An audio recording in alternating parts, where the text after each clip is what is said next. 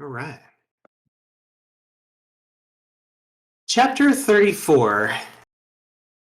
The Jigsaw of a Mad God.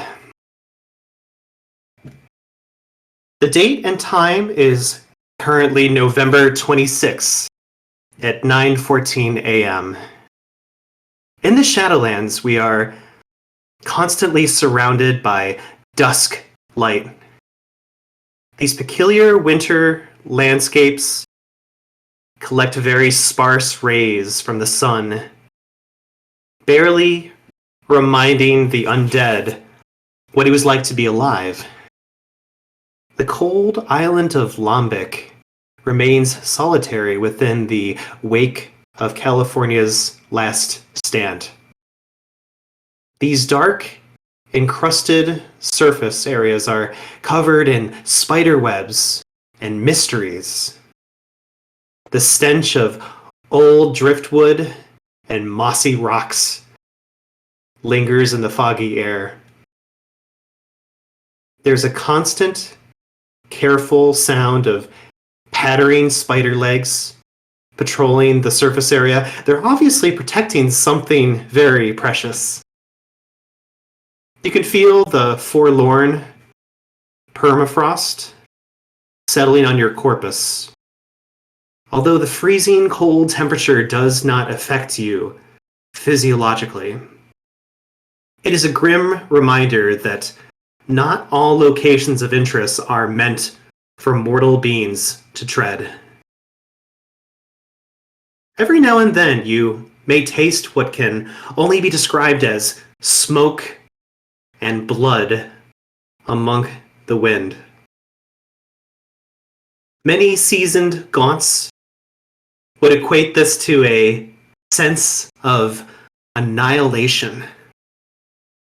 Whether it is a premonition or a scene of fallout is yet to be agreed on. Our circle of wraiths have settled on a decision while still being docked at Lombok Island. Grandmother Anna, the presumed ruler of the Spiderfolk, has given our team a daring task to accomplish.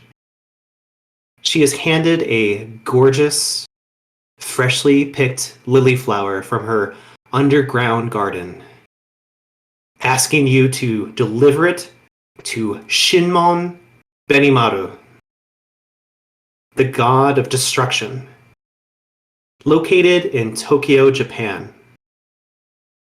Once the circle has crossed paths with Benimaru in Asakusa, they are to encourage him to fight by Grandmother Anna's side during the final great maelstrom that is already taking place even as we speak. This may coincide with the greatest war Stygia will ever see, but you cannot be certain. This daunting task strangely aligns with your search for Charon's memories. For the very next Nemoi happens to be closely protected by Shinmon, the god of destruction. While all of this is taking place, the heretics of Coldheart have taken siege against the Isle of Eurydice, a central access for consulting the oracles of Lady Fate herself. With the maps of Asakusa firmly in possession, the captain of the Naglfar, Hector Morris, will take a few steps down from his top deck and address the group together.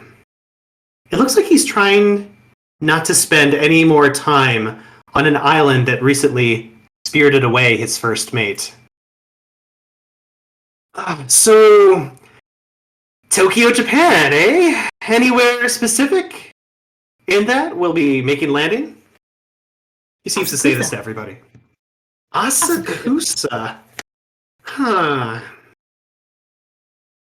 Well, one important detail before we depart for Asakusa in Tokyo You need to know that Asakusa has a strong militia presence and protection of the territory, and a ship such as the Naglfar would be observed as an act of war. So I can drop you off as close as Ikebukuro, the market district of Tokyo. But you and your circle will need to find smaller, more rural transportation to get you into the backwaters of Asakusa. So, if this is okay with everybody, I can give you some more details about Ikebukuro, but let me know. Oh, absolutely. The more information you have, the better. And in fact, if you happen to know anybody that speaks both English and Japanese there, I would be very happy if you could point them out to me so I could perhaps hire them as a translator. The only person that I know that you describe would be Sato, the artificer. He's not going anywhere, though. No, he's not.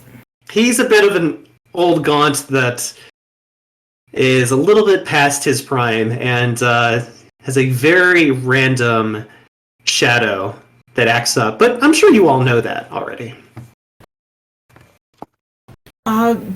Perhaps I will speak to Sato to see if he happens to have any contacts that would be able to translate for us. Mm-hmm. He's a very lonely man, that Sato. I'd be surprised if he had any contacts at all. Oh, well, it is still worth asking, but I appreciate the or the forewarning that it may be for naught. Certainly. So, my last little bit of information that I want to give you, well, maybe a couple things, given that you guys are going into something a little bit blind. When you arrive in Ikebukuro, you're going to want to head to the west and enter what is called the Grapevine. Every wraith in Tokyo goes to the Grapevine for the discreet exchange of services, relics, and important individuals. I saw it as a kind of centralized meeting spot where everyone likes to gather together and find exactly what they're looking for. Out of character, would I be reading this correctly if I'm assuming this is an information black market? You would be pretty darn close to that, yes. That would be the closest thing that you are imagining, yes. Okay. Alongside of that, he will look to you and say, I'm more than confident that you'll be able to find a transporter who will ferry you to Asakusa. What's the occupation or association of your Namoi that you are seeking again? Geisha. A geisha? Yeah. So look for anybody who might be wearing geisha attire or makeup. And most likely, they're probably going to be heading to Asakusa. Excellent. The last bit of information that I want to give your circle before we make landing over there is that Asakusa is one of the few proto-nationalist districts of Japan that still thrives. Asakusa stands outside of the Jade Emperor, who rules the Eastern Underworld. You'll discover that this area will have its perks as well as its own complications. Does everybody know what I mean by a proto-nationalist? Yes. Not really. I'm thinking say no. it's almost what is the oligarchy something. Seems like Bronson had an idea. I'll let Bronson speak then. Yes, Alex, your mic is doing pretty well. Okay, cool. Well, my understanding of proto-nationalists, and forgive me, out of character, my audio setup has been completely jacked and I was hearing about a third of what was being said. But my understanding of proto-nationalist movements is that they're fiercely opposed to the traditional governmental structures that have been influenced by colonial powers and want to see more of a, nationalist state. based generally on either political, religious, or ethnic ideology or social grouping. You know, the Viet Cong, the people that the United States generally likes to blow up. Sounds like you have some experience with this, Bronson. And now can you explain like I'm 5?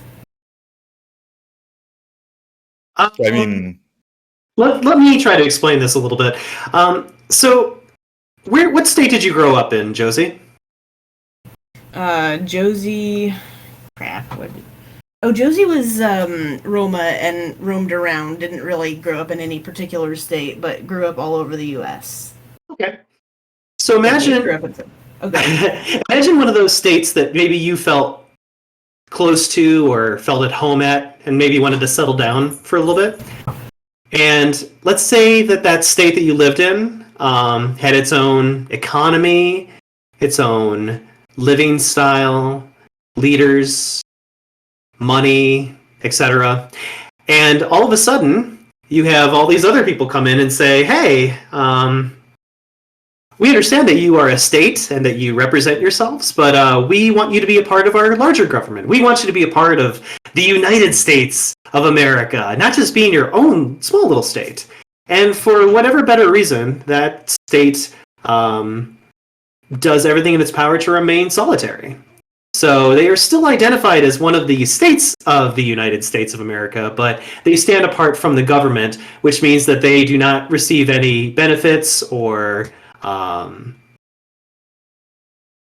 resources and trade from outsiders. They make everything for themselves, basically. And that's just how it is. Kind of, was it Puerto Rico, Taiwan, almost Tokyo, something like that? It's thinking more like Texas. Hey, Dr. Morris will laugh. I mean, yeah, it would be like the Roma community just decided, hey, guess what? We own Ohio now. This is Roma territory. Please stop trying to make us a part of your big country. So Taiwan, got it. Actually, yeah. So I want you to bear this in mind when you go to Asakusa. Ikebukuro will be a completely different climate and social environment compared to Asakusa, but it's something to keep in mind as you go from place to place. So, we all good then? I believe so. Okay. When Josie goes down to speak to Sato, he has taken slumber inside one of his fetters and is not available at this moment. Of course. Well, I will note to the GM, I will be looking for a translator at the Grapevine, so I'm really hoping you'll be kind and provide us an NPC, because that would be so much better. All right. Sounds good. So, with that strongly in mind, I need everybody to roll a d20 for me.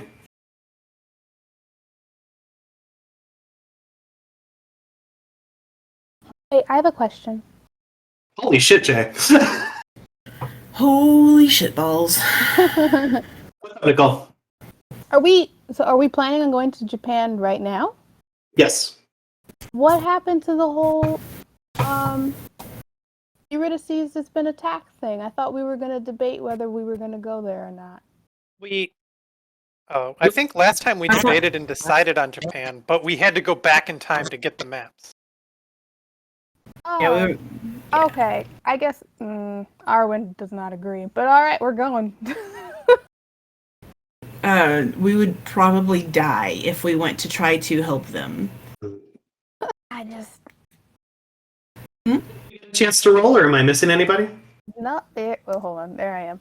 Rob, I'm not sure why you rolled a Misclick, but I did get 69. Yeah, nice job. No, I rolled the second time and got a 10. Okay.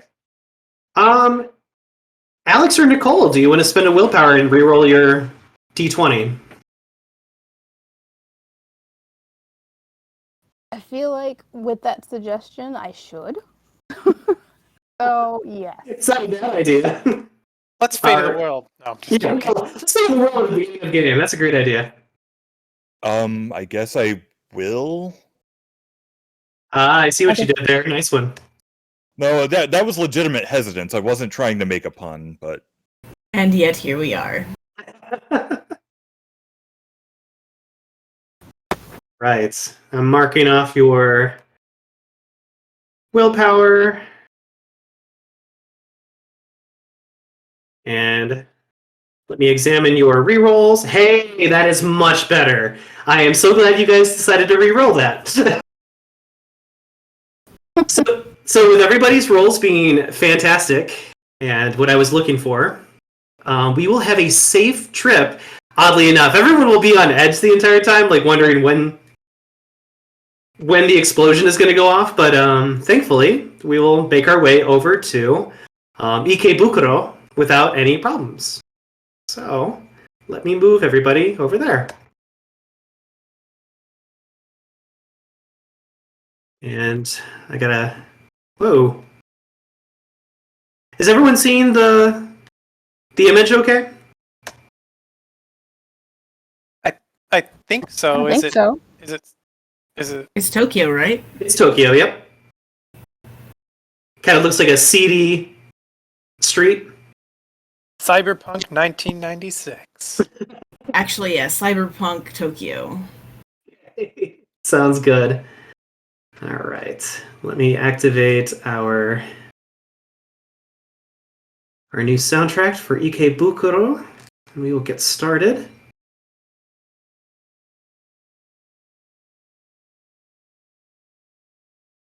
I got a brief narrative.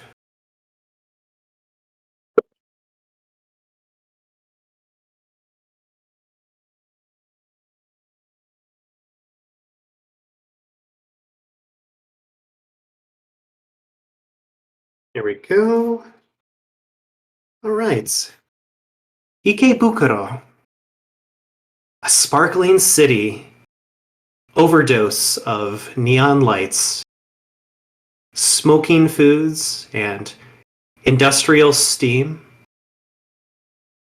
The streets are littered with both the living and the dead, standing slightly above the sewer grates and discarded newspapers. Tall skyscrapers tower over the seedy markets and hole-in-the-wall bars. The wet, cold snow seems to be instantly melting the moment it hits the concrete roads. The crackling billboards glowing with a warm heat, providing a majority of the artificial light that gives this city life. Advertisements as far as the eye can see. Everyone has a look of hidden interests and intense on their face. The urban tension makes you question how anything dead or living could possibly survive in such a condition. I guess you'll find out soon enough, won't you? I will move you guys to the first map of Ikebukuro. You'll be dropped off by the Naglfar on one of the shorelines and make your way into this hallway of sorts. So now, you will see that there are indeed some NPCs in this area of interest. If anyone wants to move around or speak to anybody, let me know. But this is the first area of interest after landing in Ikebukuro. Let me know what you guys want to do. Well, I'm certainly looking around to see if there's anybody in a geisha outfit and basically just seeing if there's any discernible flow of traffic, like if something indicates a main street or if maybe the dress of certain people indicates that a certain alley might be more disreputable or something to that effect. You do not need to make a dice roll for this. Your Wraith sight gives you a clear picture of everybody around you, especially in this area. You do seem to recall Hector Morris's words to go west and just keep going west until you reach the grapevine, where you might find a geisha that can help you out.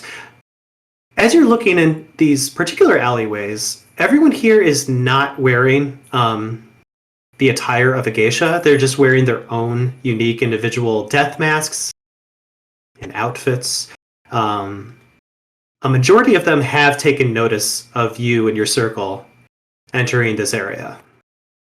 So, anybody else?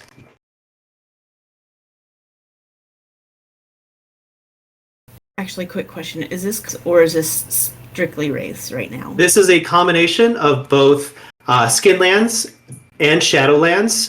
The NPC characters that you see on the screen are strictly Wraith. There are no human NPCs walking around. If there are any humans or mortals that walk in front of you or near you, I will let you know. Yeah. But obviously that's too much population for one screen. So I'll let you know if somebody says, hey, is there a human that I can leech off of? I'll let you know. Gotcha. Cool. I'm just going to look at everybody, all of my circle mates, to see what they're thinking, give them a chance to talk then.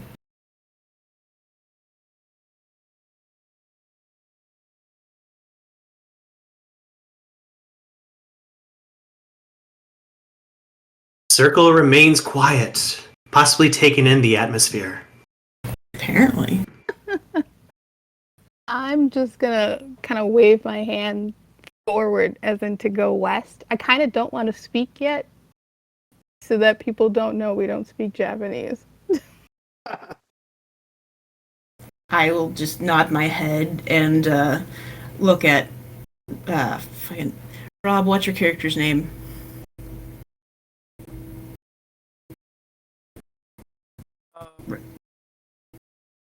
You know, it's funny when someone asks you a question that you know the answer to and you immediately blank on the answer. Oliver. Thank you. I'm like, how do I not know my character's name all of a sudden? Oh, I have been there. All right, so I will look over at both Oliver and Bronson and just be like, also wave my hand towards the west and be like, we going west or? Bronson will just kind of shrug like, sure, it's as good a direction as any. Okay. At this point in time, everybody is allowed to take 5 steps forward. So go ahead and move your character 5 paces forward. The reason why I'm only allowing you to move 5 paces is because some of these other characters may interact with you, depending on where you go and how you move. Just a heads up. Fair enough. Mm-hmm. 1, 2. This is west, right? Correct. Okay. 3. Bye, Oliver. Bye, Oliver. See you in the Nagel farm. I like it. I think that's 5 steps. 1, 2, 3, 4, 5. Yep. Okay.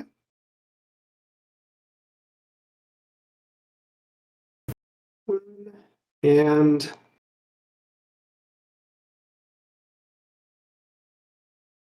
okay. So at this point in time, obviously there appears to be an NPC over here who is working on what you can tell to be a relic motorcycle. A relic motorcycle. These are quite rare, but sometimes Wraiths have the opportunity to find vehicles, obviously with a limited amount of fuel in them, and can drive them all across the Shadowlands if needs be. She appears to be working on it and making sure that everything is in operating order. She has her face slightly turned as if to keep an eye on you and your circle as you're walking past her, making sure that you're not trying to mug her. The individual standing slightly to the right seems to be kind of focused and at attention. And the gentleman over here with very bright red hair is walking up and down as if pacing. It sounds like he's having a conversation with somebody, but there's nobody around him.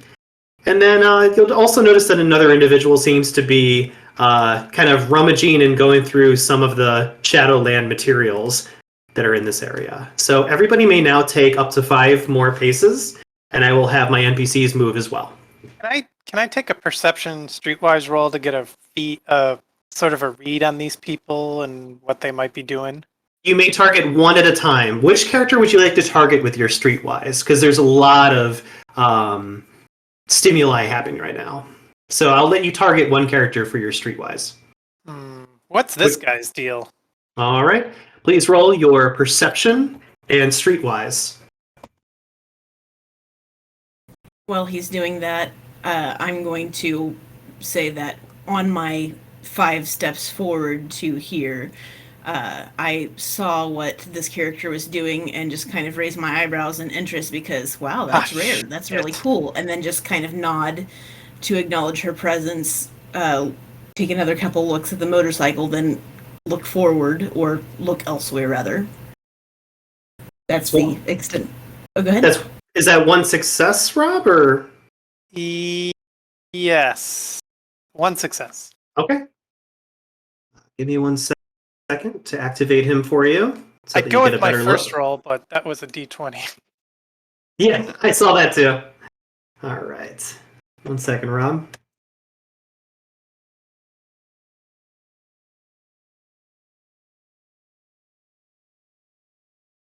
Okay.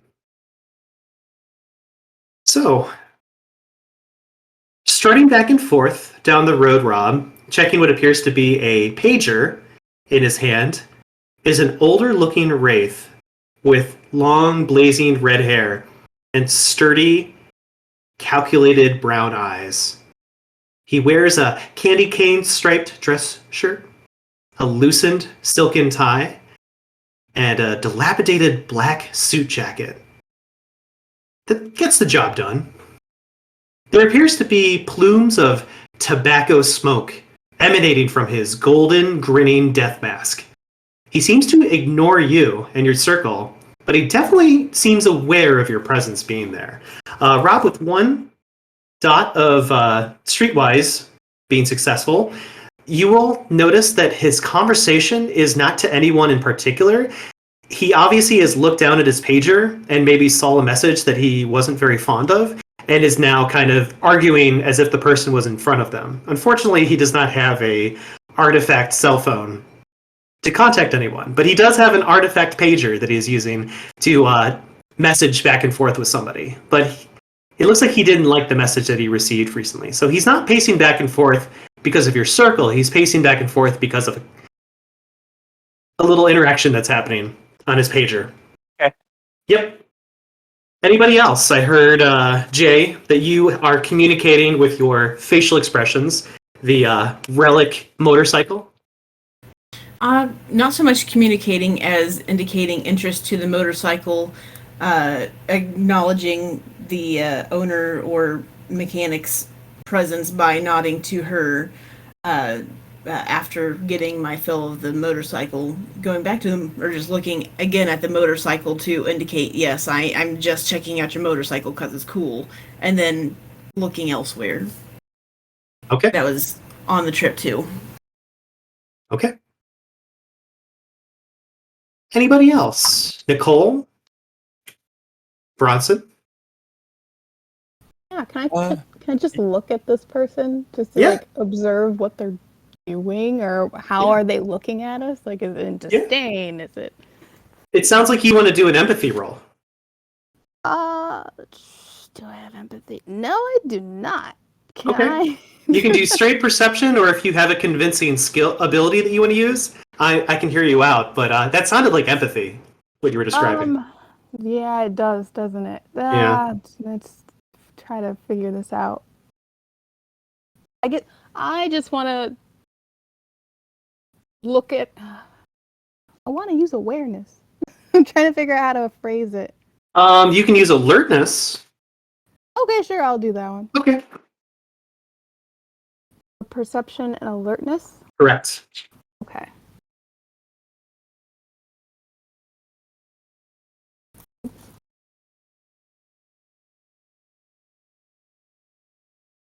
Yay! How'd you do?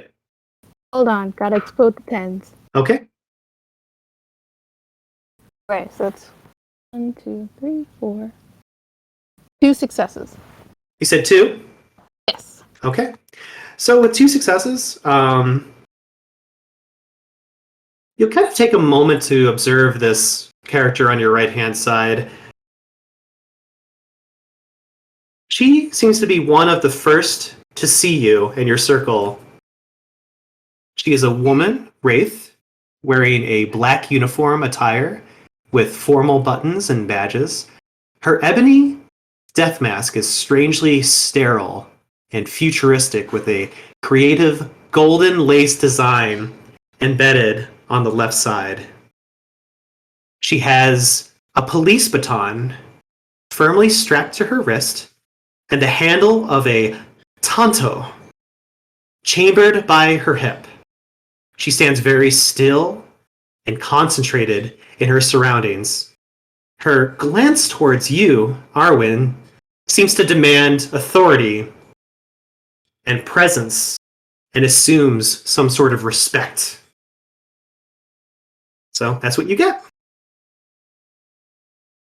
She's not really looking to start a fight, if that helps with your alertness. I don't know exactly what you were looking for, so I just kind of gave you a description of...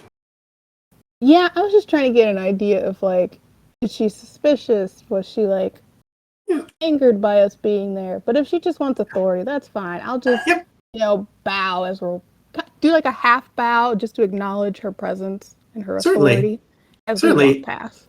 Yeah, she doesn't seem to be mad or upset with you in your circle entering the area. She seems to be kind of just patrolling this particular area. The moment that you kind of halfway bow to her, she will kind of slowly nod her head down towards you to acknowledge you, but nothing like, out of importance, just kind of like a recognition. But she seems... That's perfect. Yeah, she seems to be leaving you and your circle alone. Anything from Bronson? Yeah, I mean, I guess I'll take a look at this guy, see what he's up to. But more broadly, Bronson's just kind of keeping to himself, just keeping his eye, like, not keeping his head on a swivel, but like just taking note of, does anybody here seem to care that we're here? Do they look like the presence of a bunch of obviously foreign people makes them on edge or alert or anything like that? Okay. That's a very important thing to distinguish. I would say that you can roll your perception and streetwise, if that's what you're looking for. Yeah, that makes sense. Go for it.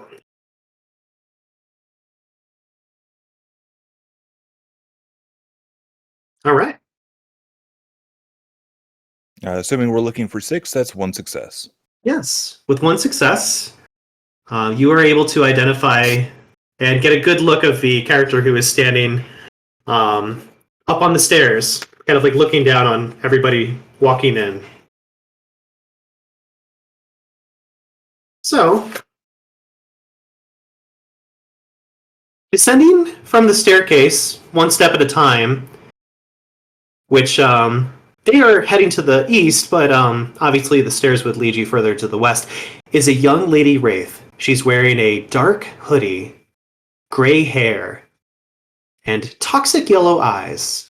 Her death mask possesses a cylindrical vial decorated with tassels clamped with some sharp, bestial-looking teeth. Very reminiscent of a Komanu lion dog statue found near local shrines. She seems very difficult to read, and her focus and attention seems to be on something beyond your circle. So she's looking beyond you all. The moment that you, Bronson, kind of gaze at her, she'll take a brief look at your eyes as you're kind of like just observing her. She'll exchange the look with you, but then she'll look beyond you yet again. Okay. Mm-hmm. So at this point in time, everybody may take up to 5 paces forward as they see fit. I'm going to move one of my NPCs so that he doesn't get in your way.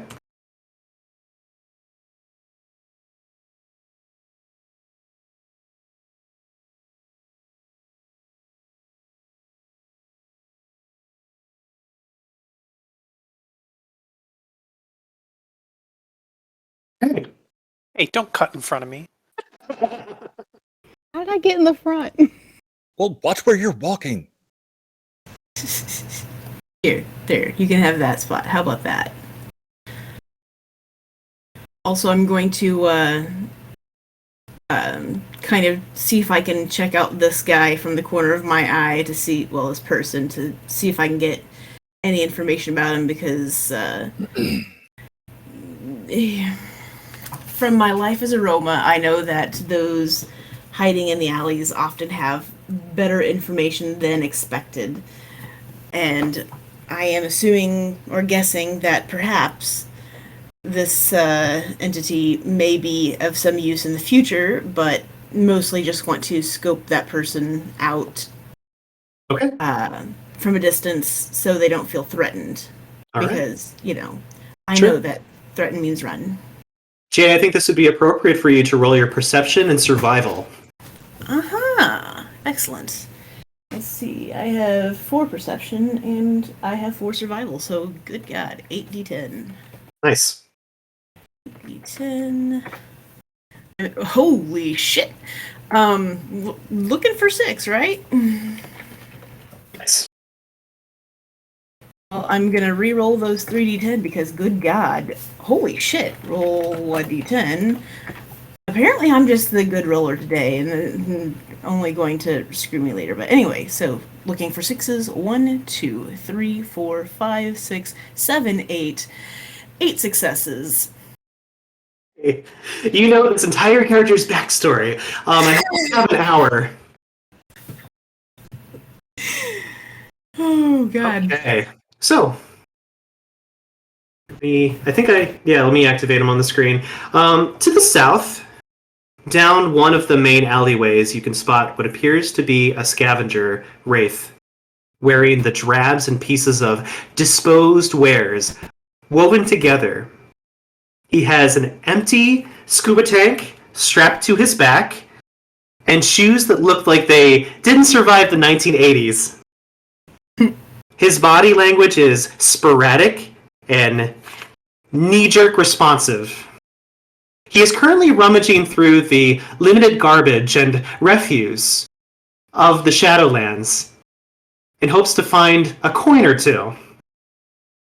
He doesn't seem to notice you or your circle. Either that or he doesn't really care. Because you rolled so successfully, by the way, how many 10s did you roll, Jay? How many 10s? Yeah. Let's see. 1, 2, 3, 4 10s. Okay. Did you roll any 1s? I did not. Wow. Okay. So with your quadruple critical success, I will tell you some more details about this character. I can easily tell you that he does not have any weapons on him. He doesn't have anything threatening on him that he could use to harm you or your circle. You're kind of watching him and observing him, and you immediately pick up on his mood and his own personality. You can tell that he's very paranoid and very uneasy right now. At the same time, because you know that he is observing and looking for coins on the ground, he might be a very valuable asset to speak to about currency. Currency in this area might be different from the oboli that you and your circle are currently carrying. So if you're looking to exchange your current monies for the monies of this area, maybe a useful character to do a little trade with. Just a thought. Absolutely. If I owned anything, I would totally do that. Let's see. I do have some stuff that we haven't really used, but let's see. Probably the cavern cleats aren't going to be super useful, but the whiskey rocks, though, that was for a previous quest and could feasibly be useful for another character. Does anybody have any... Actually, I'm just going to... before we go too far forward, I'm going to look around at everybody else and kind of nod my head at that guy and just be like,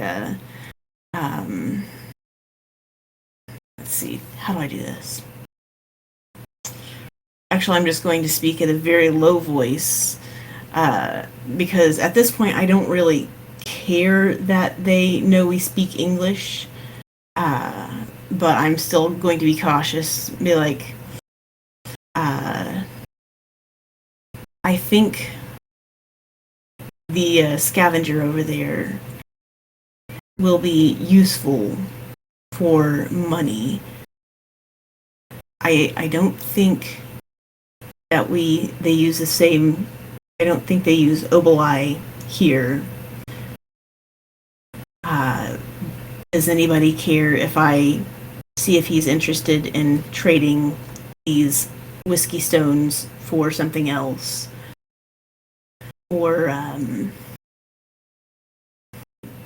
getting us to someplace. He seems valuable.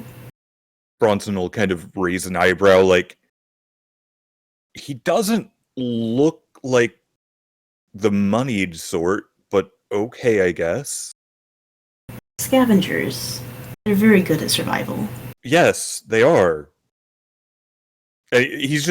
Bronson continues to look at you like you're completely out of your mind, but he's just, okay. I'm sure you know what you're doing. I'm going to hold up the whiskey rocks and look at each of my circle mates in turn, being like, nodding my head at the scavenger, being like, or tilting my head at the scavenger, like, do you care if I trade? Maybe. Or attempt to trade? Maybe you should talk to the mysterious scavenger before you start showing them what we carry around with us.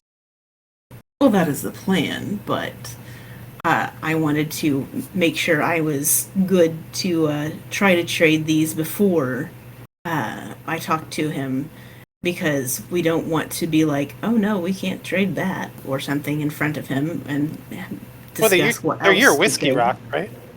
Yeah. Well, you could do whatever you want with them. We can't tell you what to do with your own property. Oh, I misheard that. I technically I think they were for all of us, but oh. But yeah, they were part of one of the care packages that we got for our last excursion, or maybe the one before. But I know that, Oh, sorry. Go ahead. I was going to say Japan is known for its good whiskey, so I mean, we're going to want to cool our whiskey, and no, I'm just joking. No. I mean, the 90s was like the first peak of actually good Japanese whiskey, but no, the Japanese really does. My favorite whiskey's from. Okay, you know what? This is a tangent I'm not going to get into, but okay. I mean, do we know? I had something I was going to do, but it's separate from this. And I don't know if it would assist this in. Mm-hmm. But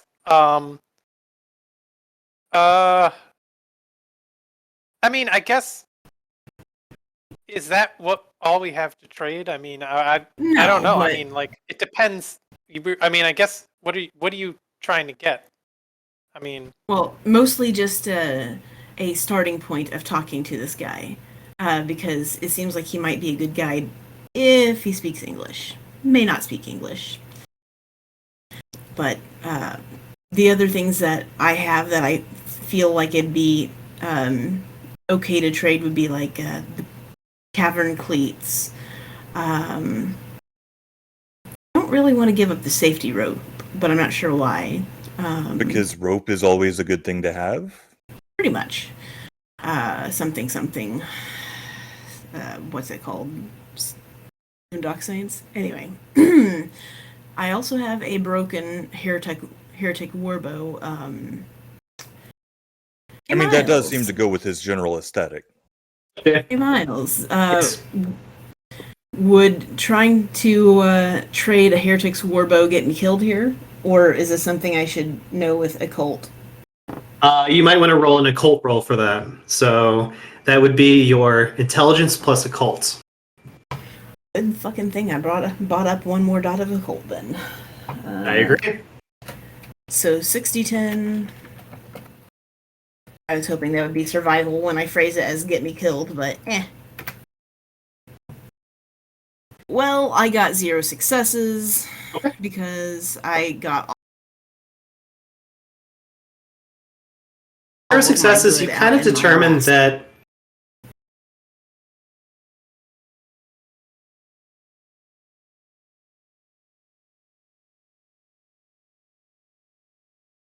this guy is probably different from the ones back in the West. So showing that to him, he's probably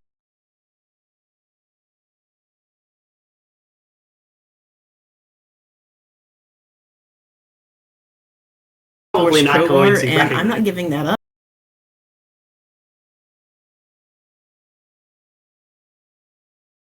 That is entirely too good. So, but anyway. If there are no other actions, I can move us to the next phase of pacing.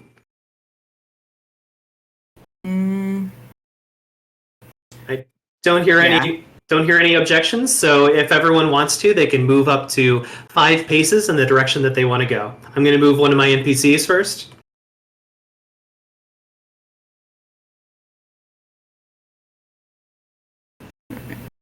I'm going to aim this way so that I can try to stand on the corner and glance at the... Not glance. Hold on.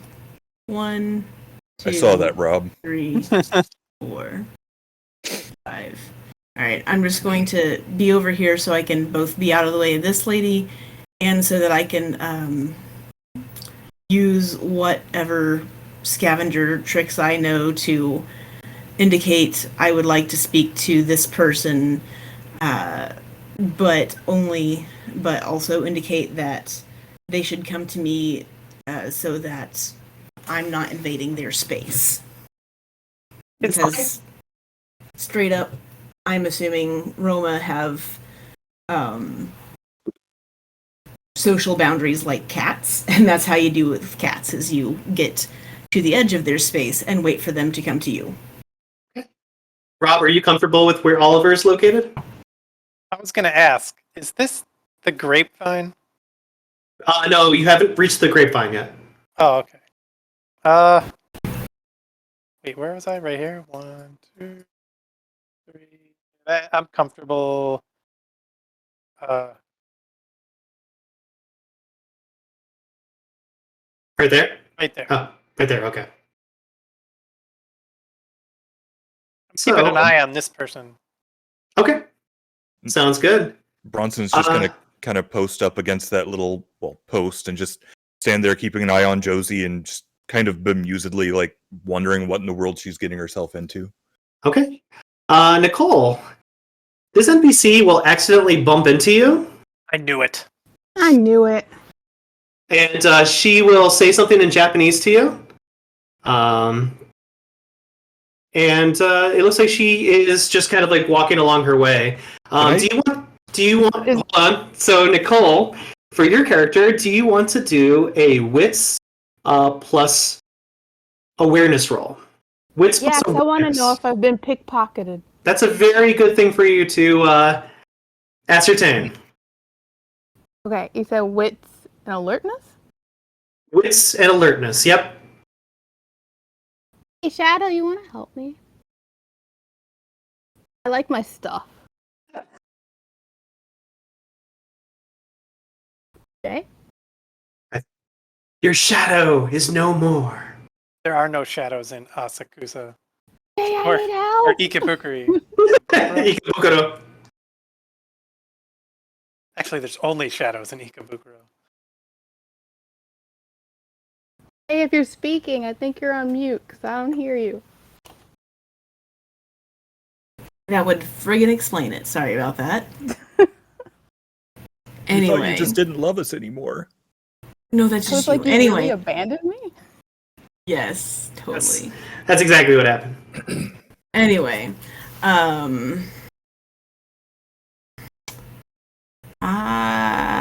what? Sorry, I'm briefly forgetting how I read, how much angst, but, I would love to help you, but I do gotta warn you, if I give you more than one, something not so pleasant might happen. Man. If you give me more than one. Mm-hmm. I I can can take give you one. one. I'll give you one. I'll take it.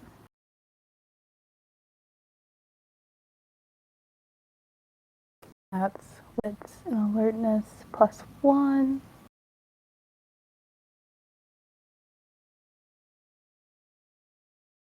I got 1 success. Okay. Did you roll any ones? Yeah, Okay. I got 1. Just Jay- one, though. Jay, I'll be messaging you. Okay. And you said 1 success? Yes. You kind of like start patting yourself down, like checking your belongings. You're definitely missing something compared to earlier. You don't know what it is, but you are missing something. Shoot. It really depends on what it is, because if it's something I care about, then yes, I'll turn around. But if it's not, I'll just keep walking away. I understand. So if anybody... So Oliver and Bronson, you are allowed to take actions with where you are standing right now. You cannot run after any characters or jog off out of any characters. You may use a social soliloquy to yell or shout. But unfortunately, everyone has taken their steps at this moment in time. So if you want to take an action, you can say something out loud. So I would want to see if I noticed that Same. first.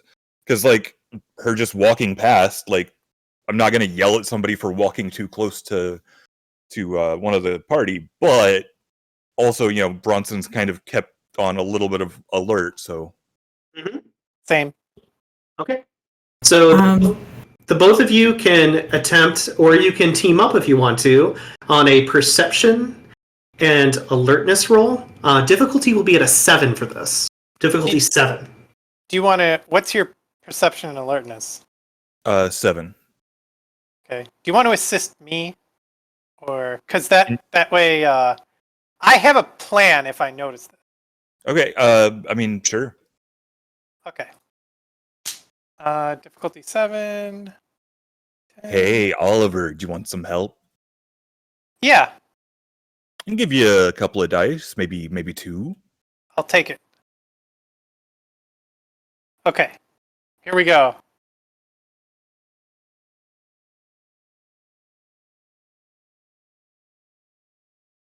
What the fuck?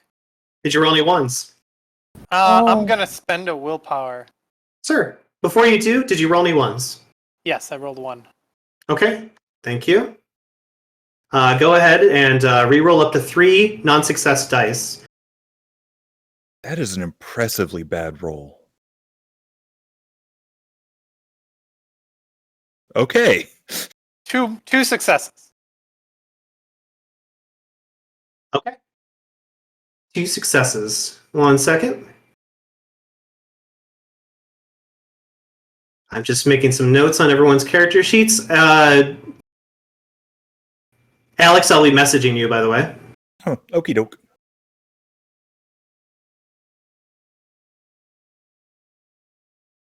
Okay. With 2 successes, Rob, both you and Bronson will easily notice that something was pickpocketed and stolen from Arwen. You can see the ending motions of their arms and hands as if they just kind of slid it into their hoodie and is starting to walk off with it. So I'll let the two of you communicate that to each other as you wish. Or if you want to speak to your shadows, you may do so as well. I want to use intimation to make this Wraith think what she grabbed isn't worth holding on to for the risk and ground. Like, I want this Wraith to have a desire. Let's see. You can stop a Wraith from having a strong desire. Is there a way I can use perhaps Quash to make the item that this Wraith got seem worthless and be like, you know, kind of quash that desire to steal and have them just toss the item because they don't want it? So you may do so. Let me pull up that power. Basically, there's got to be some power under one of those intimation 1 through 4 that I can use to make this Wraith go, ugh, this was a terrible grab, and just toss it on the ground. Yeah. So you said quash, correct, Rob? That was my first thought, but if that doesn't work, then maybe there's another one I can use. Yep, let me just read up really quick. Oh my goodness. What? Yeah. I have to look something up. Okay. I'm finishing writing up that message to you, by the way, Alex. Okay.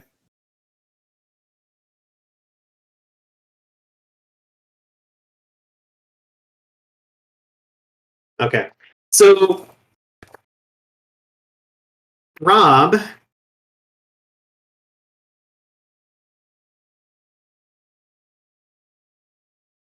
I'm just checking.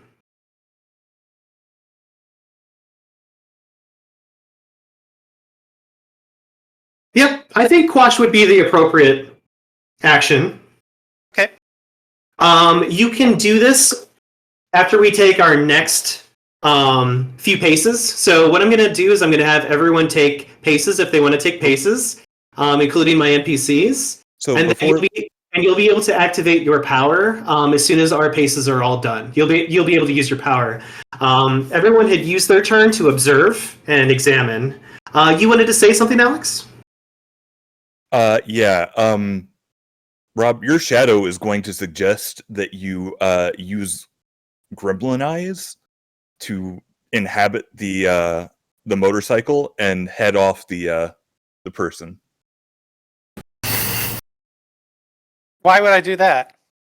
It would stop them. Yeah, but the way I'm going to do it this way will create less of a scene. I'm just saying, if your plan doesn't work, it's a backup plan. What? Oh, you know what? If my plan doesn't work, I will consider that. That actually isn't terrible. See, I give you good advice. Yeah. So, are we moving? I'm going to.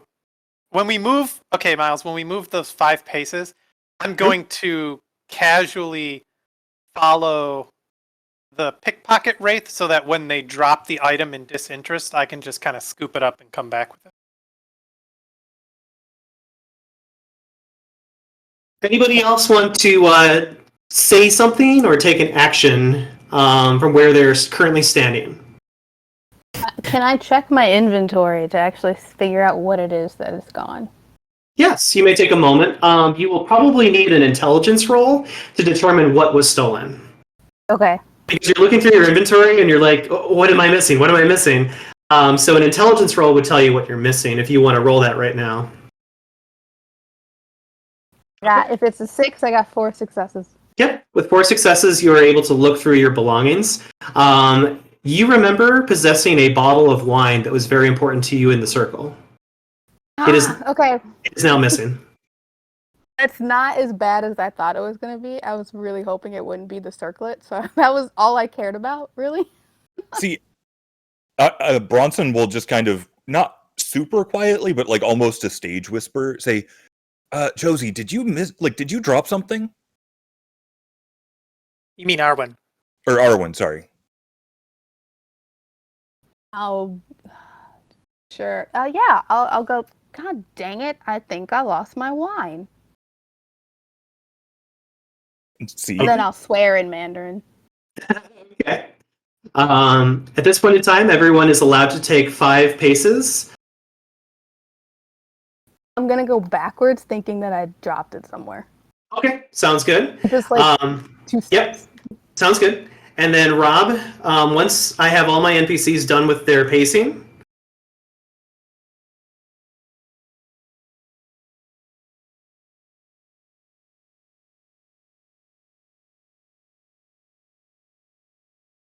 I will allow you to use your power. Okay.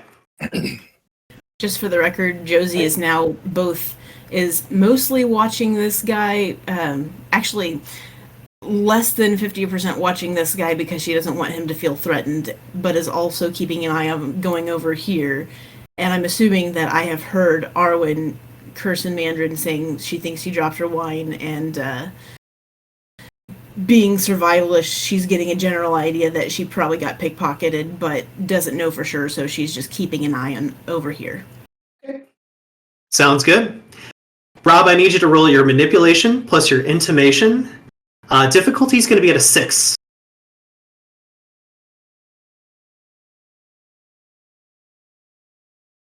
Okay.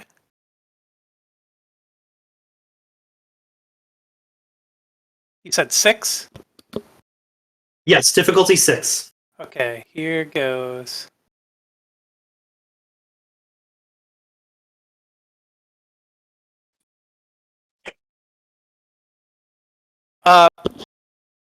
Successes if I take out the 1. You said 2 successes? 5. Oh, 5 successes. Wow. Nice. All right. So in that moment, when you are all kind of like making your way back to the east again, you will hear the NPC in front of you say something in Japanese and will basically drop what appears to be a bottle of wine on the ground, as if it doesn't really have any importance to it.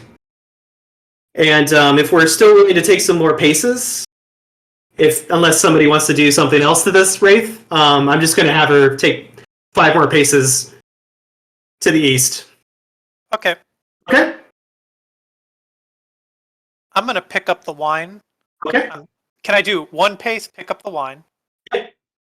2 pace, 3 pace, hand the wine back to Arwen. Okay. Sounds good.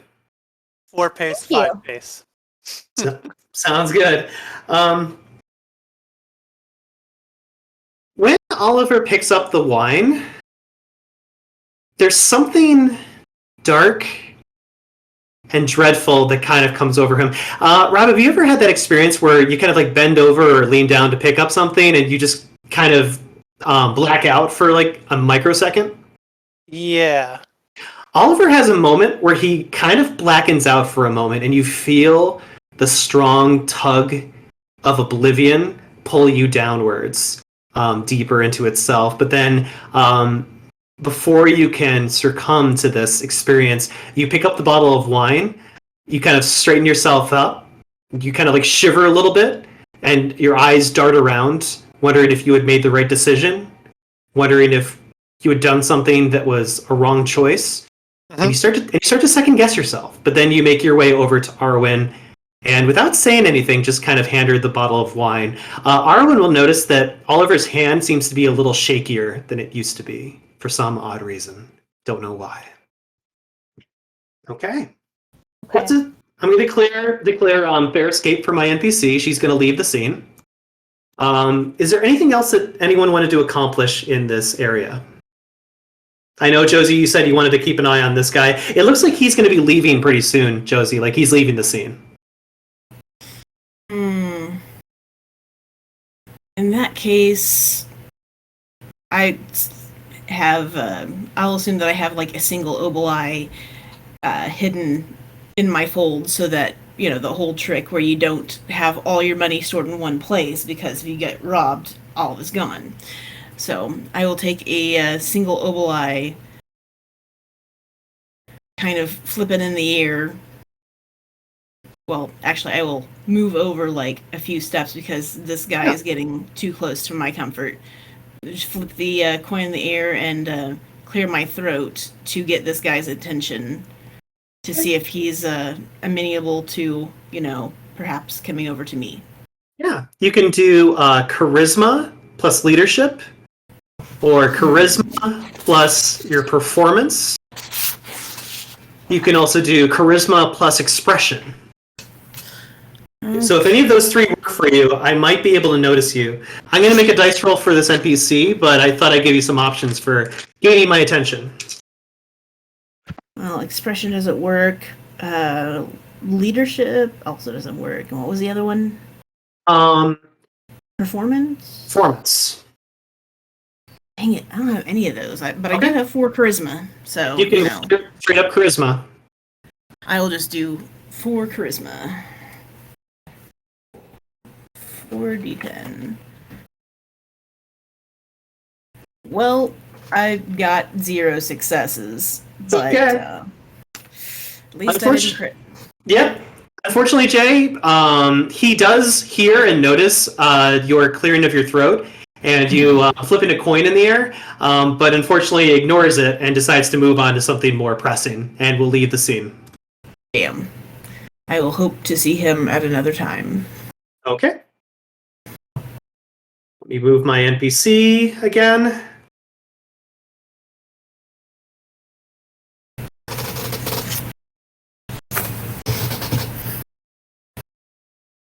All right.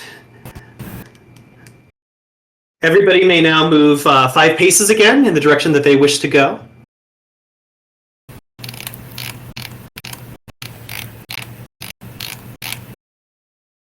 Let's see. 1, 2, 3, 4, 5. And I'll just whisper, like, what was up with that?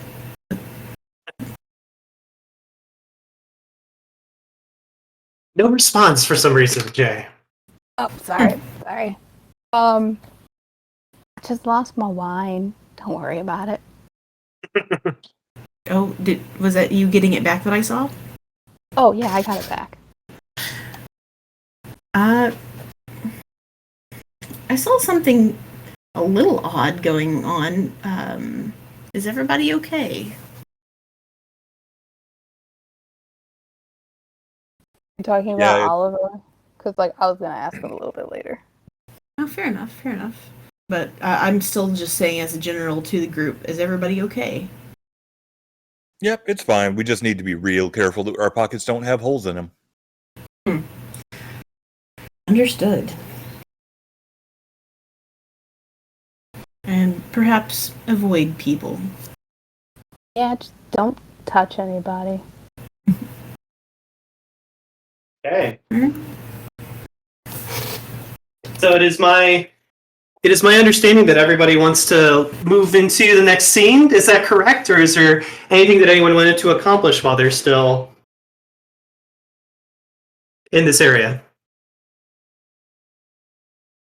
No, I'm content to move on. What language is this guy speaking?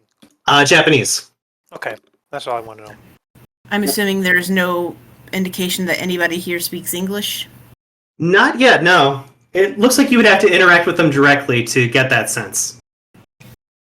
Well, I'm clearly the worst choice for actually interacting with people, so, you know. Don't talk to strangers, Jay. Isn't talking to strangers your specialty? I thought so. Only if you really like battle scenes. Yeah, it ends poorly. I It is love battle hilarious. scenes, Jay.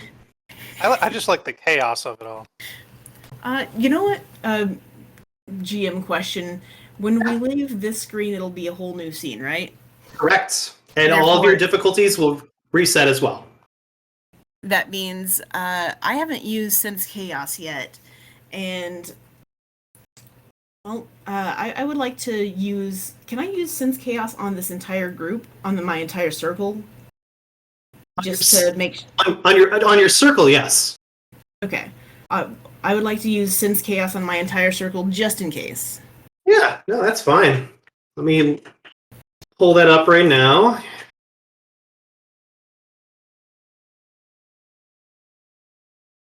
Please roll your Perception plus Pandemonium, difficulty 7.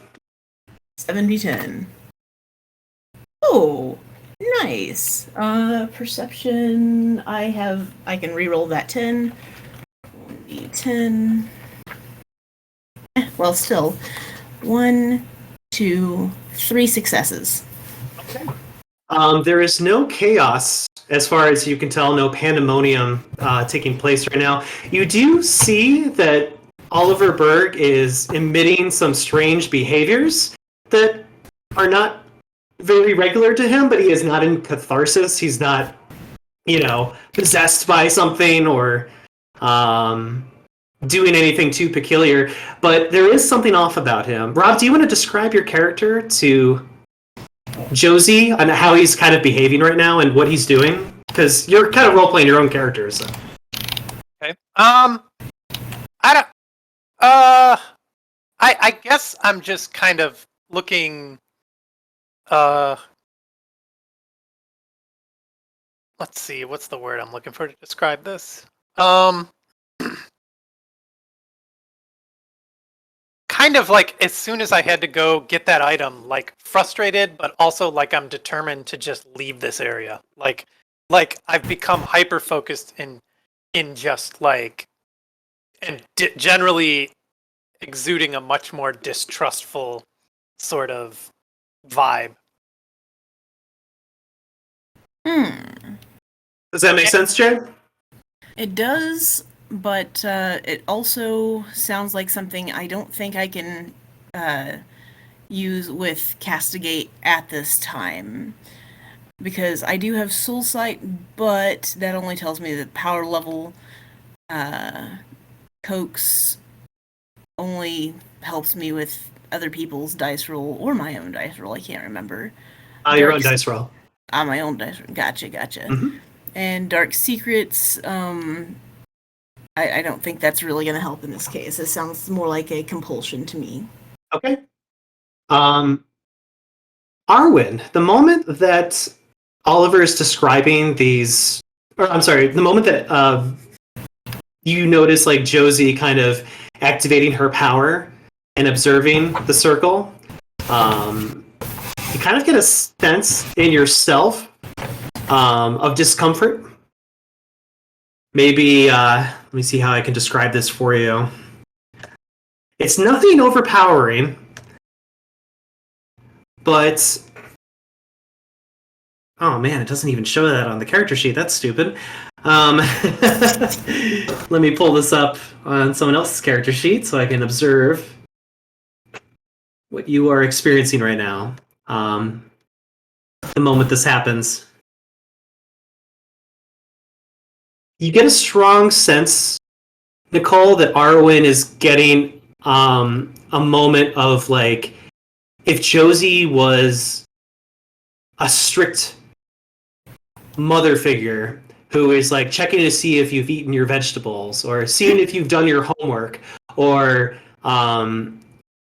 seeing if you've gone to sleep on time. You get that strange sense of like an authority figure of parenting from your mother from Josie. Like she's like checking all of your homework right now. It's very distracting and upsetting to you. Nothing overpowering, but it does like kind of like fill your senses in that moment, and you're a little discomforted by it. Josie, when that happens, you kind of look at Arwen too, and you're just like, huh. There's a little bit of discoloration with her too. So something happened with both Oliver and Arwen in just the few seconds that we just, interacted in this area. I wonder what that was all about. We don't even make it through this alley before like two of us turn into specters. Right? I know, right? I got that same sense, actually. Spectre Alley. Now you're in combat. I just wanted to walk through, not touch her. That's why I didn't stand next to her. I figured, if I just step one way, maybe I'll be okay. Nope, still pickpocketed. All right.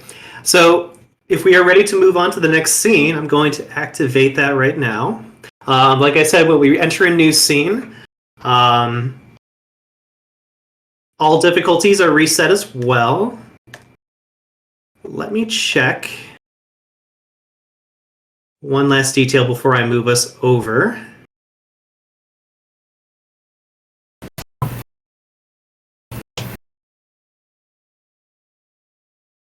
This is just for everybody. I'm not targeting anyone in particular. I'm just looking at a little bit at everyone. Okay.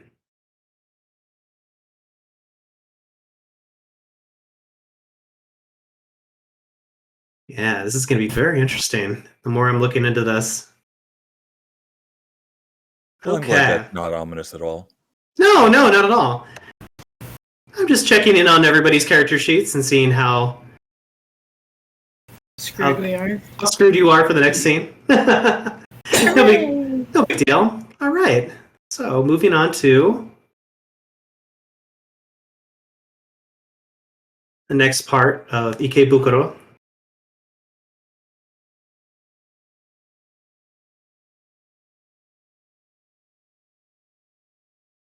So, you guys are greeted to a new area when you get up to the top part of the stairs. You'll notice that there are two NPCs located immediately to your right who are standing. Always tells the truth, the other always lies. You can barely make out the presence of somebody who seems to be standing out in the corner. And obviously, there is somebody who is dressed up very, very kind of well armored, is the best way to put it. Looking like they're maybe guarding something important. You look up at the neon sign that is above him, and lo and behold, it says The Grapevine. Does anybody have a cult? 1 point or more? I do. Okay. Okay. I need one player to please roll their intelligence and occult, and they may be assisted by other players if those other players have occult as well. I only have 1 dot, so I can assist. I've got 2 to make it a total of 6 dice. Anyone? I've got 60-10 with exploding tens. It's the same for me too. But I'll assist you. Are you sure? Because I got all my good rolls out earlier when it was much less critical. I don't feel so well, so I don't know what's going on here. So I'm assisting. Oh, that's true. That's true. I don't know. I don't know what's going on here, but I'm distrustful at the moment. Actually, that makes me not want to help you a little bit. What do you think about that? No. It's a valid decision. Yeah, hold on. Let me think. You can roll it. Myles, could Arwen and I roll separately, and then Alex help me only? If that's what you guys really want to do. I mean, or just not roll at all if you don't want to assist them. Oh no, I'm rolling. I'm talking to Arwen. I'm not gonna roll. Yeah, I'm not gonna roll, and I'm not gonna assist either. Yeah, Arwen seems a little distracted in the moment. Fair enough. Alex, Bronson, you're assisting me? Sure. Alright, so rolling 7d10. Okay. Exploding tens. 1d10. Good God. Roll 1d10. Okay. Looking for a 6, huh? So that was you and Bronson, correct? Yes. Okay. The two of you will observe this neon sign for the Grapevine located up above, and you will immediately notice like the caricature that is designed out of this neon. It is a mythological character known as Bacchus. Some people in different culture call him Dionysus. And right now he is what appears to be, with the limited amount of, neon tubing that is available, he is lying down on what appears to be a couch with his legs up and his arms and hands behind his back. And those neon signs that kind of have 2 frames of animation to them, and they just kind of repeat that over and over again with the lights? Yeah. So it starts off with Bacchus, with him just lying there looking very sly and comfortable, and then he will open his mouth in the second frame, and in the second frame you will see what appears to be 2 women placing grapes in his mouth. So one frame is him opening his mouth, the second frame is these women placing grapes into Dionysus or Bacchus's mouth, almost like trying to feed him. So this is the Grapevine. If that says anything to you and your circle, you may communicate that to one another, but I just thought I'd give you that heads up with your occult. Oh, I'm gonna be like, Grapevine. That's Bacchus, and probably we can expect a whole lot of drunkenness and debauchery, because,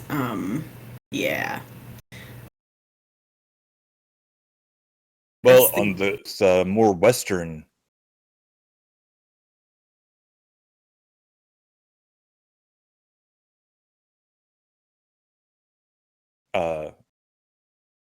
Or I guess, because Bacchus, I think, is Greek, perhaps Roman. Yeah, I can never keep the two straight. Same. So, Jay, Greek would be Dionysus. Roman Right, would yes. be Bacchus. Right. All right, so Roman. So we gonna go in, or do we want to talk to? I'm just gonna kind of nod my head at these two, and then I'm going to be like waving my hand towards the grapevine, being like, which one? Certainly. In this scene, you guys can take as many paces as you want. There's nothing there are no characters that are going to approach you during this scene unless you decide to interact with any of them.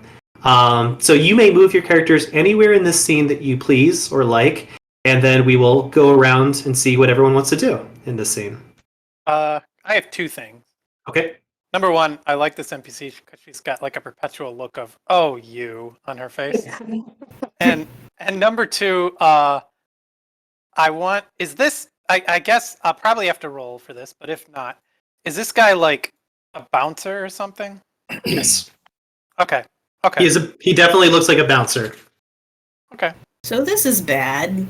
I'm not particularly social. Bronson is not particularly social, and both Oliver and Arwen are afflicted by something. So this It's just is a going bouncer. to be... Yeah. Just walk up to it and see what happens. Yeah, I'll ask it. People, unsociable drunk people, the world over, have gotten past bouncers, so I'm confident we can do it. Are you my shadow? No, I'm saying thought. Anyway, I will just go ahead and start, heading towards the bouncers, and, are y'all gonna follow me? I hope. Oh no, what did I do? I would like to attempt mind speak before I start moving. Okay. Then I'll just pause here because I will assume that y'all will catch up with me in a second. Okay. I'm just pulling up Mindspeak right now for you, Nicole.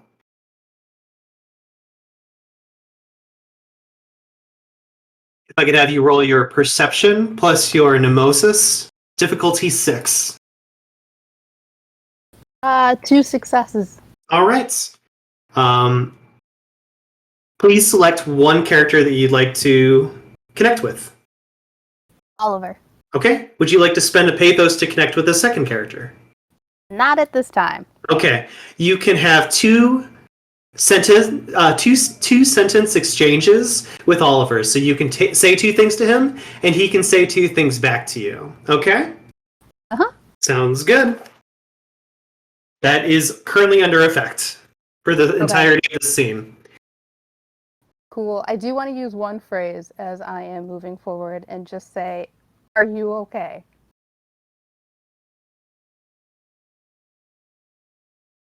Sorry, I'm thinking of how I want to respond to that. I don't know, Myles. Like this, what is this dark emotion compelling me towards? Like, am I feeling closed off, or is it something I might want to communicate with someone?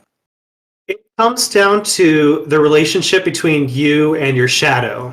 Like, do you feel like your shadow is working with you or against you? What kind of relationship do you have with your shadow?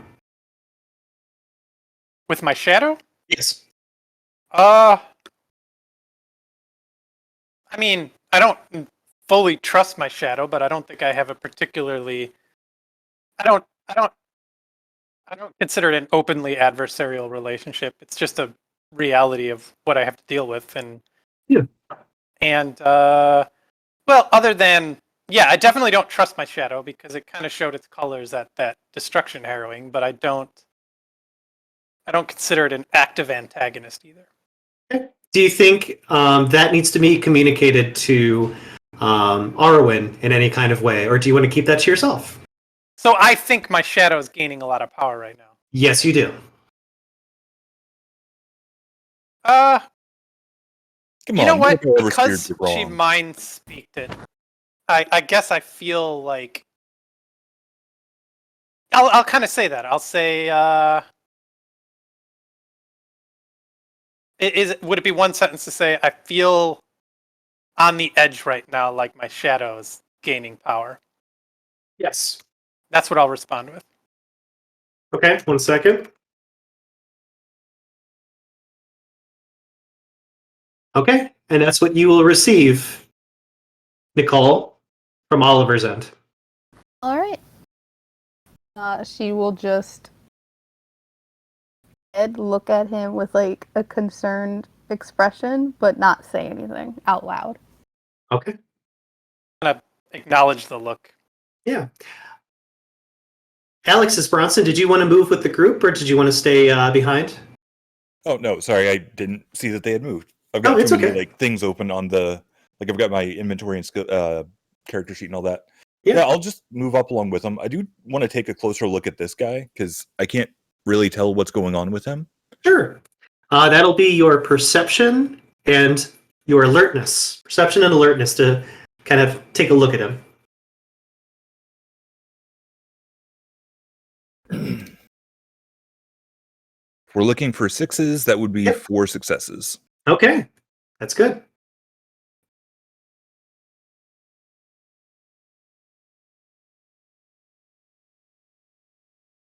So, a little north from the grapevine, but too far away from sight, is a young boy wraith with sandy brown hair and dark orange colored eyes. He wears a animalistic skull as a mask, covered with bright stickers and buttons. He seems short and lanky, donning a light gray hoodie, decorated with more iconic buttons of various colors. How many successes did you say you got, Alex? Total of 4. 4. You're kind of like looking him over and observing him like you did back in your days in Vietnam. He does not appear to have a weapon or a detonation device or a grenade on him like you may have experienced back in your war days. And you get a sense that his current mood is at least he believes he does. He believes that he's a very sneaky young man. So he's acting very like coy, like a child does when they think they're like a secret agent. That's how he's acting right now. Like he's up to no good, or like he thinks he's getting away with something because he's hanging out by a bar because he's a kid. The second one. Okay. Mm-hmm. But at the same time, you can tell that he is there for a purpose. He does have a purpose for being there. You don't know what that is, but you think that he just looks very sneaky, and maybe is kind of like he has a little bit of imagination going through his head right now. I'll kind of whisper to Oliver, keep an eye on that kid. Looks a little shady. Destroy if necessary, Oliver. Bang, bang, I stab him. No. Die, child. No, I'm just. Oh my god. Well, that escalated quickly. I really am losing myself to my shadow. No, Yeah, Yeah, I'll kind of didn't even nod. tell you to do the murder. Jay, it looks like you took a few paces forward. Was there something you wanted to do or say or observe while you're walking? Did Oliver tell the group about, or did Oliver say where I could hear about this kid? About keep an eye on him? It sounded like Oliver was communicating that to Bronson and not to Josie. No, Bronson said that to me. Oh, Bronson said that. Sorry, Bronson said that to Oliver. So, Out loud, or where I could hear at all, or that was out loud, right, Bronson? I mean, it was very much like a whisper, not like a stage whisper. So if she would have wanted to hear it, she'd probably need to make some kind of roll. Okay. Well, I will still see this bartender and decide that it would be worth preparing myself to cast Befuddlement. I don't think I'm actually going to need to, but I'm going to prepare it, Befuddlement, just in case we need that to get past him. Okay.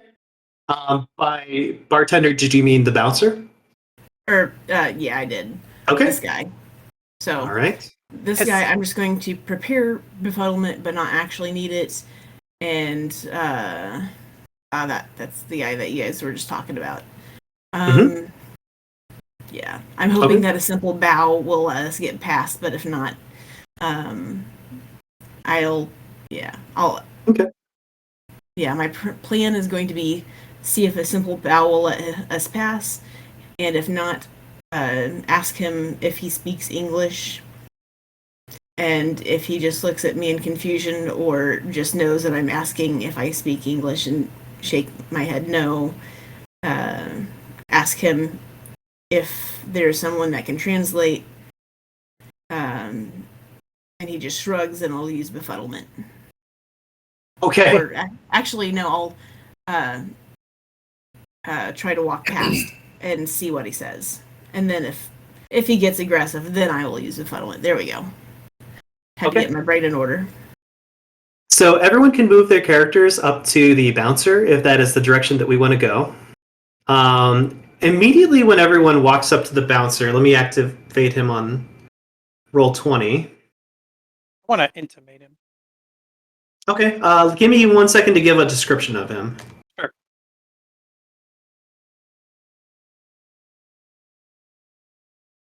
All right. Standing close to the door of the Grapevine Club is a tall wraith wearing dark, clean-cut clothes, a gas mask, and a sharp, metal-looking casa protecting his head. He seems to be wearing very sturdy-looking armor that is directly forged into his black uniform. It is highly possible that he is carrying a weapon inside of his jacket or the satchel cradled closely onto his back, but you can't be sure of that for sure. The moment that your circle walks up to him, he does actually get in the way of the door as if he's looking for some kind of admittance from your circle or reason that you were allowed to go inside this club. So he is blocking the way, but he doesn't say anything, just blocks the way with his kind of folded arms. Oliver, it sounds like you're going to be activating a power. As soon as he takes active notice to us. Yes. So he's taken to us, he's reacted to us. I want to twinge to see what his most recent desire is. All right. Please roll your perception plus intimation, difficulty 7. Sure.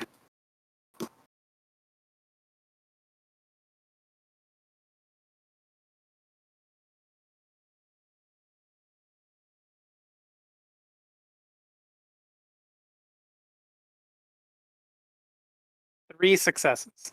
All right. Rob, I hope you're good at Japanese because I'm going to do my best here. You ready? I'm not.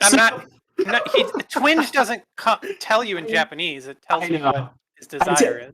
I'm just teasing. So, the immediate response that he gets when you guys walk up and he walks into your direction to get in your way, you can tell that he's looking for some type of coinage. The word mon comes up, so I'm going to write that in the chat for you. He's looking for a coinage called mon and is hoping that you will give him a certain amount of mon to get past him. I'll stop, and as we're approaching, say, kind of in a way like, "Hey, did we bring any mon with us? Because I think he might want some." Quietly to the group to kind of hint. It's kind of to hint. This guy's looking for money, and we should probably get some. Certainly. The cover charge. Do we have the cover charge? So some of you who kind of like recognize a little bit of the history behind the Mon coin will recognize that this is not only a coin that is not circulated with the main government of Japan.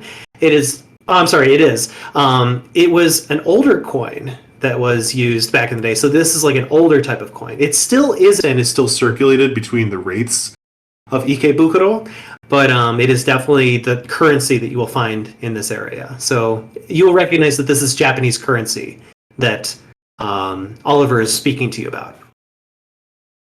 You guys have Obelai, you do not have Mon coin.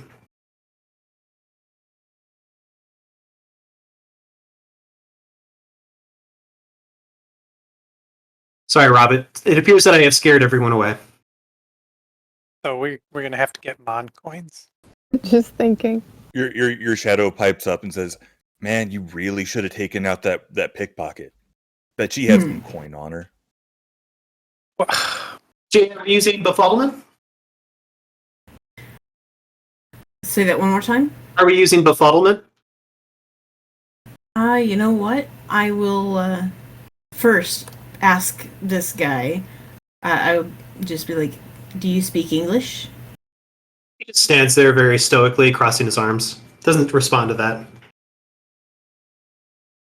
Do you know anybody that does speak English? Continues staring at you, as if ignoring you. It looks like you have to give him something in order to even have him say anything at all. So you had said that we could roll intelligence and linguistics to Yes. try and at least make an effort at being being understood. Would that help the situation, or is he just like, "Hey, it's my job to get the cover charge. Like, I'm not here to chit chat." Like, You definitely want to lean towards the second thing that you said, but if you do activate your linguistics, you might be able to say something helpful or useful, but you want to make sure that that's something helpful or useful to get you past him as a bouncer. yeah. So I guess I'll just kind of whisper to the group. Like, I'll make a show of patting myself down. Like, "Oh crap, I left all my mon at home." But I'll kind of whisper to, like, sort of stage whisper, but mostly just to the group. I mean, we could try to, like, ask if he knows where we could trade in Obelai for Mon. Conceivably, everyone here should be carrying it. I like Exactly. We just got to find somebody who travels or likes shiny objects. I'm going to take that one single obeli I had flipped up in the air previously and hold it up in the air, looking at him. I knew it. With like a question look on my face towards this guy, because surely he knows the meaning of where do I exchange this. Are you talking about the young boy? I'm sorry? Are you talking about the young boy up here to the north, or are you talking about the bouncer? Right now, I'm doing this at the bouncer because he's the one in my way and he's not speaking English, so I'm just kind of cocking my head like, Yeah. Do you take this? Can you tell me where to exchange it for what you do take?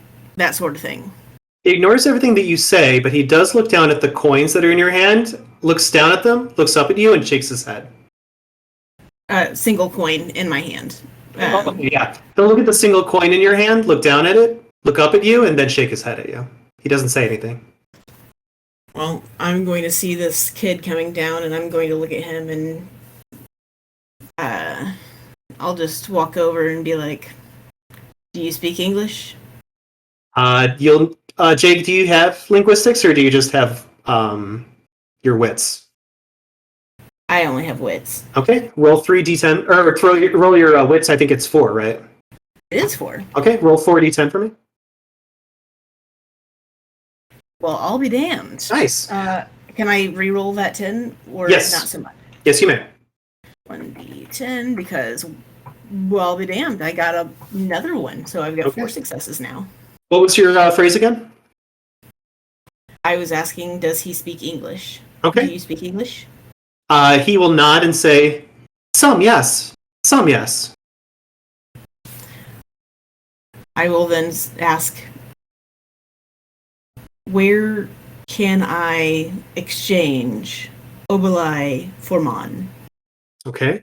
He seems to understand some of those words that you said, especially the mon, because that's just the currency around here. Do you show him the obelisk in your hand? Yes. Okay. He will kind of like tuck his hand in his own jacket and say, I have mon. Exchange? I will point at the guard and say, how much, and then indicate the entire group with my hand. The guard will count how many of you with his head, like seeing the amount of rates that want to come in. And he will say 20. Whew. So 2-0 with his fingers. 2-0. 20. Now to figure out what the reasonable exchange rate for Obelai to Mon is. Oh, Yeah. we're getting screwed. Just I'm hoping not to get too screwed. Well, I mean, I'm just saying. Everybody streetwise goes off, and they're like, "He is fucking us over, isn't he?" Yep. Oh, absolutely, absolutely. But Also you know saying what? Also saying that before we trade in our money for Mon, we should make sure that it is a 1-to-1 exchange rate, because obviously he's trying to get something from us because we're out of towners. We're gonna pay whatever he asks, but we want to make sure we don't get ripped off by the money exchanger as well. Whiskey rocks probably seem really cool because alcohol is cool to younger kids who can't drink because it's something adults do. I mean, that's actually a really good point. Rob, are you trying to install a thought in my character's head? No, I'm trying to install a thought in my group's head about ways we might be able. Because you said this is like some punk kid who thinks he's smarter than he is and is trying to be cool.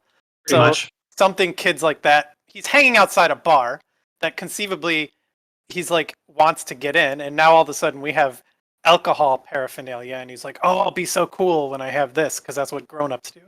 Mm-hmm. That's my thought on this situation. So if we're gonna trade something, we might be able, I don't know, if for some reason these whiskey rocks were to suddenly seem more valuable or desirable, maybe he would want to give us a lot of Mon for them because they would be really cool. The gleaming.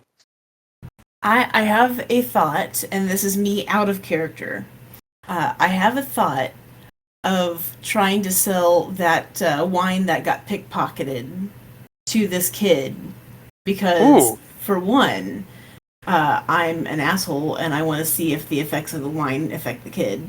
But that's out of character. That's metagaming, but also it's something in character. It's something that clearly those out of view already know about, so it's not like we're showing our hand for something that wasn't already known by at least one person. But for another, it's a kid outside the bar, and So wait, is this the Pathos wine or is this something else? it's the Pathos wine. We should move into the alley. Should we? Yeah, we definitely shouldn't do it in front of the bouncer. I'm Let's go. thinking maybe it's okay. Maybe it's what? Bronson will just continue talking to himself as everybody else wanders away. I'm still here. It's like, I'm You can thinking talk to me. maybe we shouldn't sell alcohol to minors when Why? we don't know the language or the This is so- customs or the legal effects of such. That's kind of why I'm Yes. saying go to the alley. Well, for I'm one- saying we should offer him the rocks first. I don't even. Yeah, think we should give I'm him the thinking we alcohol. should not immediately escalate to selling wine to children. I would like you all to know this was still out of character at the time. Well, I haven't said anything. So then why would you say it if it's out of character? We wouldn't know you're planning that. No, this is me thinking out loud because I can't think into my head while you people are talking because my brain just has a one-track mind. It does not allow for listening and thinking. So the young ruffian seems to have moved himself down the alleyway right by a box, and he'll just kind of pat the box with his right hand, saying, "Over here, over here." And he's trying to look all sly, shh. Tell no one. I trust this kid as far as I can throw him. And Bronson? you could probably throw him He's not pretty that far. big. He's not that big. Yeah, I'm just wondering about his buddies. We're not. What? All right. You know No, what? Bronson, come back. I was gonna say, did you want maybe those two could talk to the kid? Do you want to go talk to this lady with me? Oh, Sure. you. Sorry, that's my favorite lady. Okay. So Yeah. I'm So- much more on team talking to this lady than I am maybe doing felonies. sounds good. So There are no felonies in the land of the dead. Come on.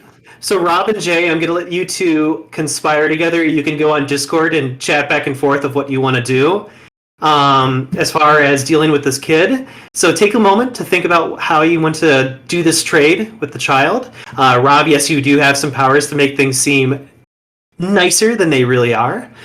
While you're doing that, I'm going to just do this really quick interaction scene with both Bronson and Arwen.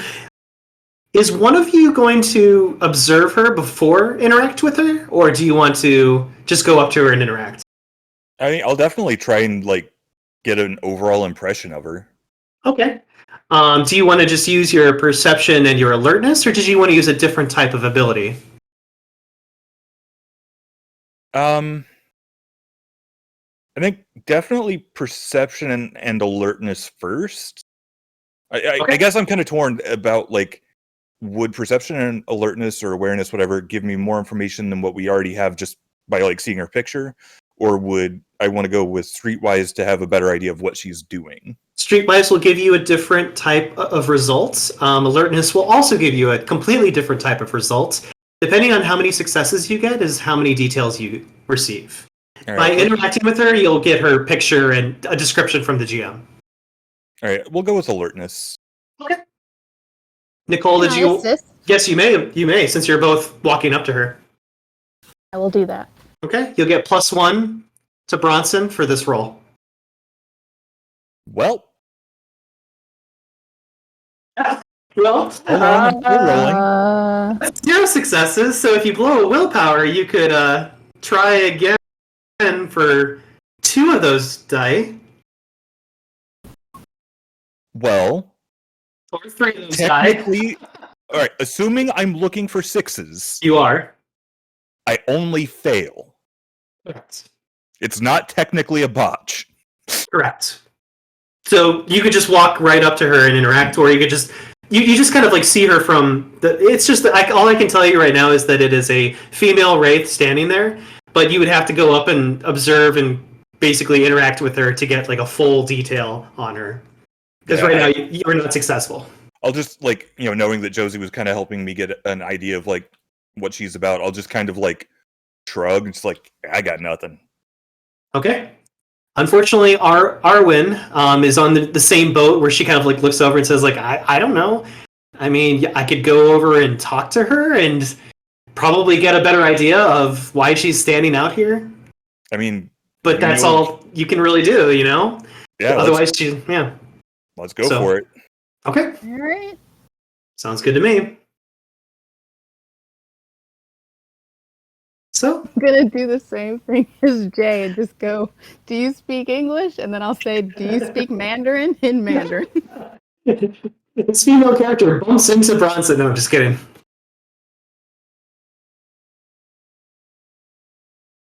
I am not going to be that cruel today. The day is young. Yeah. You haven't teed you off too much yet. Right. So I don't know if I revealed that did I reveal that to the players? Everyone can see her? Yeah. Yes. Okay. Standing at the edge of what appears to be a market awning is a wraith appearing in her early 20s with long brown hair and glowing dark blue eyes that are quite captivating. She wears short-cut jean shorts, a t-shirt that appears to be straight from a souvenir shop, and a fuzzy hairband wrapped around her wrist. Most distinguishingly about her features are the clips, buckles, and metal cords that are moliated and fused with her corpus. Similar to, say, piercings, but more unnerving and cryptic. She gives you a very sultry look with her eyes and immediately begins to sashay towards you the moment you make eye contact with her. Her body motion... exactly why I thought about rolling Streetwise. Her body motions are and behavior are very, very mannequin-esque. So she's very mannequin-like and starts walking towards the two of you. She'll say something in Japanese to the extent of "Mushi mushi." Take a slight step back. I don't want to be too close to people right now. Okay. She kind of bites her lower lip when Arwen does this. Looks a little excited about that, but looks over to Bronson. Bronson may or may not have experience with this interaction happening right now. Bronson is doing his very, very best to stifle, like, vague laughter. But, like, he's trying to be very professional and very polite, and He'll continue speaking Japanese to you. It sounds like she's saying something very, very enticing to you. I'll kind of whisper to Arwen. Well, I bet she knows how to get money.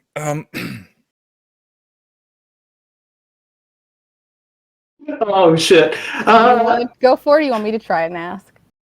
That's not quite what I meant, but you go on ahead and talk to her. No. Okay, I will. Your wits and linguistics Yeah. sounds So- good. Wits and linguistics. I think you have 1 dot. I do. I'm like, it's not great, and I'm not really witty either, but here we go. Yeah, but I have no linguistics, so. Yeah, he can't really assist you with this.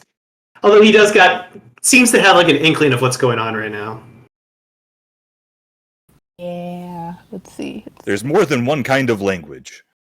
I got 0 successes. All right. What do you say to this character? I was gonna. Well. Do you know where I can get money? I was gonna ask that. She seems to ignore Arwen and is more focused on Bronson when this happens. That's so rude. Yeah, it seems very rude, but yeah, she's just kind of like leaning in. She's doing like the tiptoe thing with her fingers against Bronson's samurai armor, as if she's like kind of like making her way up to his neck. This might be a little uncomfortable for Bronson. Yeah, Bronson is definitely going to like nod politely and take a step back, and he's going to just shrug apologetically and just no. Okay. She will put her hands on her hips, and she kind of looks a little upset at you. And starts to say some things in Japanese that don't sound very friendly. I'll say in my most apologetic voice, I lost it in the war. What do you want from me? She goes back to the awning and looks very kind of disappointed. She will then start to say something to this NPC over here, as if kind of like going into a rant, and like gestures her hand towards both Arwen and Bronson, as if like kind of like calling them out on something. And this NPC doesn't look too happy about this when this happens. So I'm going to time freeze you guys in that moment and make you think about what you've done. Knew I should have gone with Streetwise. Going back over to this shady deal happening in the alleyway corner, Rob and Jay, have you come to a decision of what you'd like to do? Yes. Okay.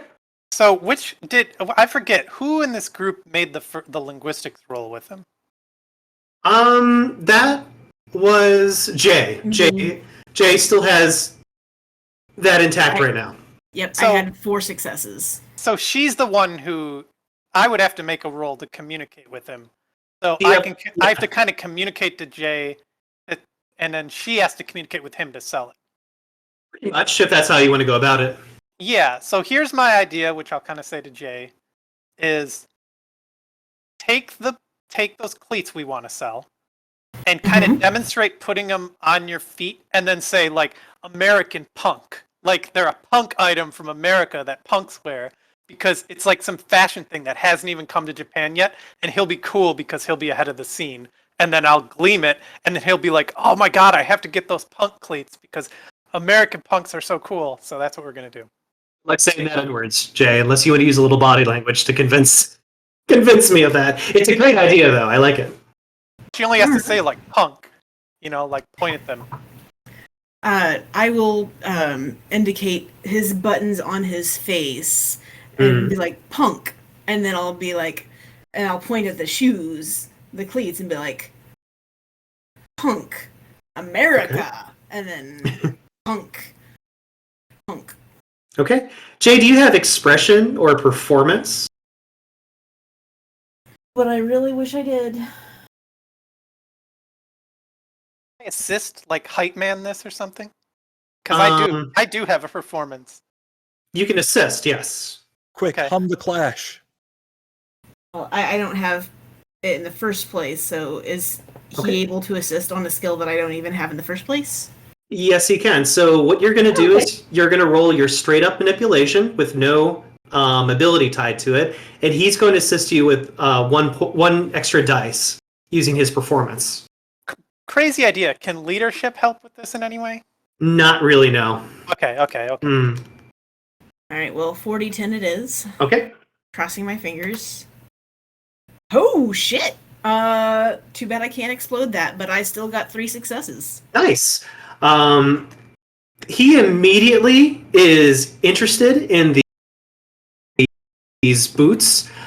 He understands what you are trying to communicate with him, and he kind of like strokes his chin a little bit and says, and he'll pull out what appears to be 10 Mon coin into his hands and say, 10 Mon coin. Boots. Can I read like a streetwise to see if that's actually a good price? Because if we already enticed him, I might not even have to glean these at all. Yeah.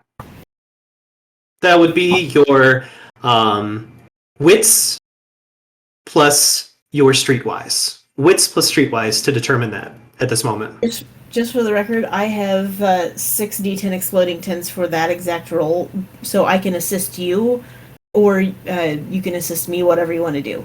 I'll assist you because you're the one. You're actually the one directly engaging with them, and you seem to have the matter in hand. So yeah, I'll assist you in your roll. All right, so I'm doing exactly what that says, just seeing exactly how lowballing he is. Okay. 1d10, because that was wait, which one was that? Wits? Yeah. Well, thank God that doesn't count as a whatever it's called, but still, 1, 2, 3, 4, 5, 6 successes on Streetwise. Okay. So you can determine that he is only shorting you about 5 coins of Mon coin. So you could go up to 15 if you really wanted to, but he's being pretty generous with the 10. But he, you can tell that you could probably get 15 for these boots, the way that he's wheeling and dealing with you. Now, if you want to or not is up to you, because there's already kind of like an awkwardness of translation between the two of you. So if you're gonna like not speak English and still go back and forth, like it might get a little lost in translation, is what I'm trying to say. Gotcha. But you still get an indication of what you're being, what you're losing, basically. But whether that really is counted as a loss is up to you. Gotcha. Do I have 2 pathos left to spend, or have I spent 2 pathos so far? You've spent 2 pathos so far, so you're down 2 pathos. How much does it cost to gleam? Gleaming would cost you 1 pathos. I'll gleam it. Okay. He needs to have these. Sounds good to me. Roll your manipulation plus intimation, difficulty 7. Plus, like, I'm in a dark place, so I think I would cheat a kid right now.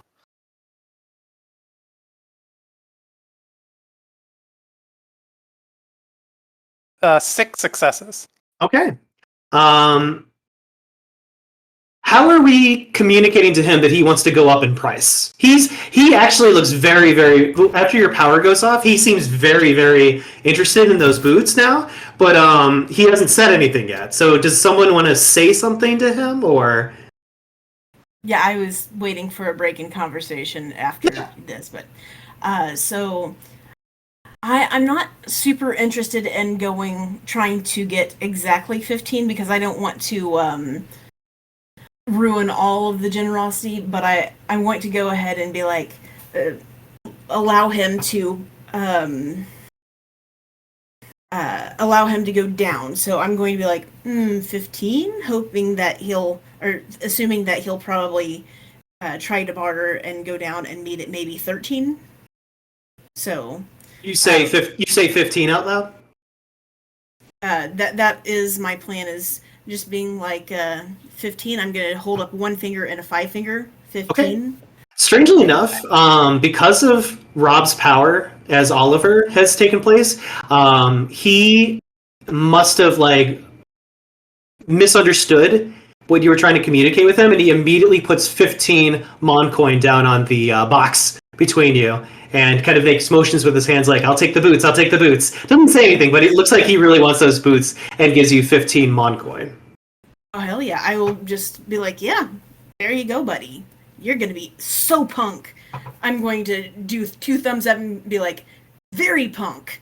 So punk. It's Josie a weird look from this, but yeah. I knew that was you're like, because you're saying like, well, I'll give him 15 and he'll negotiate, and I'm like, at 6 successes on a gleam, he's not going to negotiate. Fair enough. I didn't know exactly the powers of Gleam, so but yeah. No. 15. Yep. And let's see. We still need 5 more Mon. Let's see. Wait, do we know how much we need per person? Oh, he said 20 when he counted out all of us. Oh, The bodyguard did. So that's why I said 5 more. So, he probably would have given us 20 if we'd asked for it. well, I'm... Let's see. Let me take a look at what else is in my inventory, just to see if there's anything else. Let's see. Oh, you can take the pair of cavern cleats out of my inventory. I'm going to, yeah. By the way, from that roleplay that you guys just performed together, I'm going to give each of you 1 willpower back onto your character sheet. I just thought I'd let you know. Nice. Thank you. You're welcome. Wait, did all of us get a pair of cavern cleats? Because I feel like we each got a pair of cavern cleats. Yes, you did. Each of you received a pair. So I'm going to be like, hold on. I'm going to be like, or tap Oliver and say like, you have cavern cleats too. No, I don't. You don't? No, wait, no. Oh, okay, Myles, correct me if I'm wrong, but I don't have anything right now. I didn't get cavern cleats, did I? Nope, you did not, because your character had perished back in the That's caves. what I thought. Yep. Right. I have them in my inventory sheet. So if you would have asked me about them too. before you guys walked off, but I thought you were going to sell the wine, so Well, can't. I did too, but I'm going to be like, so I'm going to ask.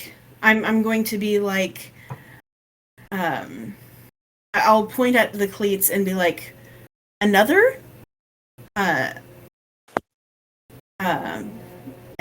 I can point at Arwen and say another, as in trying to indicate that she has a pair as well. Okay. Just a heads up with your strategizing. He will most likely want the next pair of boots to look and feel the same way as this pair of boots. So if you give him anything lower grade that is not affected by the gleaming, he'll probably be like, "Nah, I'm not interested." Just a heads up, because he's basically Rob has pumped up these kicks, so to say. And I want them to be a level 6 pair of boots that you guys bring to me. If you don't, then it's like, I'm not interested, and you'll get nothing. Just a heads up. Gotcha. We have to sell him something else. He's only got 2 feet. Well, I mean, he might be so interested he'll try to sell it to his friends, but out of character, and I feel the need to say this because I was harping on you guys for selling a child liquor or wine. Bronson does have a small amount of solvent in his inventory if you wanted to get him hooked on glue. God. Wow. Jesus, Alex. Don't you get no, not in Japan. I'm sorry. I was going to say, don't you get the death penalty for selling drugs? But that's like the Philippines or something. I don't know. I'm not saying you should actually do it. I'm saying it's a terrible thought and I'm a horrible monster. I needed to call myself out on it.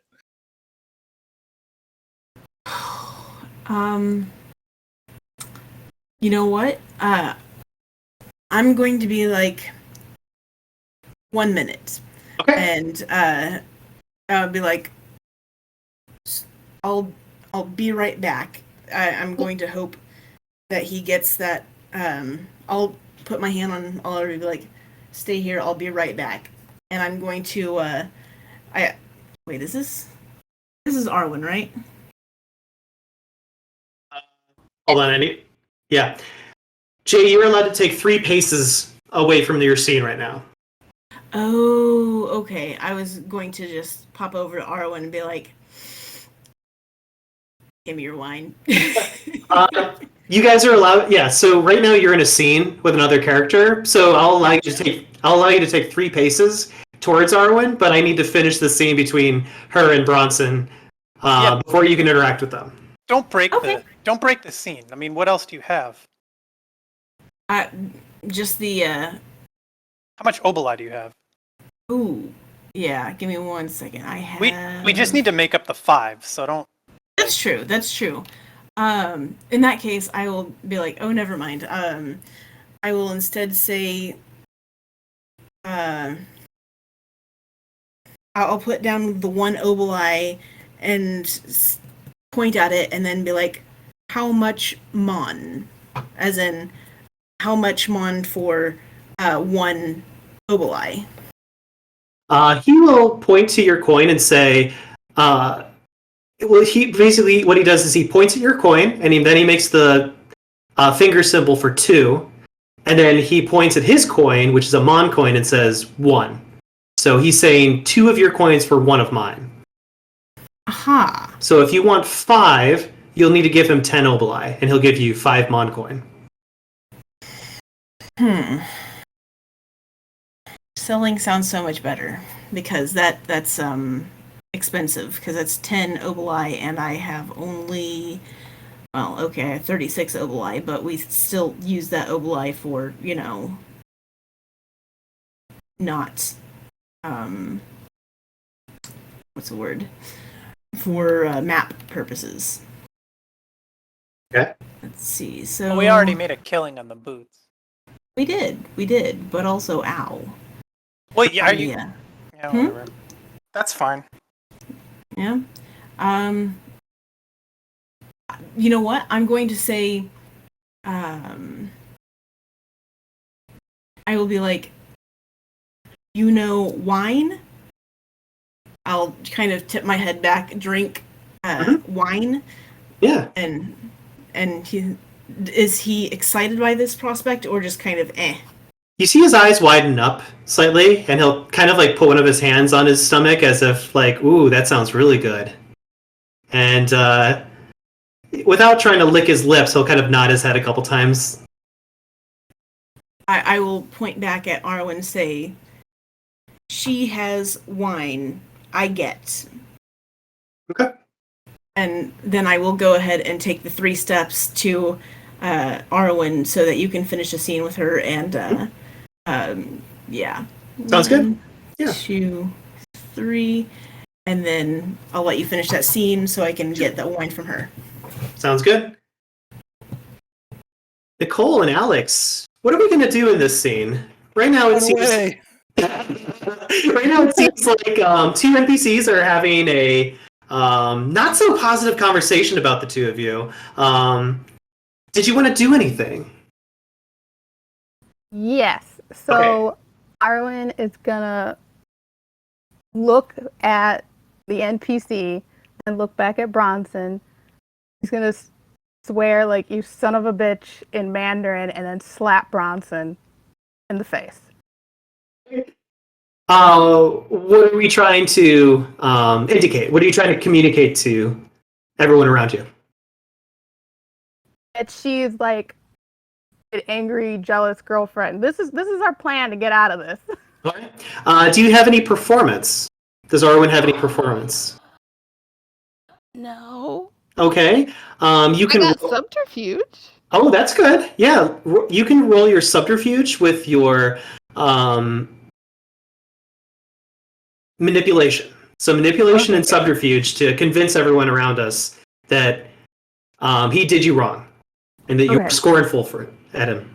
Can I roll on my brawl to make the slap or punch or whatever she does even more convincing? Let's see how she rolls first. Okay.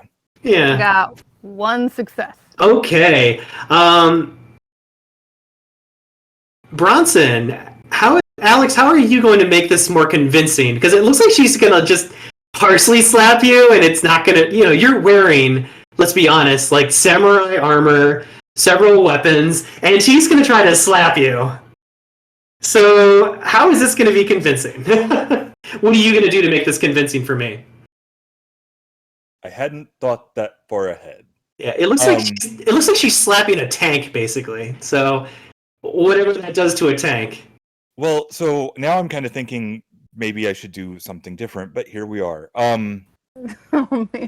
It's the shame, not the pain. Yeah, I mean, that's basically what I'm gonna do. Is I'm gonna hang my head in shame, and I'm just gonna like reach up to the armor, like the armored faceplate, whatever, and just like touch it. Like, I can't believe you hit me.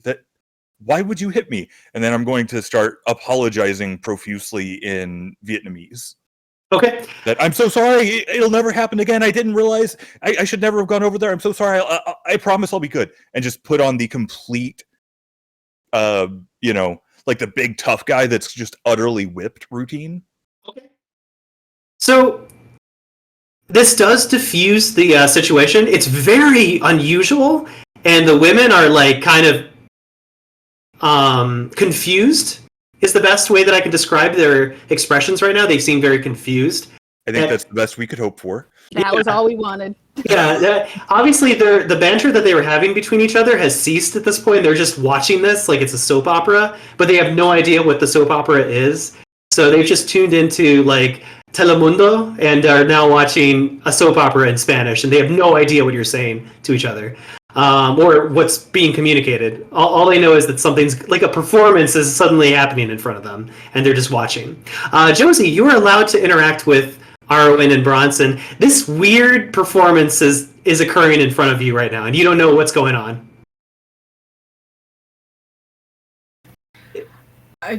Sorry, I was on mute and I forgot. All right. Can I move myself 3 paces forward again? You can actually go up to the characters at this point. Okay, good. Yep. So I'll be like, does she speak English? I think the less talking we do to her is going to be better at this point. Could we go back over to the alley? The alley seems like a really great place to go now. I mean, Yep, pretty good. Let's move. Yeah. Go. And I walk away in like a huff to continue the route. Facade.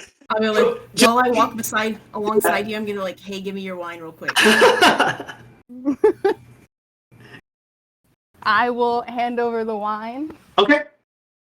All right. Sounds good. So I'm going to be like, just stay there, stay back. I have a real good thing going on with this guy, so just don't fuck up my plans. I'm going to be like, stop, to using my hands to both of you, both you and Bronson, and I just want to get around the corner though. That's all. Okay. Just like right here. Okay. Just so she can't see us anymore. And I'm just gonna be like, you know what? Keep Bronson's attention away from us. If you have to scold him some more in Chinese, then have fun with that. Just keep him occupied. Please. Thank you. I appreciate it. I'm just going to be apologizing to Bronson at this point. I was going to say, side note, out of game, I love how Jake walks into a scene with Arwen, like, yelling and belittling Bronson, and Bronson looking very submissive and saddened, and she's just like, give me your wine. No, first I'm like, does she speak English? Because if she speaks English, I don't want to have a conversation in front of y'all. Right, no. I just thought that was really funny. But yeah, walking away then, just give me your wine. I don't care. I'll find out later. All right. But yeah, I'm very pragmatic. Give me that willpower. Anyway, so I'll walk back with the wine and being careful to keep my back to Bronson so that he doesn't see that I'm selling wine to a kid, because he apparently has morals.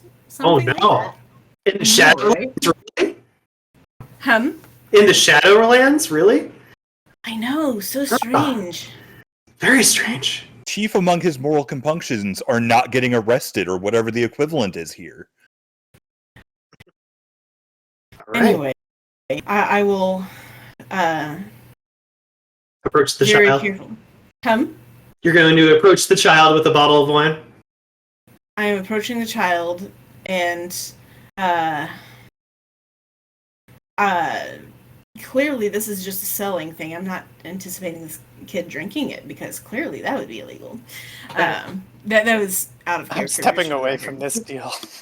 Okay, that's fine. Bye. I'll go over here and Come on over here. We're having a soap opera. Yeah. I will put the wine on the table. Okay. And let the kid look at it and see what he says or does. Yeah. No, that's fine. He will examine it. Kind of like observe it, kind of like as if he knows what he is looking at and like can understand like what's written on it. And you know, he sees the letters ABV and it's just like, oh yes, okay. And this is obviously a child. He has no idea what he's getting himself into, but he does seem excited about the idea of getting his hands on alcohol in the Shadowlands. We'll observe it and look at you, kind of stroke his chin very confidently and say, 10 Mon coin. 10 Mon coin for bottle.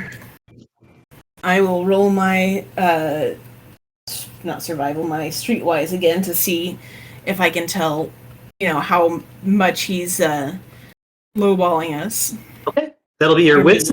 That'll be your wits and survival. I'm sorry, your wits and streetwise. Difficulty 7. Of course. Want some help? Might be a little difficult with you all the way down there. No, it's There's the shadow. Oh, the shadow. Thank you.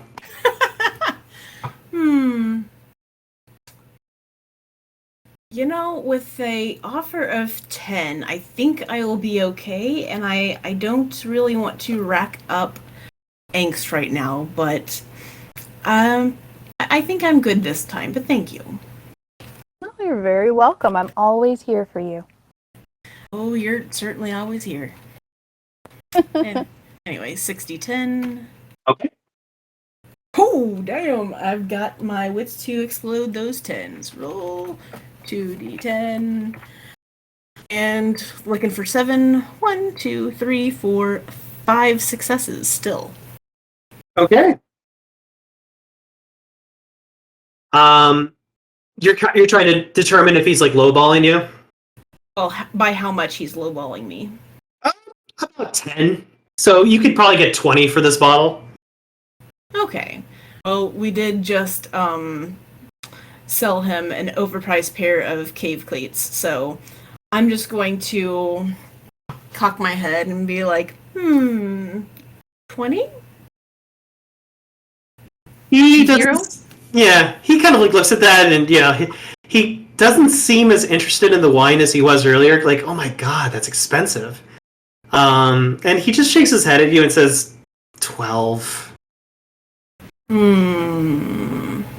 Like you're starting to. It looks like you're starting to lose him a little bit. Like he doesn't want to spend that much money on a bottle of wine. So he says 12.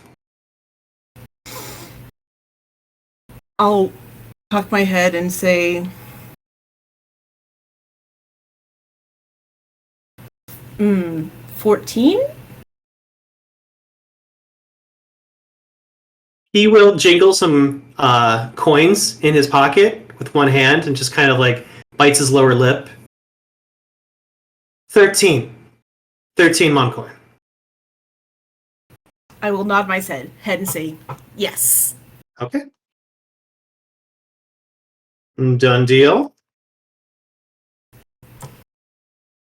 Especially if he's willing to trade back, you know, oboli of 1 Mon and 2 oboli.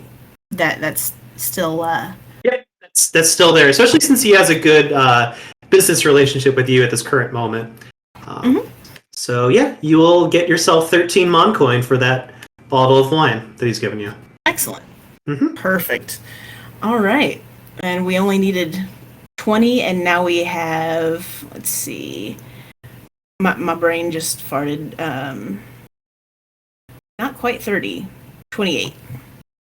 Okay. Yeah, 28 Mon coin. So I will keep the 8 Mon coin in my pocket just because, but then I will be like, I will say, thank you, Mhm. have a good day, and then walk this way and be like, Looks like he's okay, gonna get lit up guys. tonight. What was that? I said the kid looks like he's gonna get lit up tonight. Probably, especially with all that pathos. But anyway, so I'm gonna pop over here and be like, okay, guys. So first of all, it looks like the Obli to Moncoin trade is 2 Obli to 1 Moncoin, and I did just sell off that wine, but we paid 10 pathos for that bottle of wine, and he sold it to us for 13 Moncoin, which, if he still stays with a good relationship with us, it might just be that we can get, most of our money back by whatever Obli we have left at the end to buy another one. So that should be okay. But I was able to sell 1 set of cavern cleats and that bottle of wine for 28 mon. We need 20 to get in. I'm just holding on to the 8 mon for now. Let me know if we need any money. But just going to go ahead. I'm ready to go over to the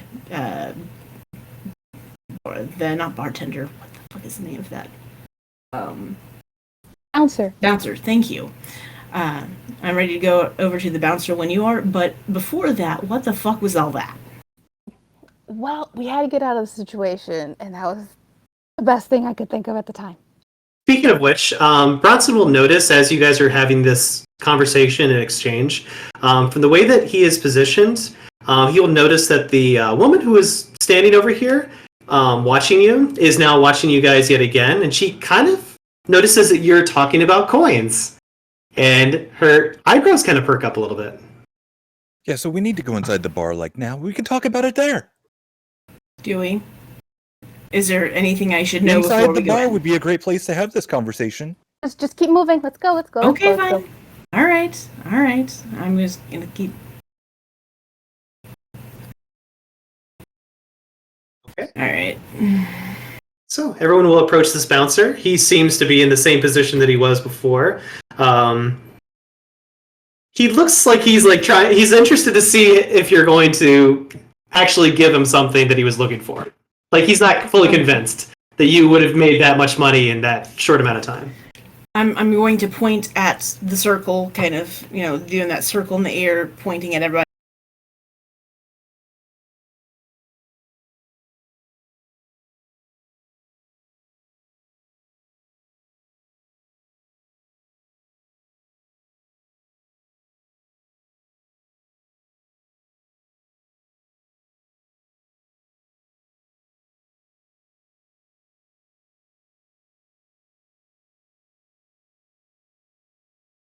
It's like 20 each individual mon. I'm into his hand. I assume that he puts his hand out when I start. Yep. 1, 2, 3, etc. So that he sees exactly 20. Yeah, he seems very pleased with this. He will take the coin in hand, put it into one of his pockets, and he will gesture towards the open door as if welcoming you into the Grapevine Club. Hooray!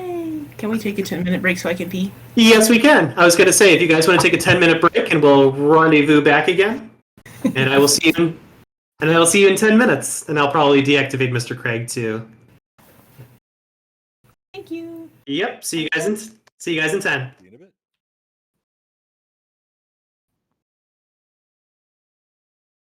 As you guys enter this very, very formal and decadent and very just well-lit looking club area, you can hear the booming music kind of piercing your senses. It kind of gives you a sense that, thank goodness, I have Wraith senses, which at this point are kind of like equivalent to regular senses because of the booming music going on around us. But yeah, there is both a mixture of the living and the dead in this area. Right now, you guys seem to be in what appears to be a reception hall or a waiting area of sorts before you can enter the actual club area. So as you enter, There is what appears to be another bouncer or security detail who is standing in the way of you progressing forward. And there seems to be what appears to be a receptionist standing at a desk. Right now, she seems to be organizing some of the papers and coinage in front of her and kind of like moving coins to the side and placing them somewhere safe. She immediately looks up and sees your circle walking in and looks back down again.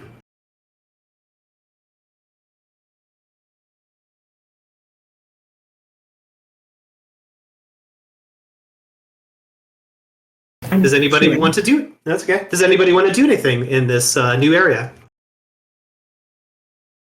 I think I've talked to strangers enough for a bit. Honestly, Arwen is still laughing at the fact of what just happened. She's kind of giggling to herself. Today was the day that Bronson learned that it wasn't funny to let people prank themselves. Even when it's hilarious. Oliver, you're social. Did you want to give it a shot?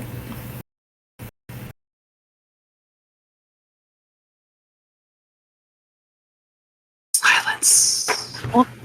Oliver, did you die again?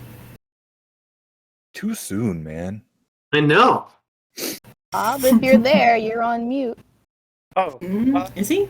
so what do we just need to walk in and get? I mean, Oh, this is the receptionist, and this is a bouncer person guard thing.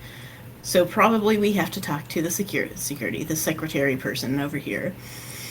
But I'm not good at talking, and I feel like I've almost certainly run out of good rolls, so I didn't really want to roll anymore.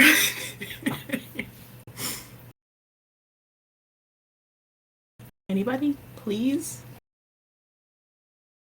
I'm not very charismatic myself. I'm trying to avoid. I don't know, you made a real impression with that lady.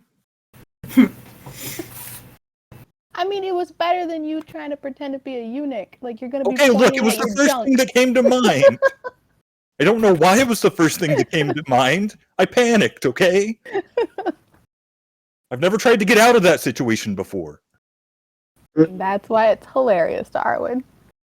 All right, is Arwen the only one with linguistics?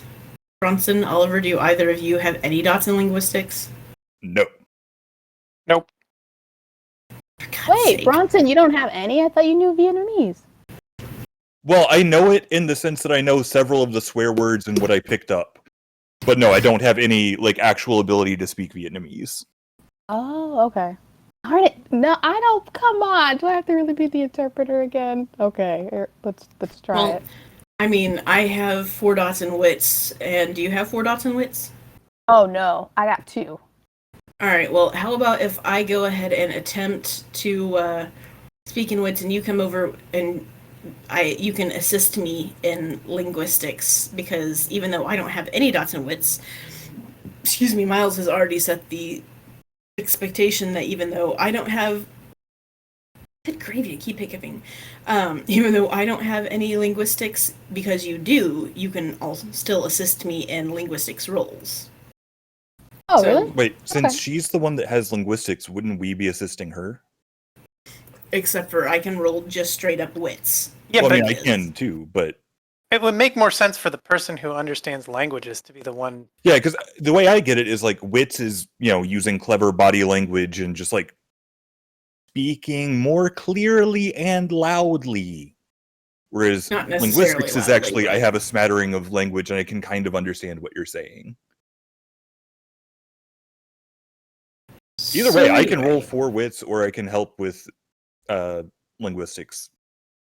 Well, I have 4 wits. I can explode 10s, but I don't have any dots in linguistics. And it worked out shockingly well the last time I did that. Just rolling straight up wits to try to communicate. Okay. But did anybody else want to take the lead for, communications? Depends who's rolling. I'm gonna say no because my wits is a 2. I think I should just be out. Ooh! Well, you can still come up and help me with the linguistics roll when I try to talk to her in just try to be like, do you speak English? So it'll be my 4 wits plus your assist in linguistics. So I'd be rolling 5d10. 5d10. Am I right, Myles? So you said you're going to be using your wits, which is straight up 4. And then who is assisting you? Arwen, if she agrees. Even though she only has 2 wits, she still has at least 1 dot in linguistics. She may give you 1 bonus die, but the 2 of you would have to roleplay together. It can't just be one of you. Gotcha. Yeah, Gotcha. because the other one is assisting with the translation or the body language. Arwen, do you want to do that together, or do you want to Sure. just... We can try it. Alright, well, I'm going to go ahead and walk up to the, this person. Okay, right. There we go. Oh, here. Because you wanted to be to the side, right? Because you're assisting? Yeah. Oh, this is fine. And I'm sure the secretary is amused at us trying to position ourselves, but regardless. Yeah. Now that you are up close to her, you'll notice that she is wearing very semi-formal looking attire. More modern than the usual. She has, now that you are up close to her desk, she has a shotgun at the ready in case there is any shenanigans that is going to be occurring.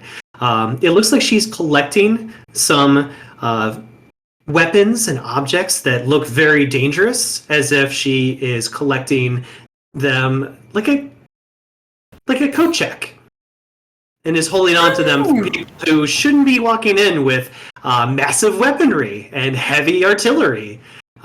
So the shotgun looks more like it's one of her belongings, but she kind of, moves her right hand up and moves her long black hair out of her face, and looks directly at you and says, "How can I help you?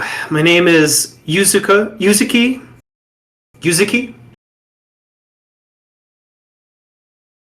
What'll it be?" Oh, thank God, you speak English.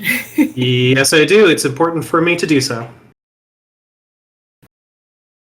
Okay, so we are here. We were guided here, somewhat more, somewhat less, by the hands of fate, and we are looking for information. Am I in the right place? When you say the hands of fate to her, she just kind of like rolls her eyes a little bit and goes like, very interesting. Okay. What are you really here for? Hold on. Brain loading. It's okay. I'm going to... Does Arwen want to say anything to her? I mean, out of character, aren't we just here just to get transportation? Like, to find geishas so that we can travel with them so we can get into Asakusa? Isn't that the main reason we're in here? Trying to get to Asakusa, yes. Okay, then let's just tell her that, right? We just looking for transportation? Give me 1 second while I pull up my notes.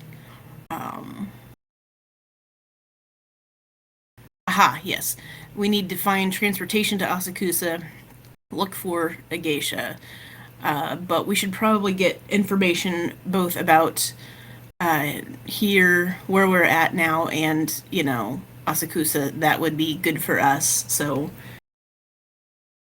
both transport and information about Asakusa. Yeah. So I'll turn to her and just go. We're just looking to get away, to find our way to Asakusa. So we're just looking for people to travel with. Transfer. Oh.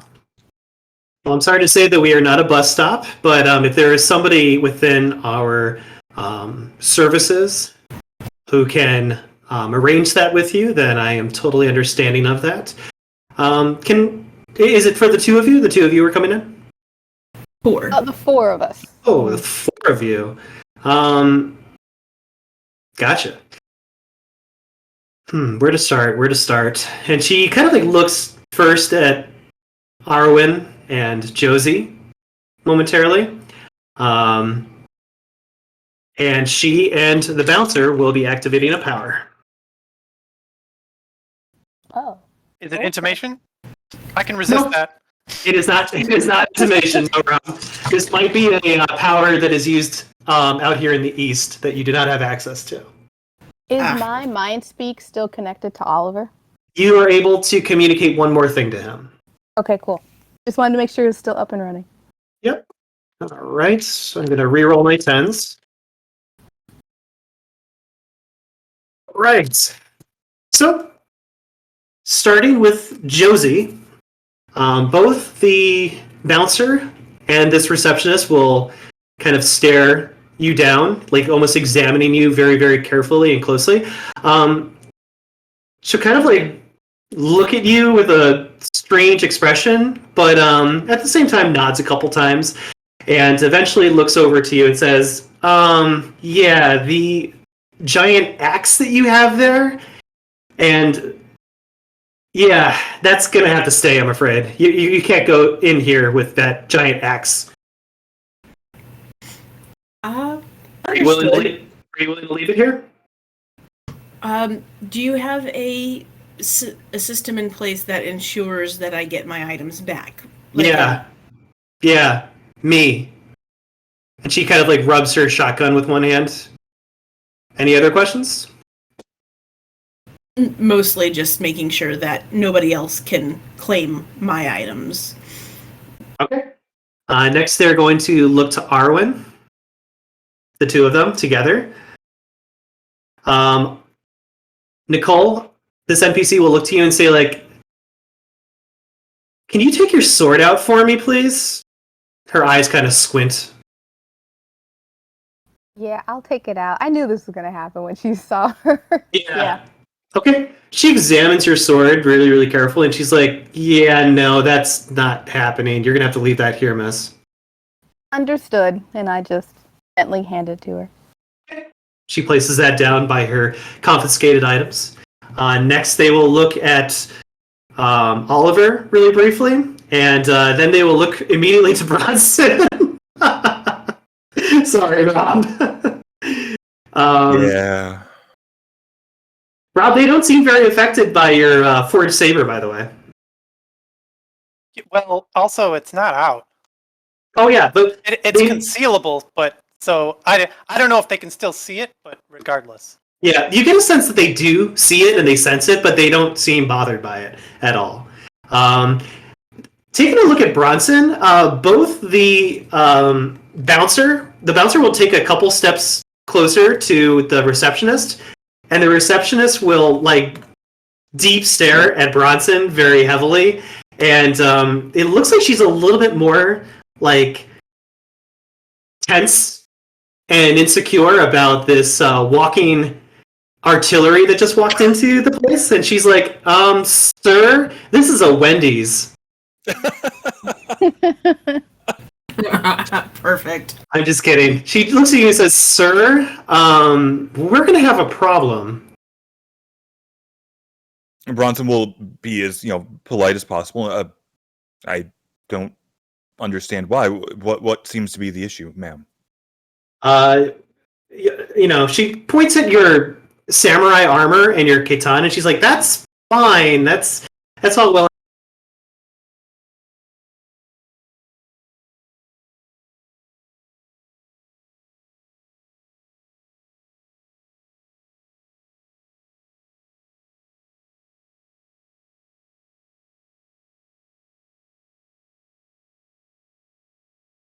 Good, right? Yeah, I mean, Bronson will be like, as long as I can get a receipt and your word that it'll be cared for appropriately, I see nothing inherently wrong with that. I would obviously prefer not to part with my very treasured possessions, but I understand that sometimes rules are rules, and I wouldn't want to cause trouble in such a fine and upstanding establishment as this. Certainly do have a receipt for you. Hold on. And she horks into her mouth and spits into her hand and opens her hand out for a handshake with you. Can I roll etiquette? Well, I mean, I guess I don't have etiquette. Can I guess, like, intelligence and enigmas or something? You can roll wits. Wits? Okay. Mm-hmm. Straight up wits. This is so what about perfect. streetwise? Like, wits and streetwise? Sure. Streetwise will be Because, like, I have a suspicion that the appropriate course of action is to spit into my hand and shake her hand. But I also know that in some cultures, spitting is, like, heinously offensive. So, like, I want to make sure that I'm not going to offend the lady with the shotgun. Go ahead and make the roll when you're ready. Difficulty 6. Oh, and side note for both Alex and Nicole, I did give you a willpower back from that last scene. Oh, thank you. Yep. Oh, thanks. Okay.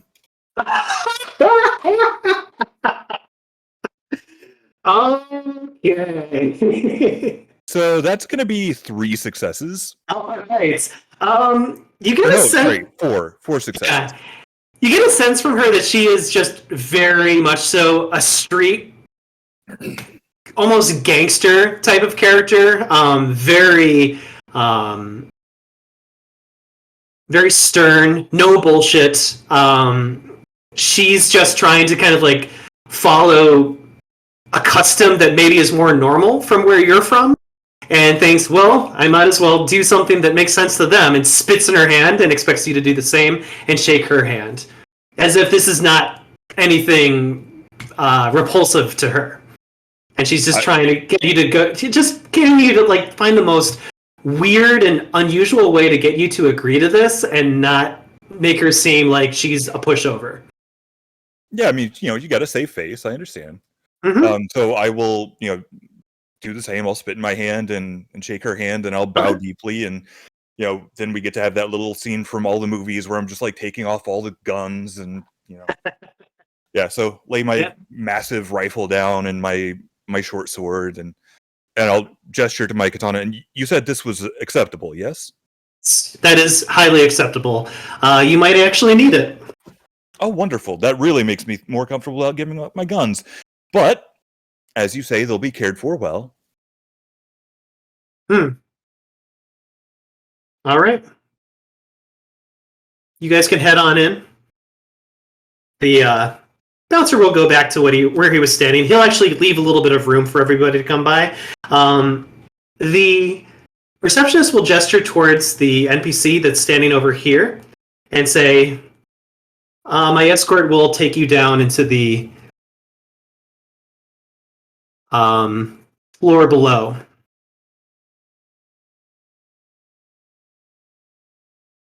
And then she just ignores you. Bronson is going to take note of where she places his gear. Yeah, it seems to be right beside the table along everyone else's stuff. She doesn't put a tag on it or like a labeling system or anything. She just kind of throws it down with everyone else's stuff, like next to helmets and other weapons, machine guns and stuff. Fair enough. Mm-hmm. And she just kind of looks at your circle again and gestures, saying, "Anytime now."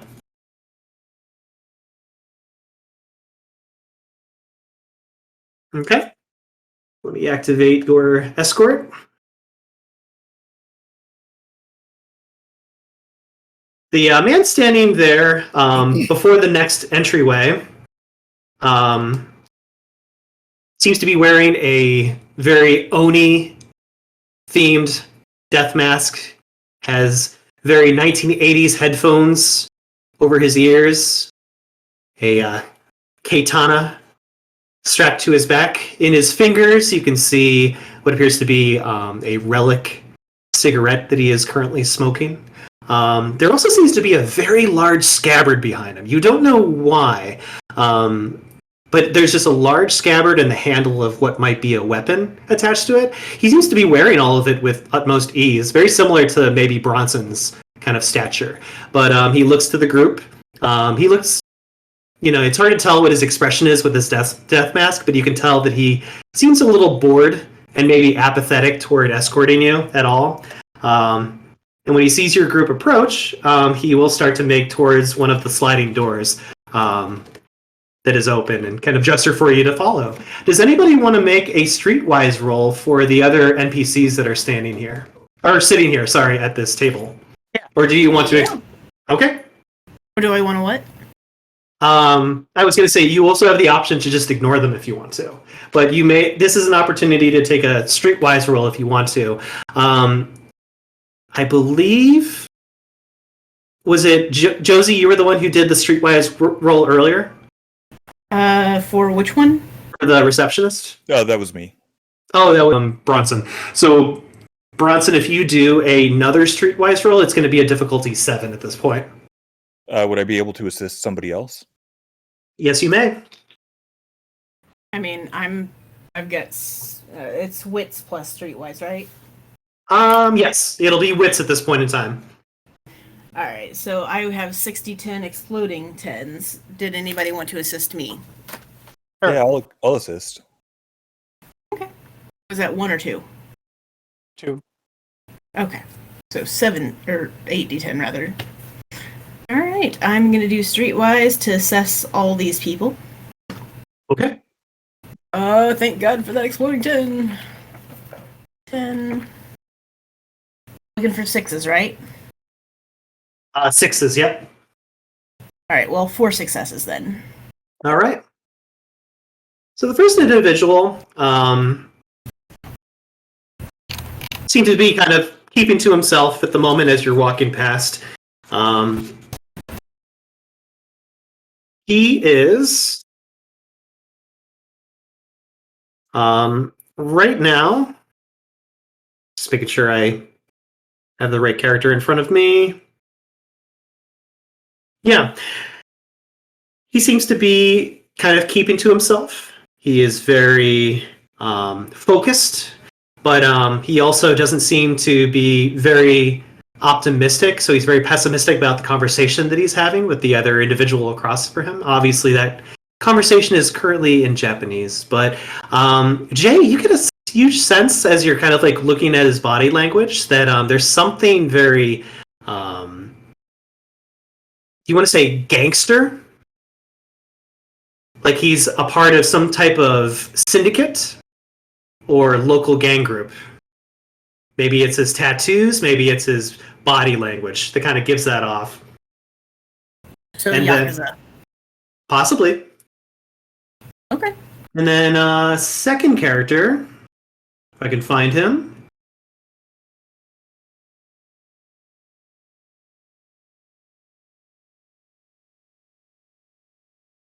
Second character seems a little bit more out of place than the other one. He seems very lucid and very confident with his body language and the motions of his hands. Everybody will notice that he has a large-looking snake wrapped around him for some odd reason. The snake looks very intimidating to the group, but at the same time, it almost seems kind of, there are moments where you look at it and wonder if it's really even there, or it's just kind of like part of his getup. But it really is there. You'll see the tongue flicker out every now and then. He seems to be missing one of his arms on his right side. And same feel, same attitude. You'll definitely get a sense, Jay, that this is another syndicate member, but seems to be a little bit more interested in business dealings. So they might be talking about like numbers or something bigger, larger that's going on, and they're using this area to discuss their numbers, so to say.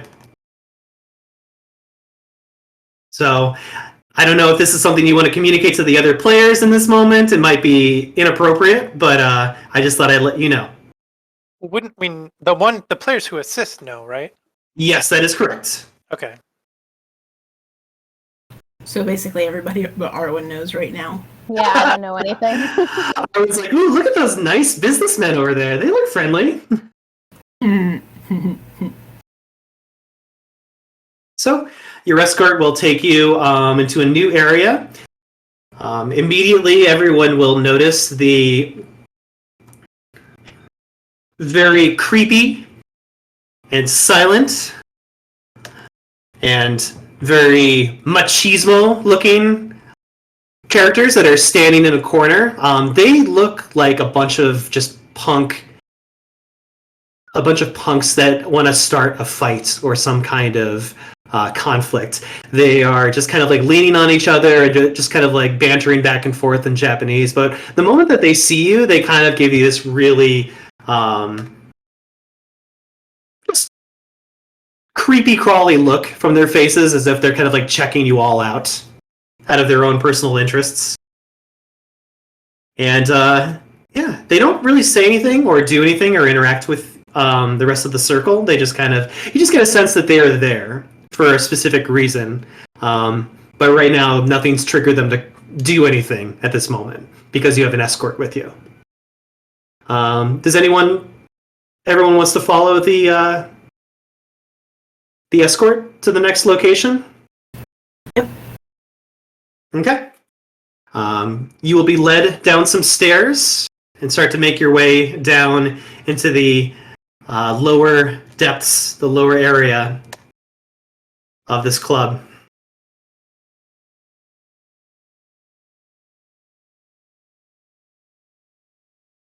So, in this next area,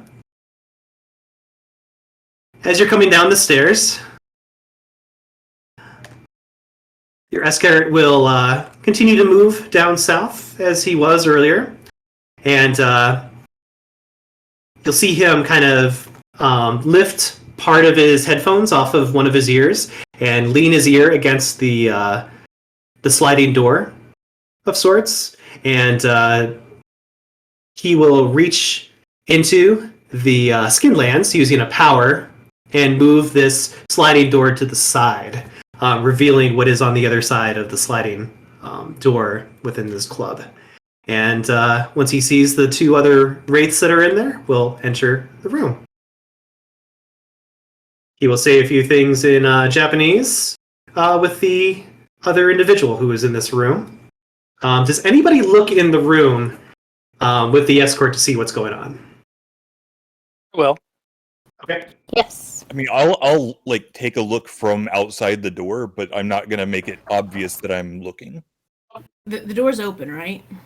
he let us open, in there. Yep, the door has been slid open at this point, so... Then I am going to look in, but try not to make it like super obvious that I'm like looking directly at them. Certainly, Just be that like- sounds fine. Didn't he lead us down here? He did, yes.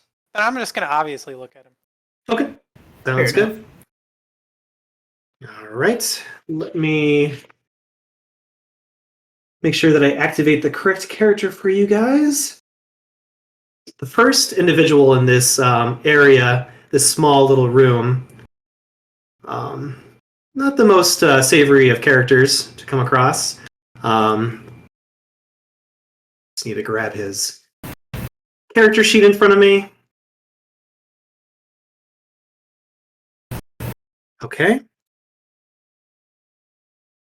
So this individual is obviously wearing body armor on his body. He also seems to have a very large SMG down in his belongings in a duffel bag. And seems to be enjoying some relic cigarettes at the moment. As you guys are observing him, you can't help but notice that he is just very untrustworthy looking. He just looks like he's enjoying his cigarette right now, but he also looks like he just got done doing something very unsavory. And you get a very sadistic look from his gaze. He looks like the kind of person who could snap at any moment, given the chance. And then there is one more character, one more individual in this room that is seated not too far away from him on the floor, kind of doing her own thing.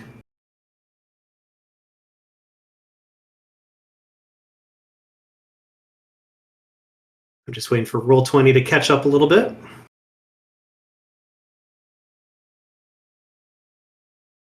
There we go. So on the floor, lying not too far away from this man, is a young girl. She seems to be playing with what appears to be a cat's cradle string in her hands. she kind of looks up over at the circle, and she has this very innocent-looking child look. You're a little concerned with this ticking time bomb sitting right next to this small little girl, but you're not really sure what to make of it yourself. And she just kind of examines and looks at the circle as you guys enter. She still plays with her string, but is very, very interested in your group as you are coming in. So I'm just going to move their NPCs out of the way slightly, because they're in the way of my door. And Escort will go down and use his powers again to open the sliding doors from the Skinlands and walk into the main hall. Does anybody say or interact with these kerators in the room? Nope. Yeah. Okay. Keep forgetting I'm muted. Nope, I'm definitely just going to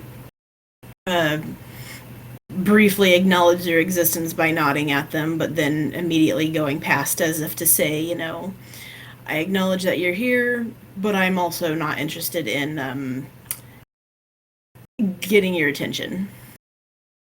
Bronson too follows the ancient art of trying to, or just like not interacting, just like, nope, this is none of my business. Okay. The escort will gesture towards the circle and kind of like he'll say some things in Japanese, kind of speaking about the different amenities that are down here and different types of pleasures and enjoyments that you can get down in this basement level area, pointing out to specific people in the room and saying things in Japanese. Nobody knows what he is saying whatsoever as he does so. He speaks very quickly, very frankly and matter-of-factly, and then when he's done with his speech, which takes a few minutes, he looks over to the circle and kind of does a very, very international cough into his hand.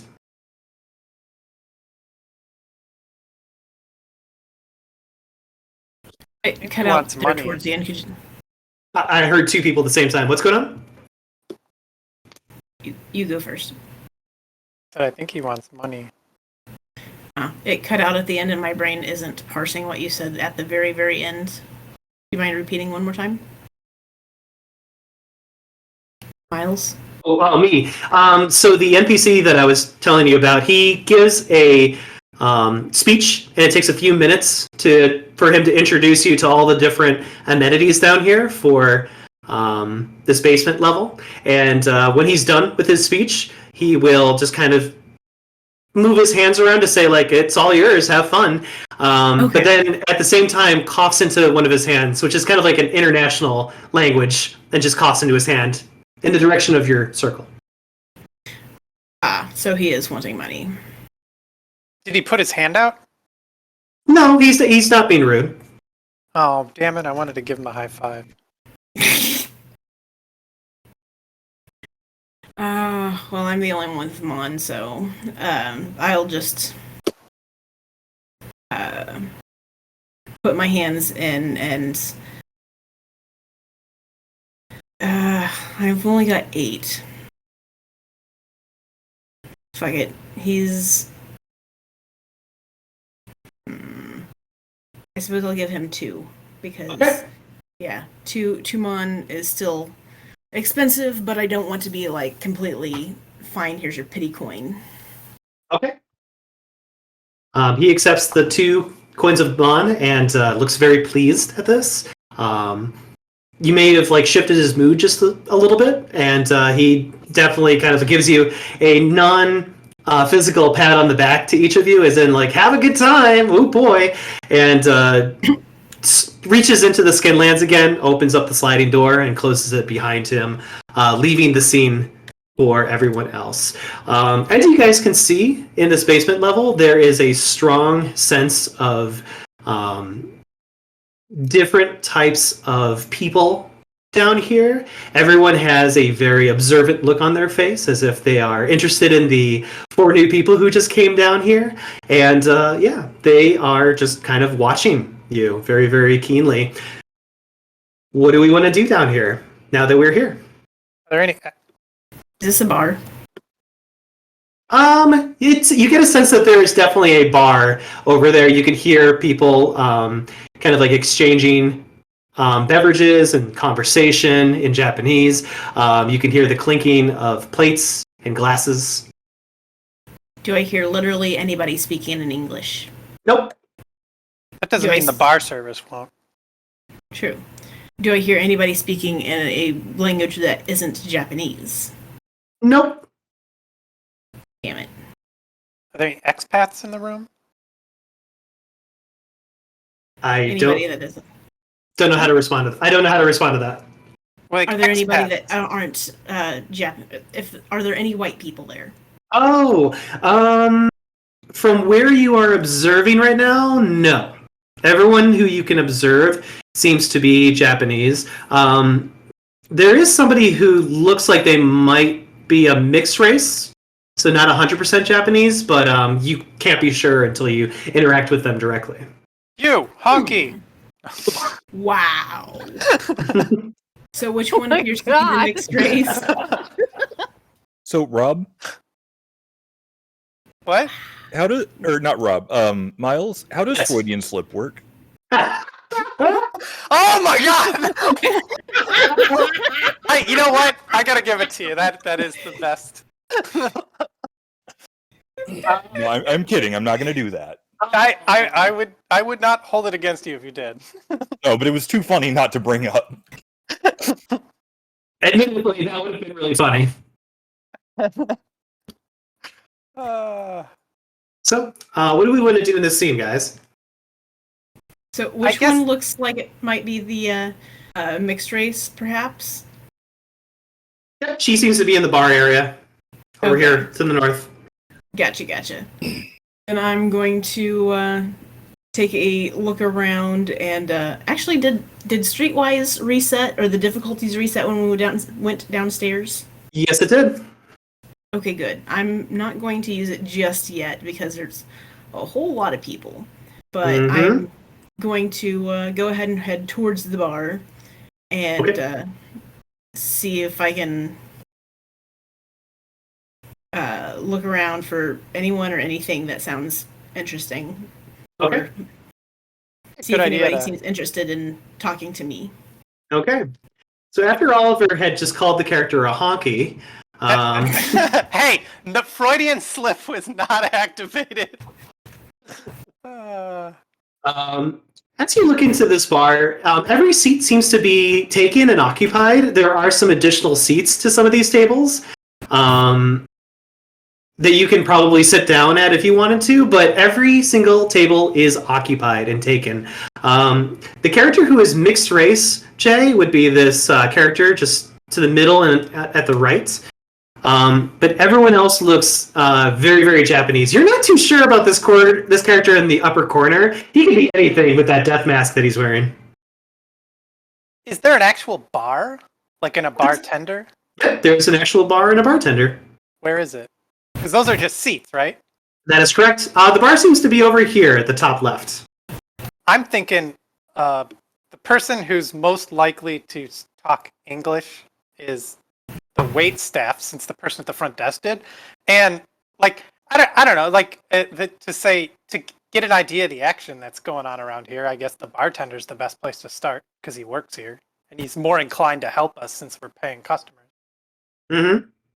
Okay.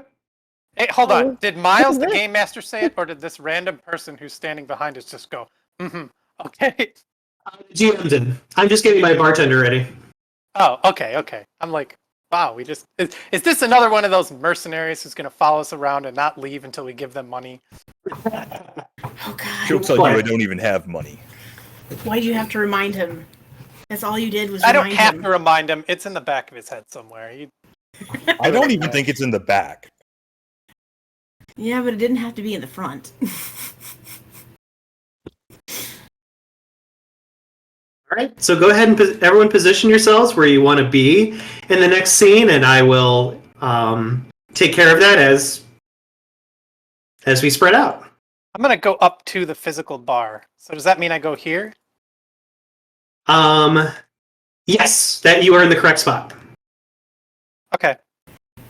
Is there just like a random seat? Actually, is this a bench that I could sit down on? Yes. Okay, then I'm going to go over to the bench and just sit down on it and essentially people watch until something or someone catches my eye. Sounds good. Is the bar like actually walled off so you can't really see it until you like walk into this dedicated bar section? It's the bar that you can only see if you walk into the Okay. back of the bar section. Okay. Mhm. Go over here and join you because I don't know how to talk Japanese. Hopefully this isn't some like weird Japanese thing I don't understand where they're like, why are you standing in front of our drink section? All right. And then Nicole, is Arwen doing anything, or is she just going to stand in the? I guess I'm kind of going in there with Oliver since keep it 2 and 2. So, I'll go over here. Okay.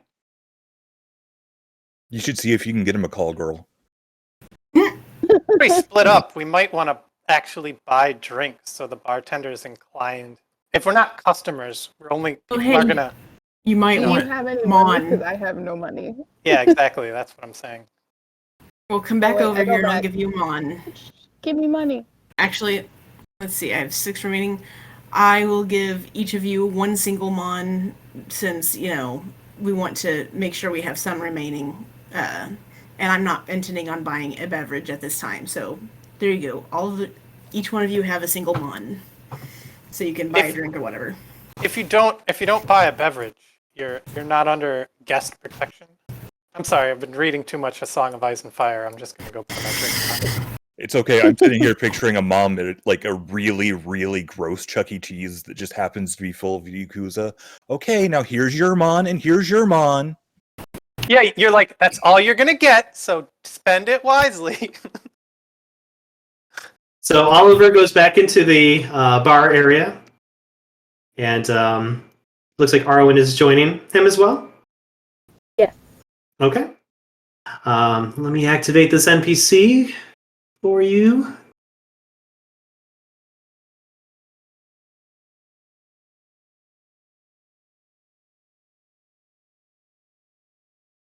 Thank you. Roll 20. I'm gonna get a blue milk. So, standing before you is a very feminine dressed man. It takes you a moment to kind of adjust and go, yeah, that's definitely a male. And seems to be very, very seductive.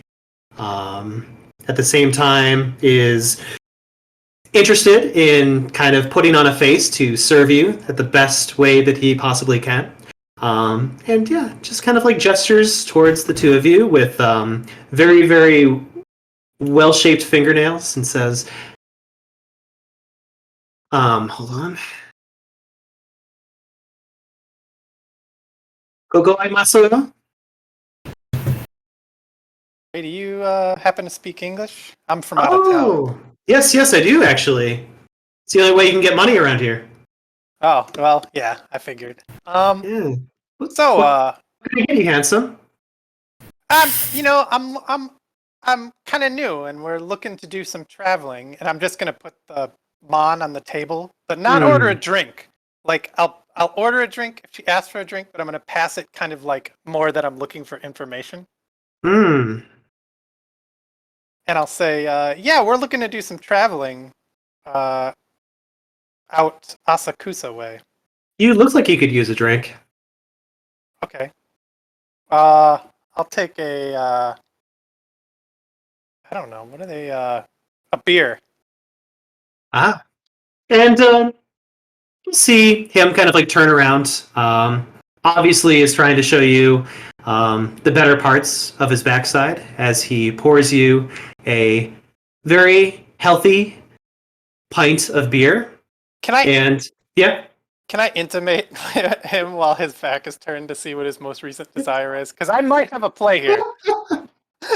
You certainly may, yes. Let me... I think I'm good at seduction. Okay. I mean, hey, I'll get information, however. Would this be your twinge? Yes. Okay. perception plus intimation.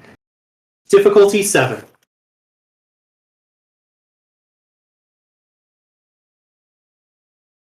Where is that? Oh, yeah.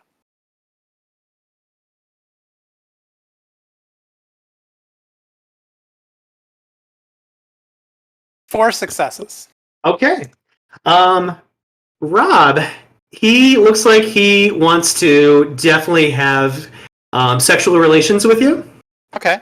Wants to charge you a decent amount of mon for that. You definitely can tell that at any point in time he could reach across the table and just kind of persuade you very aggressively to step aside with him into another room, and both of you have your ways. But that tension still is kind of mounting right now. You can tell that this is kind of part of the machination that's going through his head right now, kind of like a routine of sorts. Get the drink into you is step 1. So you're saying, but when you brought up money, he's a prostitute. Yes. Okay, so then that means I need more money to get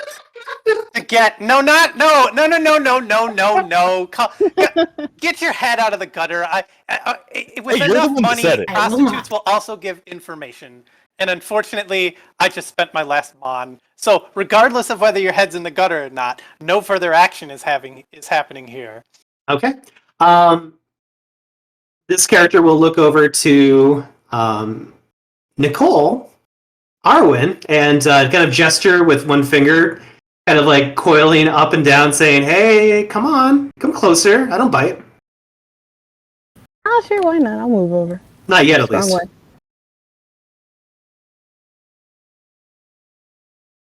What can I get you, cutie? I'm not thirsty right now, but Oh, think well, about it. I think we got to change that, don't we? What's on the menu? Bartender's plenty thirsty for all. Sorry, I'm not gonna say Yeah, and you can see this bartender is kind of like moving his hands across the clothing that he's wearing, as if to kind of allude to what's on the menu, quote unquote. But at the same time, he will look to you and say, "What is it that you're looking for? Something spice your interest? Looking for something a little boozy? Something I hot? usually go for the sweet kind, but Sweet kind. Do you still want it hard?" And he's kind of like leaning a little closer across the bar, a little bit too close to Oliver's beer, almost. And Oliver kind of moves his beer out of the way, like, "Whoa, whoa, whoa, okay." I'm gonna keep my hand on top of my beer too. Arwen will just. How do I want to play this?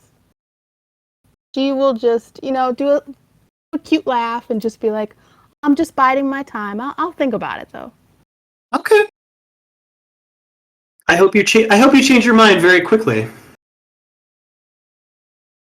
Name's Nicole, by the way, in case you are looking for someone tonight. The eagle? Nicole.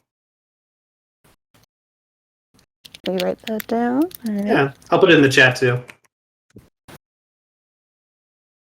His attention immediately goes back to Oliver, who actually gave him some coin.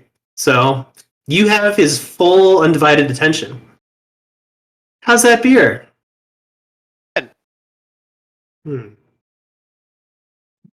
seem a little chatty tonight. What do you want to chat about? I could, I'm just trying to learn the neighborhood. Maybe I could use a guide. I am really good at guiding other people. Definitely, for sure. Nice. Kind of like gives you it's like looking down at your lower body as he says this. What kind of guiding services do you do?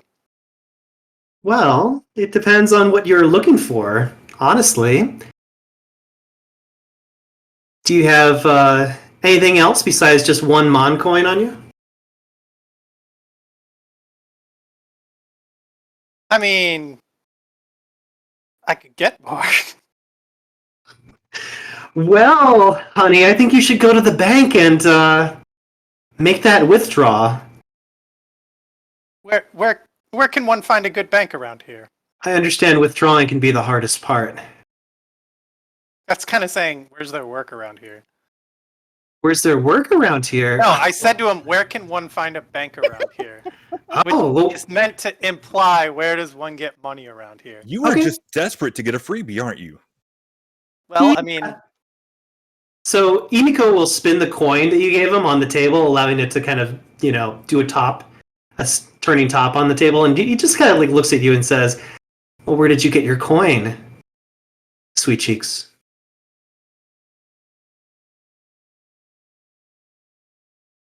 mergers and acquisitions. Two of my favorite words. They go really well together if you know what you're doing. Maybe you should go back to some of your mergers and acquisitions, and we can come to an arrangement. You look like you could use a good time tonight. Maybe. I'll pick up my drink and say, I'll be seeing you around.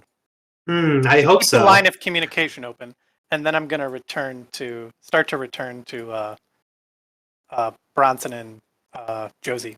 Okay. Arwen will wave to bartender and then follow Oliver.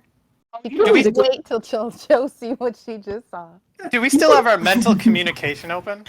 Yeah, you can say one thing. You can say one more thing to Nicole if you want to. I'll say that bartender is clearly a prostitute. We might be able to pay them for information. I won't respond, but I'll just nod. I want to keep my last line.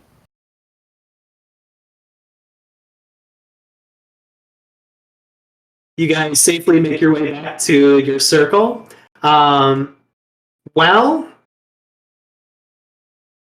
While Josie and Bronson were spending some time sitting on the bench, you'll notice that a lot of the people who are in here are very, very interested in your circle now. The longer that you've been sitting there, the more they've been studying you and almost kind of like dissecting you piece by piece with their eyes. What do they want out of us? Probably money and want to provide you with their quote-unquote services. Is everyone in this place a prostitute? Did I just wander into a brothel blindly?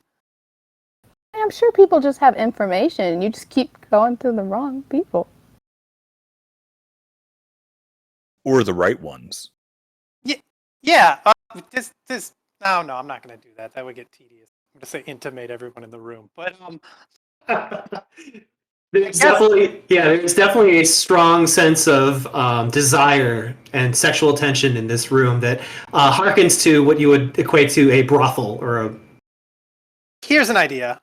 Can I do some sort of maybe streetwise on the kind of room, or at least everyone I can see right now, to get an idea? Like, for example, say, oh, these people are clearly looking for who's a prostitute looking for a client? Who's looks like someone selling information? Just like a rough idea of what everyone looks like they might be trying to do here. Like, are they criminals? Are they information brokers? Are they prostitutes? Like a one-word description of their job, kind of, is what I'm trying to figure out through Streetwise, so I know who to start talking to. Okay. You don't need to roll for that. I'll give it to you since your group is kind of huddled together. To the north, up here, you get a very strong sense of manipulative individuals. You kind of get a sense from their body language and behaviors that they are traffickers, hoping to snatch someone away for trafficking purposes. So don't drive with them.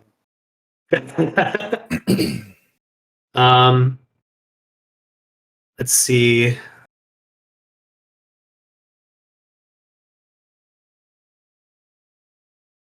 I will just kind of like with your one word, without giving like a full description of what exactly they're looking for, because that would be an individual basis. prostitute, but looks like somebody who is in charge of all the prostitutes and is like keeping an eye on all of them. So, madam. Yes. Prostitute, gigolo. Okay. Definitely 3 prostitutes that work together. Okay. There is a prostitute who has a very specific type of service that she can provide people. Okay. And back from the bar, from like at least your memory, you recall there being, let's see here, got a gigolo, another prostitute, a gigolo, a geisha, and a man wearing a death mask who looks disgusting. Oh, hey, geisha. I got a good feeling about these 2. And also, okay, I know wraiths have super senses. So can I communicate with the group without these people hearing? Myles? He said no. No.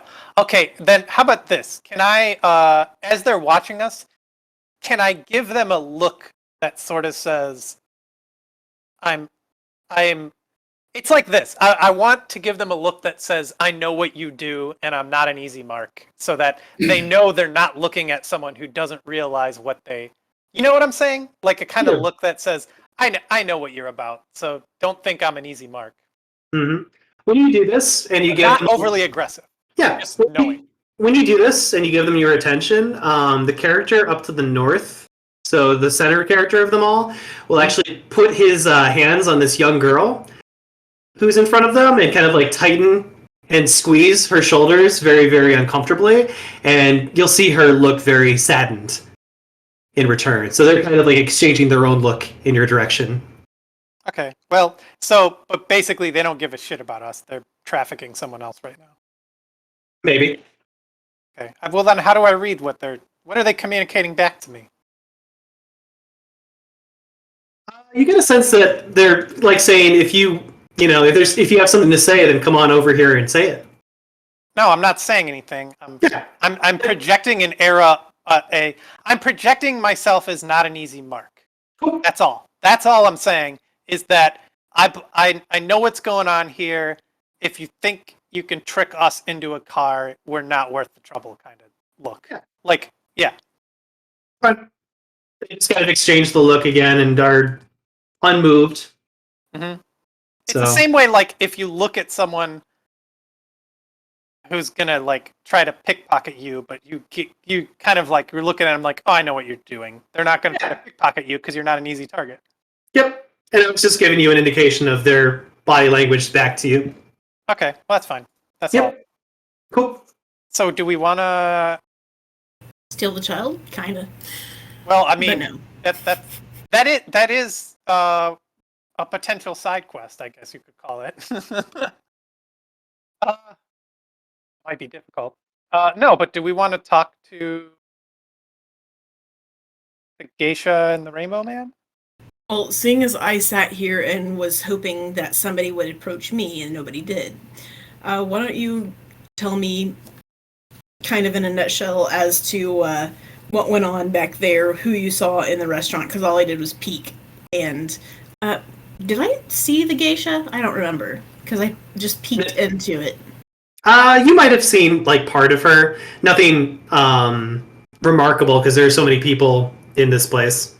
Gotcha. Mm-hmm. So I'll just be like, so did anybody speak English back there? Did you spend any money back there? Is there anybody that looks like a geisha back there, et cetera, et cetera, et cetera? What's up? Well, there's one. Oh yeah, someone definitely speaks English back there and really wanted to talk to Oliver. That voice you're making. Oh, that's what I think you mean. It's the bartender is, yes, definitely speaks English and definitely has more than one job beyond tending the bar. So I mean, and then as to when you ask, did you spend any money? I'm going to hold up the beer. Obviously, I spent something to get that. But and then in the room, I'll just kind of say, yeah, Myles. None of the people in here right now are customers. Did you say Myles? Yeah. Okay. We're the only customers in here right now. Yeah, we're the potential customers. That's why we're so enticing right now. That is correct. Aha. Like, And that's the reason the guy was all like, "Have fun! Like, this is really a dive Chuck E. Cheese." kind of embarrassing. It took me that long to pick up on it. But Hey, Jesus, did you go to, Alex? I mean, you know what I mean. We should tell Myles later about the Pathfinder Chuck E. Cheese that you created, but that is neither here Oh, nor holy there. crap! I had almost forgotten about that. oh god. Anyway, I guess ultimately, if we want info, we're gonna need to jangle some coin. And well, I still only have 3 left. You don't have any. Bronson didn't spend any because he was sitting right here with me. And then Arwen, did you spend your coin? I kept it. Okay. So we have one person that speaks English. Did we see any geishas? Yep. Okay, so there's that geisha. So, plan of attack, because we just need transport to Asakusa, correct? I believe And also information. So why don't we go and talk to the geisha, see if she speaks English. If she doesn't, pay the English speaker to translate on her behalf, on the geisha's behalf, and see if we can. Oh, what? What's the value of talking? Because the geisha might know the. I mean, if the geisha doesn't speak English, it feels like we might as well just pay the bartender for information. Because we're trying to get. Somebody said that if there's a geisha, they're probably going to head back to Asakusa in the first place. Yeah. Oh yeah. Okay, I understand now. So we want to see if the geisha is able and willing to take us to Asakusa with her. Okay. So, sound good? Yeah.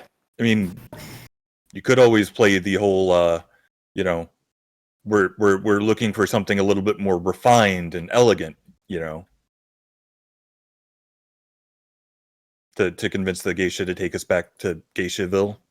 Oh, that route. I mean, less information is more. Oh, hi, bartender person.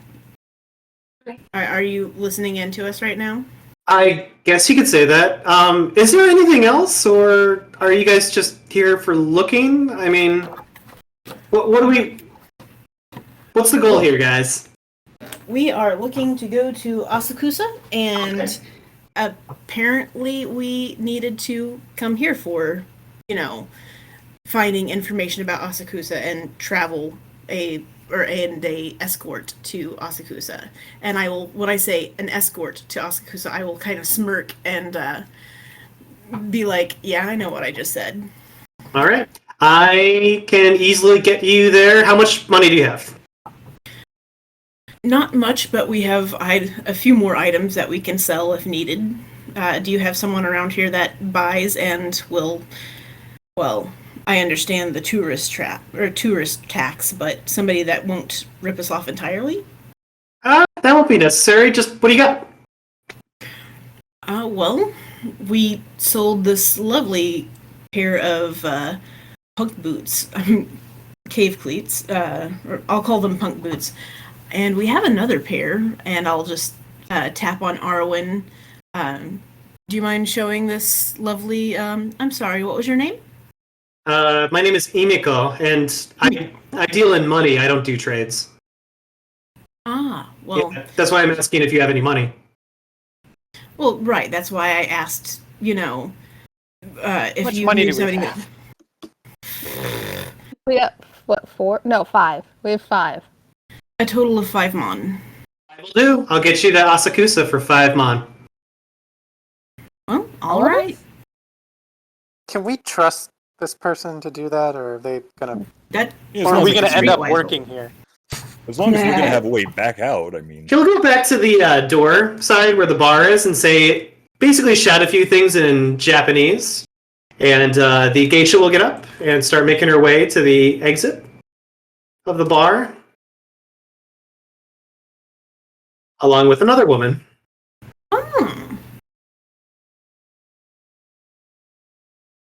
Imiko, I see you have returned with 2 ladies.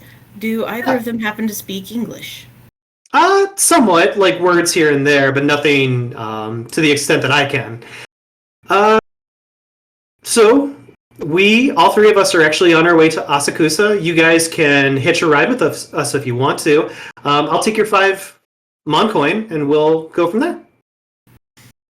Okay. Can I tell if, like, they're going he's to rip us lying? off? Yeah, I guess he's lying. Yeah. At this moment, it would be your wits and subterfuge. Okay. It is wits plus subterfuge to figure out if they're lying? Correct. Well, that's the same as my streetwise, so I do have 2 subterfuge. Does anybody else have subterfuge? Nope. Got 3 for my Oh. But what was that? for my wits. Oh, not well, very you want to help hard. me because I have, I'd have 6 D10 exploding 10s. Do you want to assist? Sure. All right, roll 7 D10. And the force be with me. I get to explode that 10. 10, looking for 6s. Yep. Well, I got a whole 1 success. Sounds good. With 1 success, you are able to determine that yes, they are indeed on their way to Asakusa, and yes, they are going to provide you transportation for you to ride along with them to Asakusa itself. They are telling the truth. Oh, thank God. Mm-hmm. Oh, now, when you said they, take us to the exit, you mean like where we came in, correct? Or like, is that where they're trying to? They are basically telling you that we are going to leave this establishment and hitch a ride to Asakusa. Okay. Right, but are we going back to get our stuff? Yes. Well, we Okay. kind of have to, but...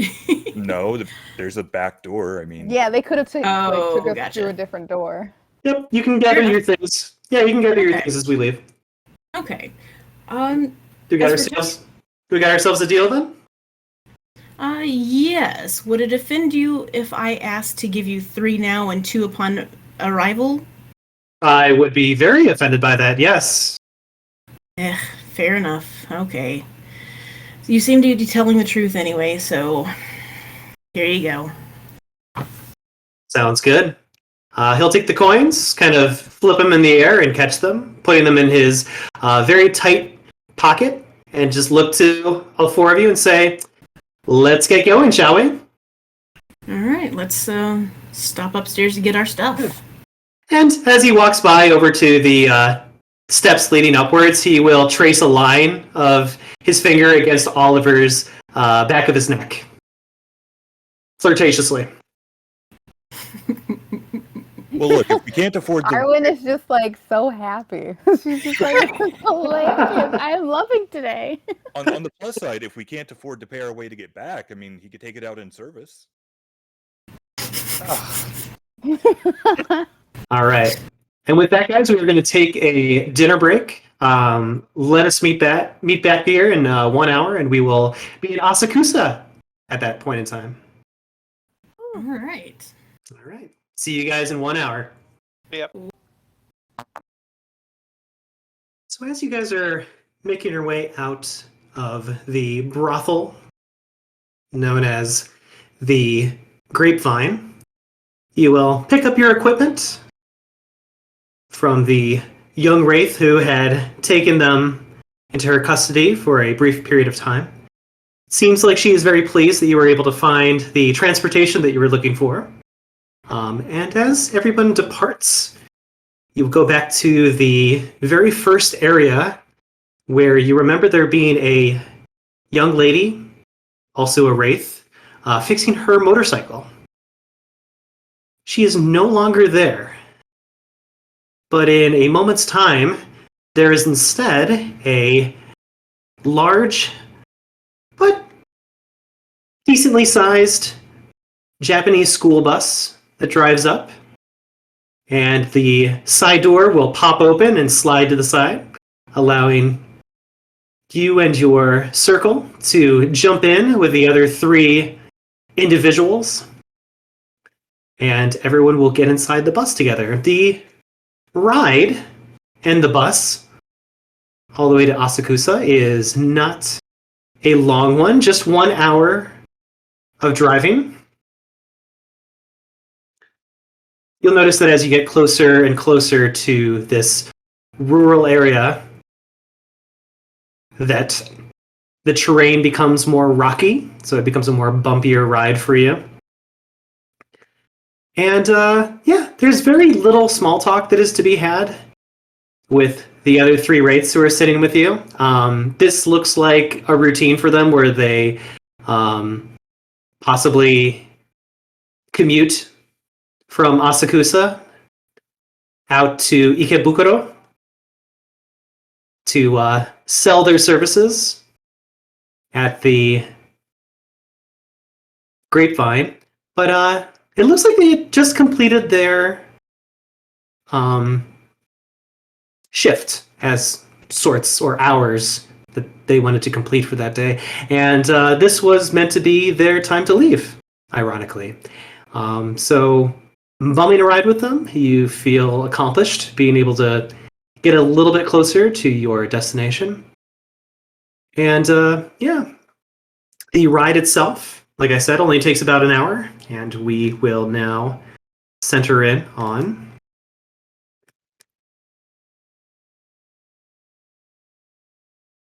the town area of Asakusa. Despite it being blanketed in beautiful, pearly snow, the village-like district of Asakusa is quite the splendor to behold, filled with glowing lantern lights and tall, gorgeous structures. The townspeople and the walking undead are all wearing very traditional Japanese attire. Kisodas, kimonos, and yukatas. Very reminiscent of the Edo period of Japan's history. Even during this frigid environment, a festival appears to be decorating the city streets in active corners. You can smell the essence of steamed meat buns and warm sake being prepared and sold in the Skinlands. In correspondence, the wraiths of Asakusa seem determined to imitate such practices in the Shadowlands in some shape or form. Despite their deathly appearance, they still maintain and wear the traditional clothing and customs of festivities. You can hear the sounds of fervorous drums being played and ceremony flutes filling the air. The flakes of snow pass through you, not enough to disturb your own corporeal nature of corpus. Instead, you gain a strong sense of peace and tranquility upon entering here. Calmness seeps into your decaying undead soul like a long, deep breath in the middle of the wilderness. So, I'm going to take you guys to the drop-off point where everyone is left off. Oop. Wrong one.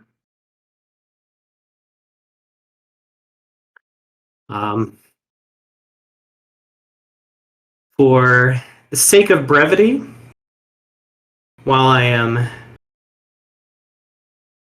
attempting to get my other 3 NPCs on the screen, I will let the 4 of you decide what you want to do. Right now, you are outside what appears to be a farmhouse, where, they would keep local animals. It would possibly make and serve food. Obviously, in the middle of the winter, it's kind of hard to make vegetables without a greenhouse, which you don't seem to see on any of the farm grounds. So, yeah. I will let the four of you decide what you want to do while I get my NPCs on the screen. So, have at it.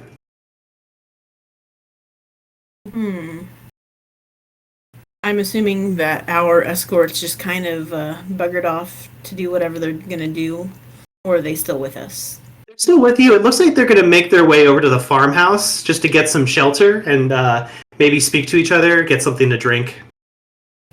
Gotcha. Yeah. Then I will ask. Gosh darn it! I had the name right there. Emiko. I'll say, is the farmhouse open to everyone, or should we stay out here? The farmhouse is open to everyone. You can come in if you really want to. Was there somewhere that you wanted to go? I can just point you in the right direction. I was hoping to go to the... hold on while I pull up the geisha house. I think there was another word for it. Oh, no, it was just the geisha house. So, yeah, I think we were heading directly to the geisha house. Okay. I don't have a map on me right now, but if you were to head... I believe it is... I have the map up in front of me. No worries. And Emiko will point all the way down a long roadways that's covered in snow currently, and she'll say, you just keep going all the way south that way, and you won't miss it. It's a very large-looking building next to the shrine. The shrine will be more to the right-hand side. When you get at the end of that road, obviously, you don't need to go to the shrine, so just to the left of that, you'll see the geisha house from there. It's basically the southmost building in this area. So I hope that helps. Okay. And this is where the road starts, right? Right over here? Hold on, I need to get back to your location so I can see. Wrong screen. 1 second. Mm-hmm. All right, go ahead. Yes, that is where the road will start. Okay. Then I will just start heading this way towards the geisha house. Okay. And Well, wait, before you do that, okay. can I? Well, I mean, we have the map, so I kind of know where it is. But I'm gonna ask Nicole, what is the best? Like, where is the best place for trading? For trading? Yes. Oh, well, I would say that the general store, I think that's located, and she points over to the northwest area. There seems to be a small road that kind of heads in that direction. Just head to the west and a little bit to the north, and if you wander up one of those hills, you'll make your way to the general store. That's a great place for trade. They won't BS you. They'll just give you a straight up amount for whatever it is that you're looking to trade, or if you're just looking to exchange. I would not recommend bartering in this area when it comes to general stores. Those people are pretty set in their prices and their ways. So bartering might be considered an act of insult. Thank you so much for that advice. Oh, of course. You guys don't look like you're from around here anyway. I don't suppose there's somebody that speaks English there. Not quite, no. Okay. Anything else? They take Obelai here, right?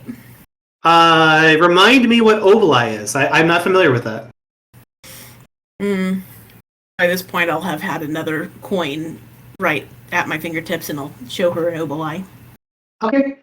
He will look at the coin with a very precarious look on his face and just say, I don't know what that is. It looks like play money. Fabulous. Yeah. Actually, we only deal in Moncoin out here.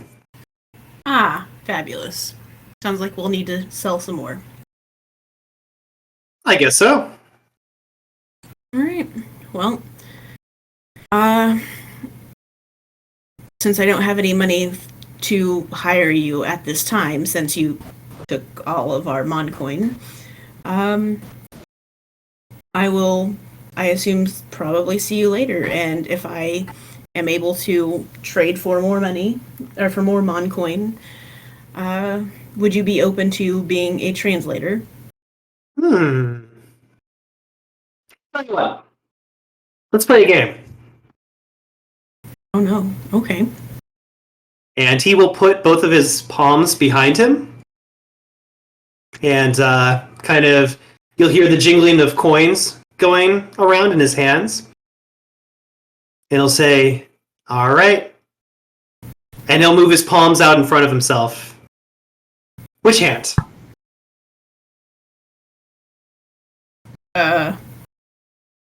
Left? Okay. And when you declare this, Emiko will open up his hands, and you will see 4 coins. One of them appears to be missing, but at least 4 coins seem to be in his left hand. And he walks up to each one of you and hands you one of those coins. So, yeah. So, one for Josie, and she... I'll describe this a little bit more, but basically, he makes sure to go to each one of you to kind of like get some kind of identifying characteristics of yourselves. And he will look to Josie and say, I never caught your name, but you seem to know mine. Ah, well, I asked for your name back at the bar, but yes, my name is Josie. All right, Josie, here's a coin for you. Thank you. Yep, goes over to Alex's character, hands him a coin in his palm. Your name was... Well, you could call me Bronson. Bronson. Okay. That's an easy name to remember. Goes over to Arwen and hands her a coin. Honey Pie. No, Sweetie Pie, was it? Oh, that's a nice name, but you can also call me Arwen. Arwen. Oh, okay. That must have been the name I gave you, huh? Yeah, but that's okay too. Mm-hmm. Goes over to Oliver's character and hands him a coin. I know what your name is.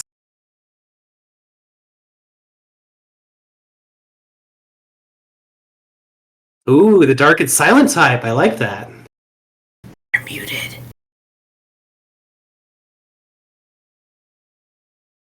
Rob, are you there? Are you a poltergeist? Minds. Emiko will spin Oliver around, slap him in the butt, and say, I'll catch you next time. Perfect.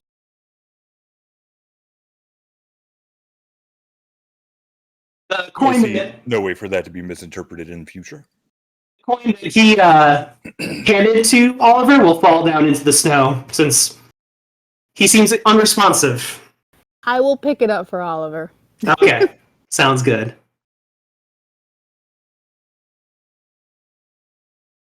Would it offend you if I asked to give this back to you in exchange for being our translator to make it a bit easier? Oh, I'm afraid my services are more expensive than that. Oh, are they? Yeah. Translate is not usually my dish, if you catch my meaning. Do you have anything worthwhile that I could have in exchange, maybe? I love seeing things from foreign countries. I'm opening up my inventory sheet. Let's see.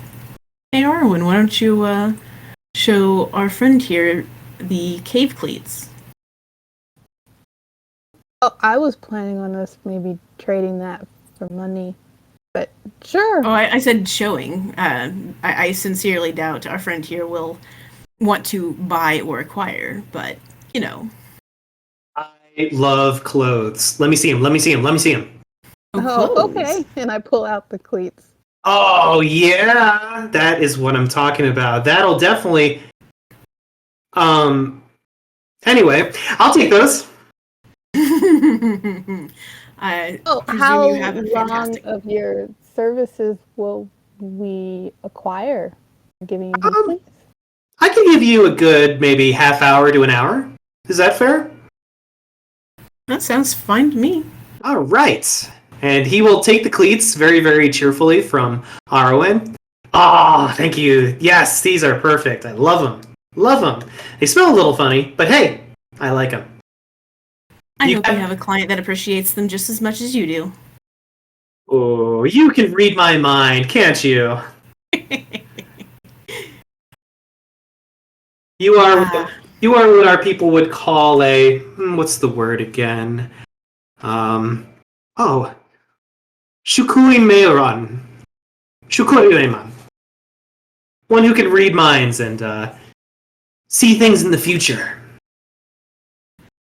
Alas, that is not my forte, but Oh. I am no stranger to those with rather interesting tastes in bed. Well, lead the way, and I will translate as best I can. I appreciate that. Of course, of course. Arwen, By the way, he immediately puts the boots on just because of all the snow outside. I figured that's why I thought they would be worth a lot here. That's why I was like, maybe we should trade them. That's why I was like, wait. Hey, if you guys were looking to sell the ropes after all, I mean, this dude might be into shibari.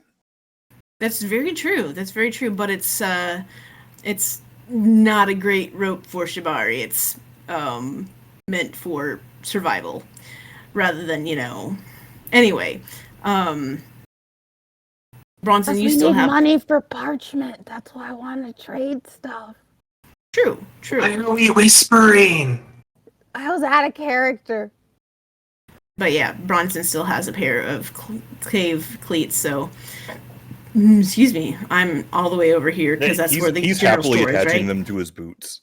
Of course he is. Lead the way.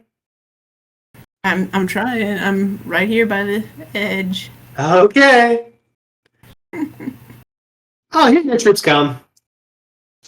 Bye, Oliver. I'll take Oliver by the hand and just kind of like guide him along as we go. Sounds like a good idea. Should we tie him together with a rope? No.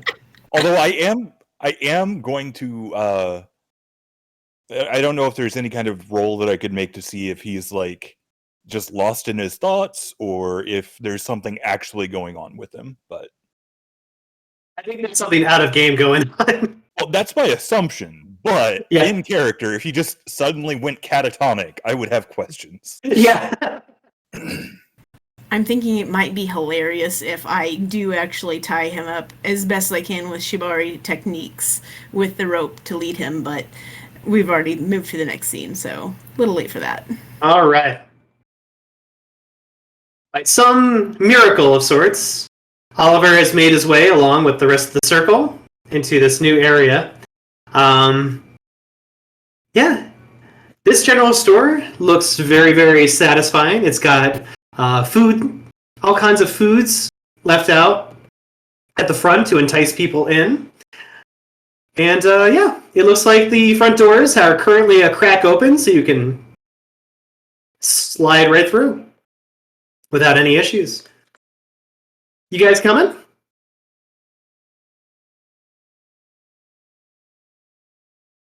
Yep, I was just typing a message to Rob because reasons. Okay. Yeah.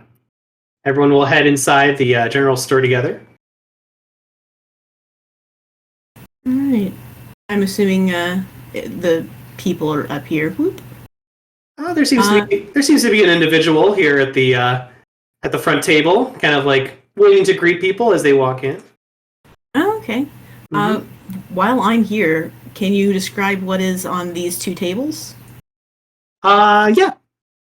Let me get that out here. So on the table on your left, you definitely will see what appears to be a lot of cleaning tools, such as strands of rope all tied together, ready to be sold out. There are chains and basically, I forgot what they call them, basically pickaxes that are used for climbing. There's also some bear traps used for trapping as well. Mm-hmm. So You'll also notice that on the floor in a basket next to you appears to be some hammers used for, hammering. Hello? see. There you are. I Hey, was welcome muted. back. I muted myself twice, so I unmuted myself once, and then I didn't realize I was muted the second time. So Okay. I think you'll really enjoy the recording, Rob. It was very interesting. first of all, I got back like a minute or two. How long were you? Because like it was piping sound into my controller, so I didn't even know anyone got back. Wyatt thought my controller was a speaker. I don't know, but whatever. And then I come back and I'm like, can everyone hear me? And then you said yes to somebody else's question at the exact same time. So for the past like minute and a half, I've been talking as if you could all hear me. Well, if it makes you feel any better, my computer decided that my audio gain needed to be at 1,000%. Yeah. Literally multiplied it by 100 twice. So. All right. The shopkeep will look at your circle. Seems to have a very friendly demeanor on their face. Let me activate them. On the main.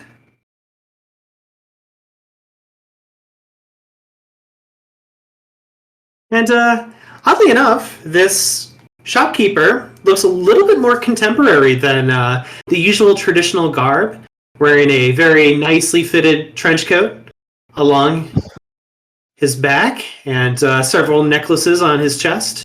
And yeah, just seems to be more fashionably attuned than anyone else would be in this village. Possibly just trying to stay modern for the wraiths that may travel in here. And just kind of like looks over to your crew and says, "What can I do for you?" in Japanese. And I'm trying to remember. Imiko. I will respond in Japanese. Well, hello, goods. No, I don't know. Yeah. Imiko will look to you and say, "Oh, they're just greeting you, saying hello, asking how everyone is." Huh. Do you mind letting her know that we sadly do not speak Japanese and you will be translating for us?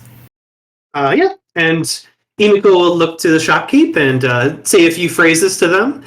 Shopkeeper will nod accordingly a few times in understanding and kind of examines the circle as this is being said and kind of nods as well. And just extends both hands, continues speaking Japanese while Imiko says, just what the shopkeep seems to be wondering what you're interested in or what tickles your fancy here. Well, right now we have items that we would like to sell if she is willing to buy. Although if she has any paper, that is something we are interested in. Paper or parchment. Imiko will translate this and speak to the shopkeep. Shopkeep will he'll kind of see his expression shift a little bit, and he will look to the circle and shake his head, speaking Japanese again. And Imiko will respond, "Unfortunately, no paper, but plenty of everything else." To put it mildly, I guess. Well, everything else, I wonder, might you have perhaps a supply of gunpowder? I've been meaning to replenish my stock for some time, and either the gunpowder or sufficient materials as to make it. It's a relatively simple alchemical formula. Explosives, grenades. You said explosives? Imiko will look to Bronson and kind of narrow his eyes a little bit. What kind of gunpowder are we talking about? Well, I have often found it advantageous to have the ability to cause a small explosion, very, very well controlled, under very, controlled circumstances. I have been fully trained in the use and operation of them, and recently it's been gnawing at me that I simply lack that ability now. I need some form of explosive. Ideally, a grenade that would be wonderful, but I can't imagine you would just have a supply of those available for anything I could possibly hope to afford in such a nice place. Inigo's eyes will widen the moment you say grenade, as if kind of like startled, and he'll kind of adjust his collar accordingly, nervously, and say, I think I already know the answer to this question, but I'll try my best anyway. Speaks to this shopkeep. Shopkeep almost looks to him as if it was like a joke, but still responds and speaks accordingly. Emiko would then turn and nod and look to the circle and say, unfortunately, all of the explosives and types of bombing equipment, even dynamite, has been basically relocated and confiscated by the military that works here. So you would have to go to the military establishment on the other side of town in order to inquire or ask about it. So no nitrates or any of those for fertilizer? Not here, no. Well, very well. I appreciate you humoring me. Thank you. And yeah. Bronson will do a half bow. Yeah. And Emiko will go over to the side and pick up one of the kind of small pitch shovels and start like moving it against the trough and say like, but they have grains. They have grains, Bronson. Do you like grains? Bronson will just like stare at him and I do. That's very unrelated. I'm sure they're very nice grains. And then Bronson will walk over and begin just making a little bit of a show of examining the grains that they're apparently so proud of. Like maybe this is an artisanal grain. Like he doesn't want to be rude and just ignore their grains. Shopkeep will tilt his head towards Bronson, say a few things. And Emiko will say, the shopkeep noticed your very large, unusual-sized rifle that you have at your back. He says he could sell you ammunition for that. Bronson's eyes get very wide, and there's a small tribble, anyway. Bronson will just continue examining the grains and ask exactly how much. I'm unfortunately a little light on cash, but I'm no slouch to hard work, and I've definitely put in my time to make right what is owed. But what would you have in mind for recompense for such a thing? Before Emiko has a chance to really complete the entire sentence with the shopkeep will interrupt him and just say, something else in response, very, very slowly and carefully. And Emiko will look over to Bronson and say, well, it looks like the shopkeep is not really in a hurry to go running around shelf to shelf, but he's more interested in finding out as a whole what you're looking for. That way he can create a mental list. Does that mean anything to you guys? A mental list? For him of course, to pull everything together so it's one big haul instead of helping each of you individually. With that being said, Emiko kind of points at everyone else. Does anyone else need anything from the general store while we're here? I was wondering, and I point at Bronson's boots because I think he put them on. Yeah. How much would these boots, these cleats be? How much mon would we get for the cleats? Yep. It looks like Emiko says the word selling to the shopkeep in Japanese, and the shopkeep returns the word to him, nods his head, and says, anybody else? And Emiko's about to say that Josie wants to sell things too, but before he can presumably say that, kind of looks at Josie anything else besides selling things? We could use information, couldn't we? Bronson says that kind of quietly to the party. In general, yes, but I can't think of anything in specific right now. I'm sure we'll have better questions once we have actually met with once we've met with our contacts at the geisha house. So perhaps it would be worth it, if it does not offend the shopkeeper, to come back when we have a better idea of what we will want to sell and what we will want to buy. And then come back after we speak with the geisha house. Or speak with our contact at the geisha house. Emiko doesn't say anything, but just keeps looking at the rest of the circle.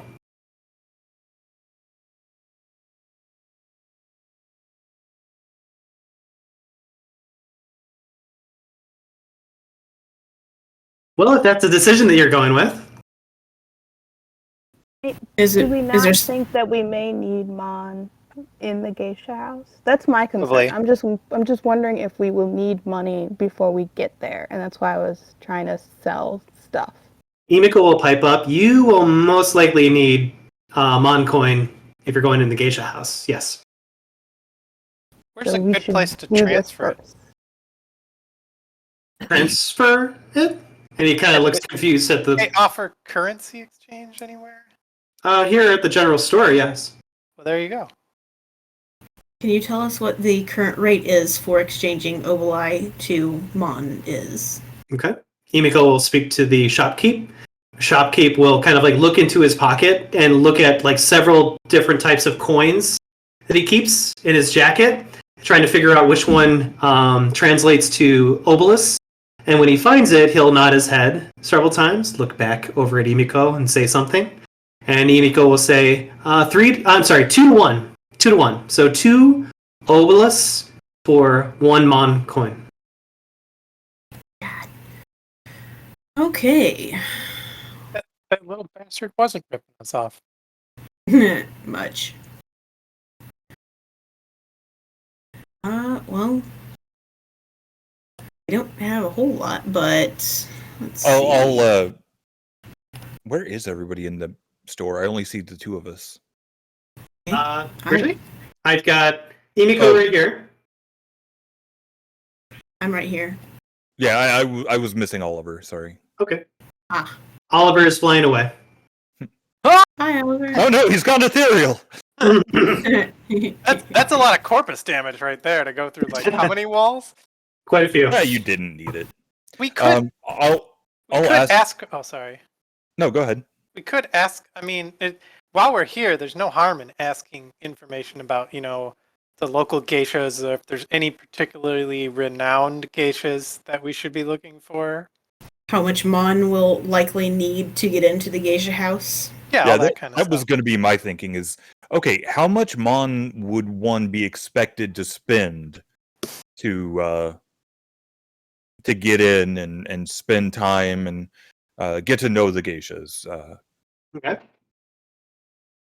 So Emiko will answer this directly and not really need to speak to the shopkeeper about this. It seems like, despite his appearance, he actually does know a lot about the geisha house and how it works. You will look to the circle and say, well, as you hopefully know, the geisha that we keep here at Asakusa are female Japanese performance artists. So each one specializes in their own particular ways. For example, one of them is good at artwork and painting. One is good at dance. One is good at songwriting and singing. One is basically good at conversations and soothing of the soul and mind.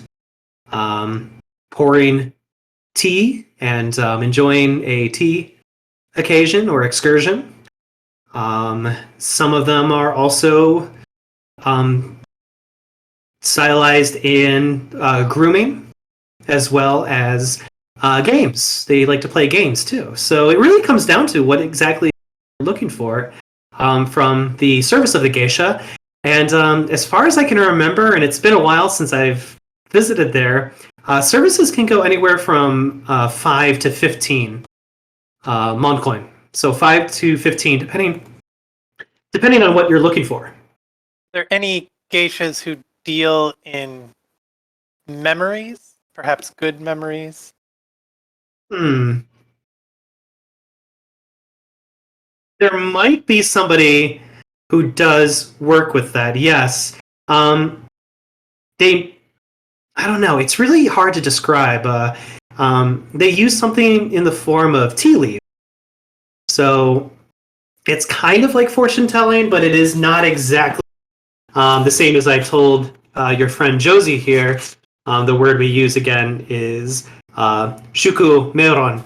So it's not that, but it is something else and something very, very different that I can't really describe, where I would say, and kind of like grinds his teeth a little bit. Do you guys know anything about like therapy or speaking to someone about like psychological problems, like a coach or like a Therapist? Shaman almost? yeah, like a therapist or someone who's specialized in like psychology, and helps out with like mental issues. Yeah, that's kind of what I'm looking for.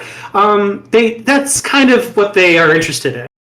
It's a little bit more supernatural than it looks, but that seems to be the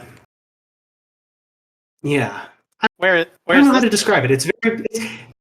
They're at the geisha house. Okay. Do you I know forgot their their name though. You're breaking up. I don't know if I'm interrupting you or not because you're coming in and out. Mm. I was going to ask, do you know their name? No, it's okay. I didn't hear you. No, I don't know their name. Unfortunately, I forgot their name. I forgot who that was.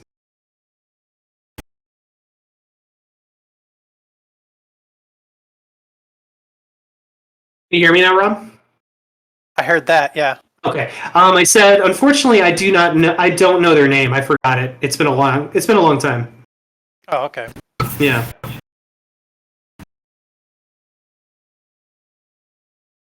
Shopkeeper was a little confused. Like, is there anything that I can do? And Emiko kind of like reassures him that you and your circle are making up your mind right now.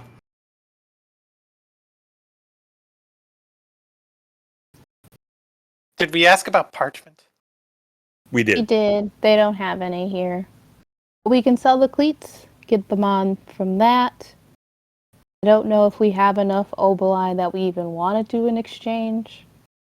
I don't think we have enough I mean, oboli. assuming that we can pull aside and discuss this privately and not in the middle of the shop. Bronson does have 22 oboli. Do you need somewhere private to speak? Emiko will ask. I don't know that any special accommodations need be made. It's simply that it's not our way to discuss matters of money in front of people we don't yet have an accommodation with. Okay. Whatever works for you guys.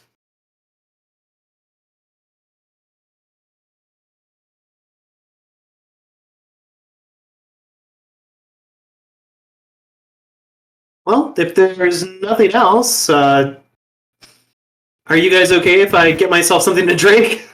Oh, yes, by all means. This discussion could take a while. We seem to be going around in circles to an extent. Awesome. Emiko will skip along almost to like the side of the store itself, go behind the kind of the front desk where you would go to purchase things, and kind of like goes through into one of the other rooms that's available. I think we should be quick about it because we only have his help for a half an hour. Exactly. I Translator, think we cash so- out my oboli into Mon and hope for the best. Well, I don't do all of it because we do need oboli to get back on the ship to go home. So we gotta keep some oboli.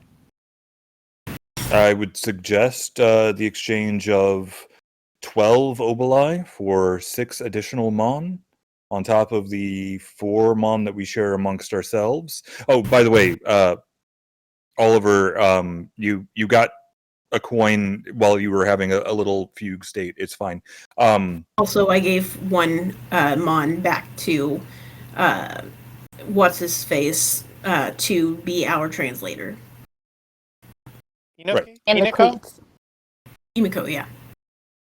Right. So between us, that would leave us at 19 Mon and 7 Obelai? No. I've got 4 Obelai on me as well. Wait, how many Obelai were you accounting from me? Wait, If why? You said 30 minutes, so what is it? Like a Obelai for 30 minutes, or how? What's the deal No, with the we gave one Obelai, one Mon, but that didn't do anything. It was the cleats that we gave that gave us 30 minutes. But the the Mon never came back to me, I don't think. You guys are currently at 4 Mon total. Oh, okay. Yeah, it's in the. I put it in the chat. Gotcha.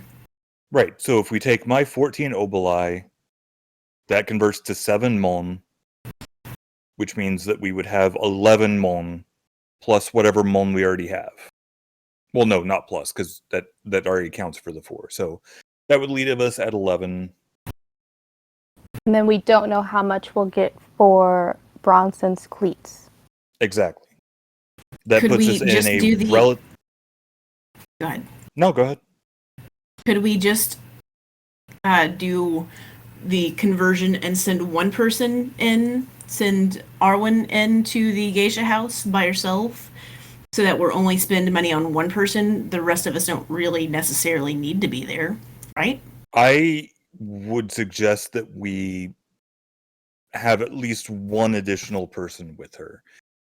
Okay, well, probably... I mean, obviously the choice is up to her. If she would prefer to go in alone, that's her choice.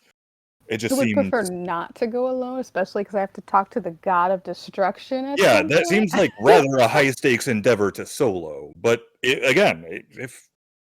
Mhm. I'm Do we just think spitballing 11? here. Do you think 11 Obelai will be sufficient to get 2 people in? Well, he said that the cost was between 5 and 15 Mon, generally. For services, is there actually a fee to go in, or is it just fees for the services? That's the question. You should go That's ask. fair.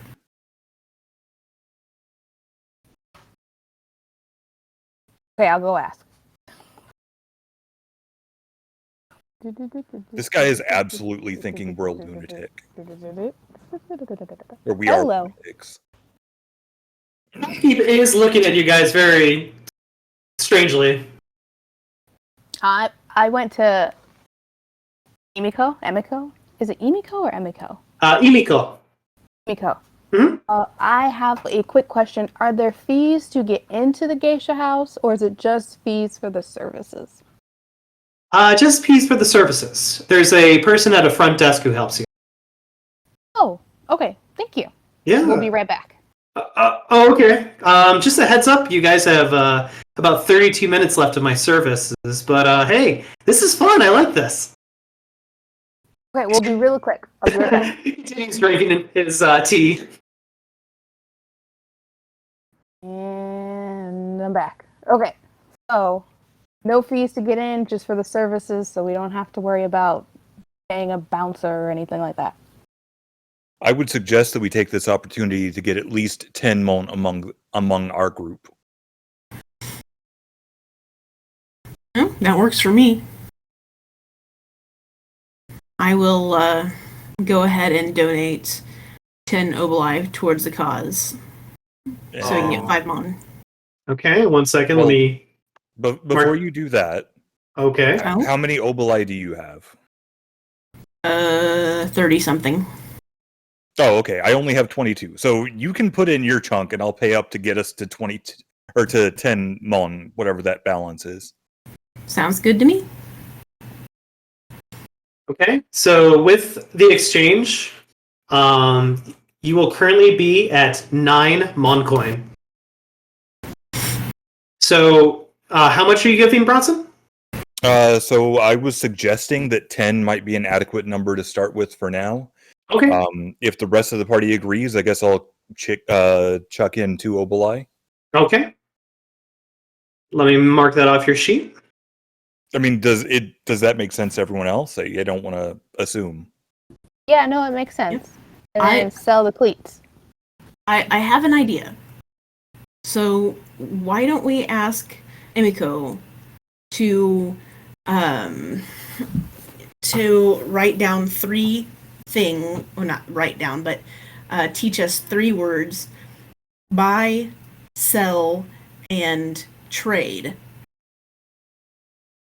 And that way we can at least use those 3 words to work with the shopkeeper. I feel like buy, sell, and trade are the 3 easier things to convey through body language. But are they? Bronson will take. Emiko will come back. It looks like he enjoyed a nice cup of tea with an old friend of his, and we'll kind of address the circle and be like, just wanted to check in with you guys. Got 30 minutes left with you, and make sure I was here to help translate if you needed me to. I would suggest we do the quick transaction that we know will work now. We worry about the transacting of the cleats and whatnot later, and then Bronson will pull out his Mon and his Obelai and point 1 to 1, 2 to 1. Hey, look, I just told you how to trade. And then we use our translator friend's help to make sure that we're not wasting time, wasting the fine geisha's time. Sure, I'll just hand you the 10 Obelai and say, go have fun. Hey, Emiko, can you teach me how to say buy, sell, and trade, just for future reference? Certainly. And you will learn the 3 words that it means to say buy, sell, and trade. I'm assuming you guys want the Mon coin, correct? The 10 Mon coin?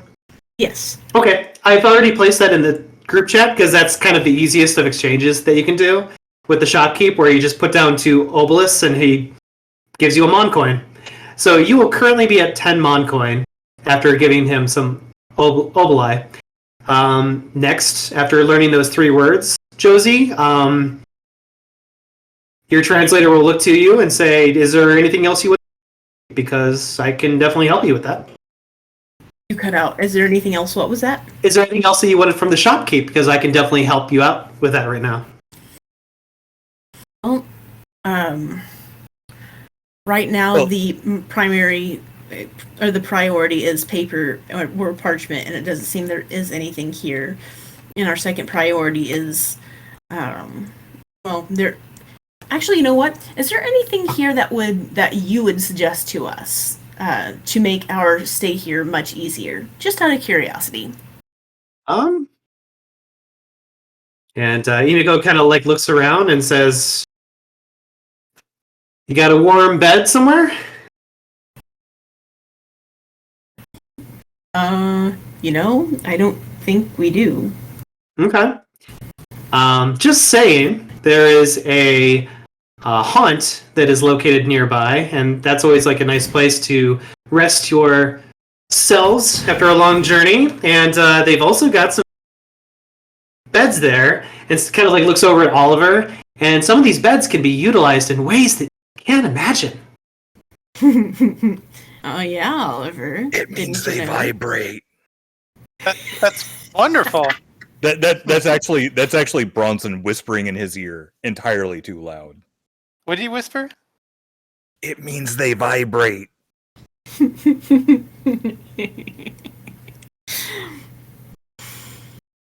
All right, well, haunt with beds, that is excellent. Is this something you already know the price of to stay at the haunt, or As long as you have the permission of the leader of this town, which would be Benny Maru. Oh. Okay. As it turns out, that was the person we were looking to speak to in the first place. Oh, fantastic. Yeah, as long as you have his permission, you could probably use they're called tethers, They're like temporary fetters. They're not meant to be your own fetters, but they are tethered temporarily sleep for a period of time. Oh, perfect. I'm assuming this Benny Maru does not speak the same language we do either, and we would require a translator. Benny Maru knows how to speak English. Oh, thank God. I mean, they're the god of destruction, so. English is a perfectly destructed language in the first place, so that makes sense. Anyway, I think we might be good for now. No, I can't I'm think of- still waiting to hear back on that price of ammunition. Oh, right. Well, Yes. I don't have anything further. Okay. Himiko will look to the shopkeep and say a few things in Japanese, and they will talk back and forth a bit. And 1 second, I just need to grab my book for this.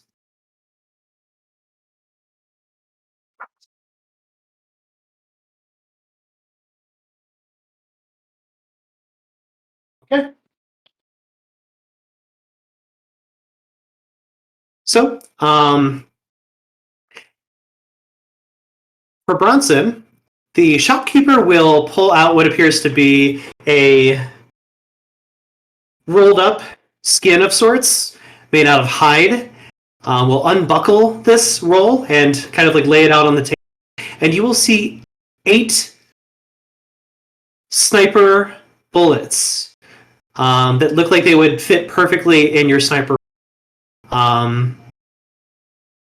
Emiko will look to you and say he wants 8 Mon coin for that. 8 Mon coin gets you 8 bullets for your gun. That's 1 Mon coin per bullet. Bronson, well, okay. Can I make a streetwise check to see if I could talk him down at all? We've already wasted a ton of his time. I don't want to waste more if that's going to be a problem. Emiko will look at I you. reckon. Yeah, go ahead. I know exactly what you're going to say, so please do. Okay, because we were just told don't barter. They're basically going to tell you exactly what it is. So Okay, you're that's gonna exactly what I was insult thinking.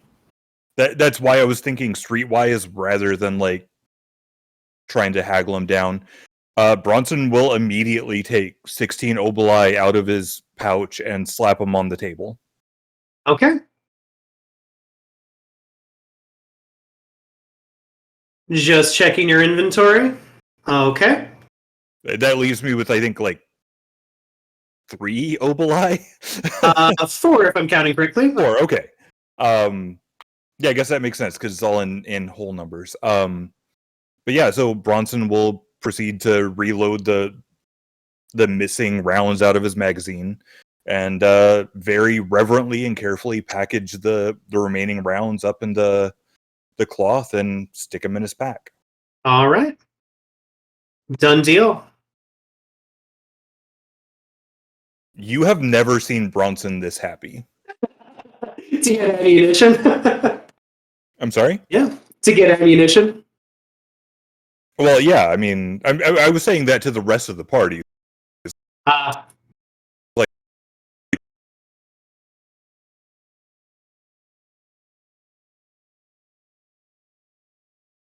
Actually, Right. thinking about it, have we actually seen you happy? I think you've always had your death mask on. Well, there was that time he took out that crate with the what was it we were throwing? The badass. the shuriken. Yes, the shurikens. I mean, you had to have been pretty happy then. Oh no, he was thrilled. But he wasn't like this happy. I mean, you got to understand, this guy's had like zero access to reloading his primary weapon for what, like a week and a half at this point. It's been a while. Yeah, that's true. So Like- we. Oh, sorry. No, go ahead. No. Go on. I was just gonna say, like, he's been running on a single clip for like way too long. Just to start a game, yeah. it means been- he gets to make the booms. So, Also, technically, it's an explosive, but I'm not calling that one in. That is absolutely a technicality and does not meet the spirit of the dare. I am aware. All right. Emiko will look to the circle and say, "Are we going to the house now? The geisha house?" I must let you know that the front desk person there knows how to speak English. So,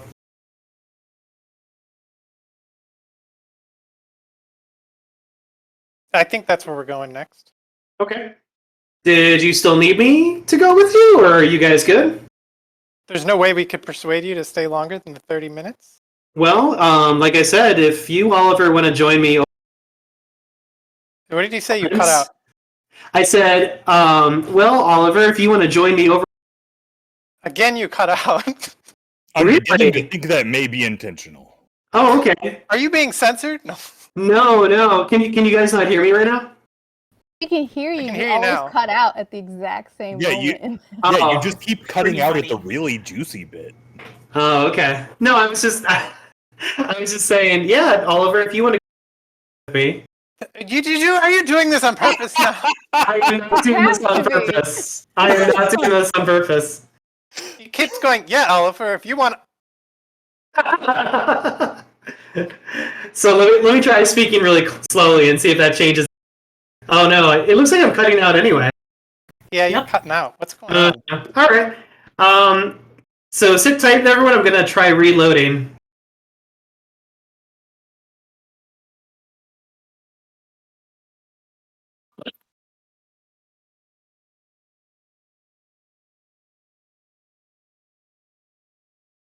Okay, can I make one suggestion? What? Because I kind of brought it up. The cleats. I really think we should just sell them now. Plus, even if we don't need to use all the mon, if we exchange it, it's a better exchange rate and we get more oboli that we can then use later on. No, I think we should get as much mon as we can right now. Like, Right. I'm that's all why for. I'm all sell for the take. Oh, sorry. cleats. Yeah, Okay. sell the cleats, transfer everything we're going to use, have all this mon, and then we don't have to keep worrying about struggling to get mon because we got a lot of mon. Okay, I'm definitely all down for getting enough mon for what we need, but I feel like we need to be on the same page. They are willing to give us 1 mon for 2 oboli. That does not mean that they are willing to give us 2 oboli for 1 mon. Absolutely, there's like a exchange. I mean, Loss. no, like it's not like a regulated thing.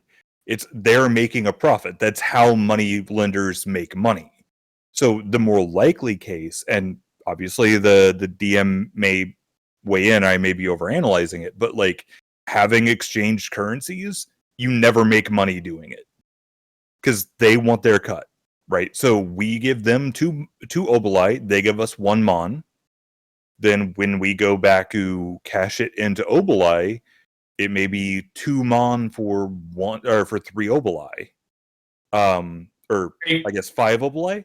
Because like oboli isn't a recognized currency Hello? in this part of the world. Are you guys able to hear me okay? Yeah. Okay, good. Yep. So, yeah, basically, Rob, Emiko's still flirting with Oliver. But will he hold up his end of the bargain?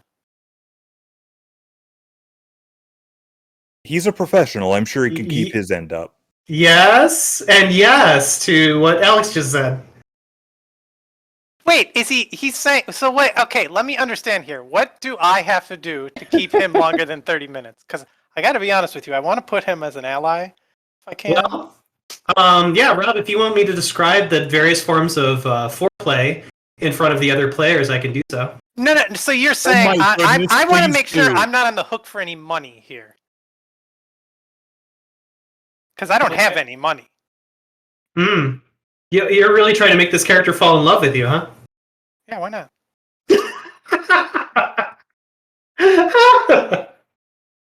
Wow. It's like, oh, love at first sight. For the record, this exact situation is why I didn't burn one of my thorns. What do you mean? Why you didn't burn one of your thorns? What thorn? I don't want to know. With that, Emiko looks to the group and says, like I said, my services are available for another 16 minutes. I'm sure I can make that worth your while, whatever that means to you. But, yeah, if you're heading to the geisha house, they speak English, so you don't really need me for that. Bronson will pipe up and say, at the risk of interrupting this lovely moment, and by all means, tell me to butt out. Would it be possible to put you on retainer and allow you to go about your business and have, say, 15 minutes on balance for when we need to leave or have additional negotiations? Or and then he just looks over at Oliver and shuts up and says, "Nope, I am overstepping my boundaries. You two have fun there." Emiko across his arms. That sounds like the most sexually frustrating thing to say to a man. Well, I mean, you gotta wait for it sometimes.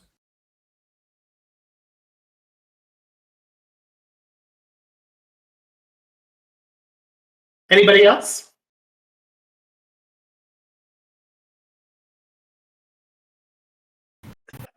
I am saying yes to his deal. I just don't understand what he's asking me to do because you broke up when you asked it. Robbie is flirting to go sleep with you. Yes, I'll take that deal. Okay, sounds good.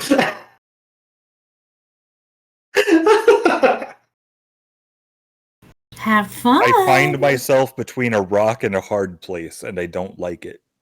That's what she said. So, where are we headed? Arwen is just standing there with her eyes super wide.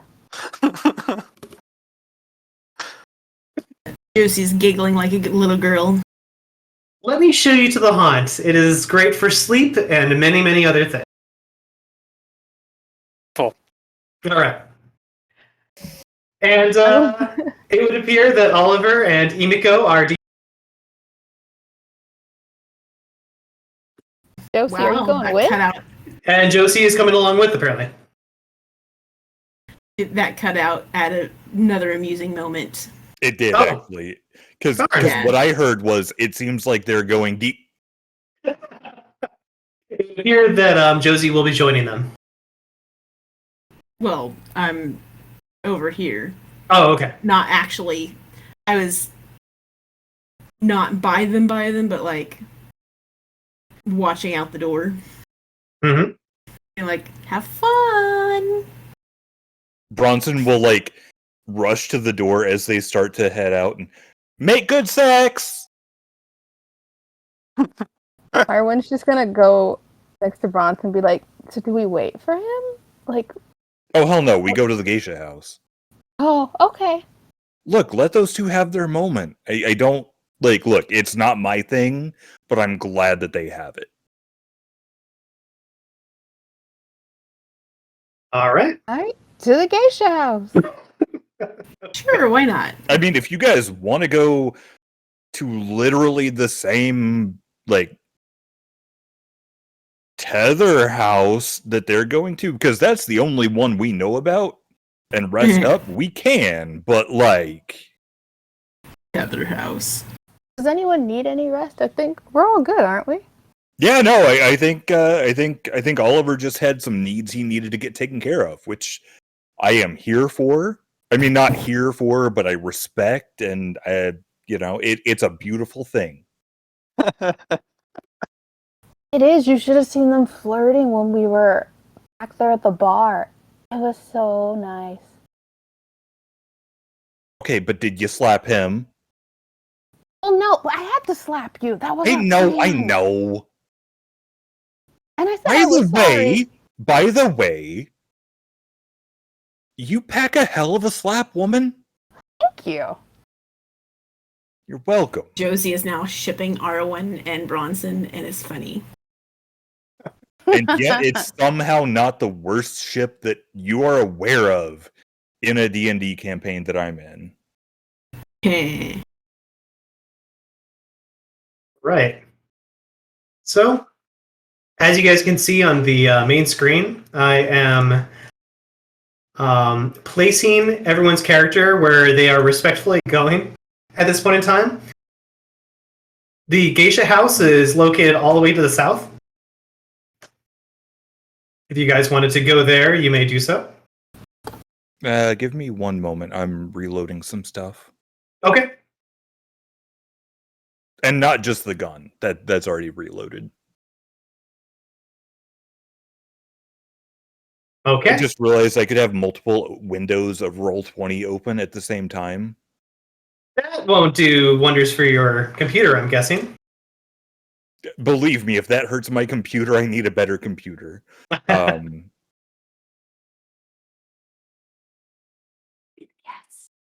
All right. My computer really does not like it, as it turns out, but whatever. So, question for the players: which scene would you like me to go to? Do we want to run the inn/bathhouse with Oliver and Emiko, or do we want to find out what happens at the Geisha house with the semicircle of wraiths? Okay. Where do we Oh, want to... please, let's see what happens with Oliver. If there is an opportunity to discuss with the group before we make that choice, like in private, or at least not knowing that someone is surveilling us, Bronson has ideas, but...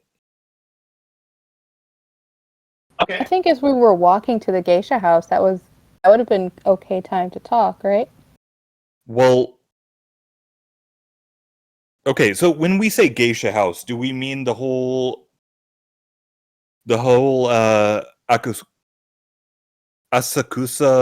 overworld map, or do we mean like the specific building of the geisha house? The specific building. Okay. Yeah.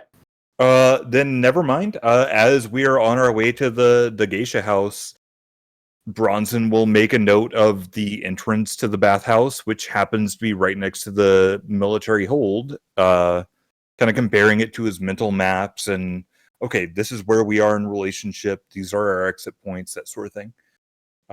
So yeah. So you're kind of like mapping out all exits and possibilities? Well, yeah, he has seen the maps, he's kind of committed those to memory.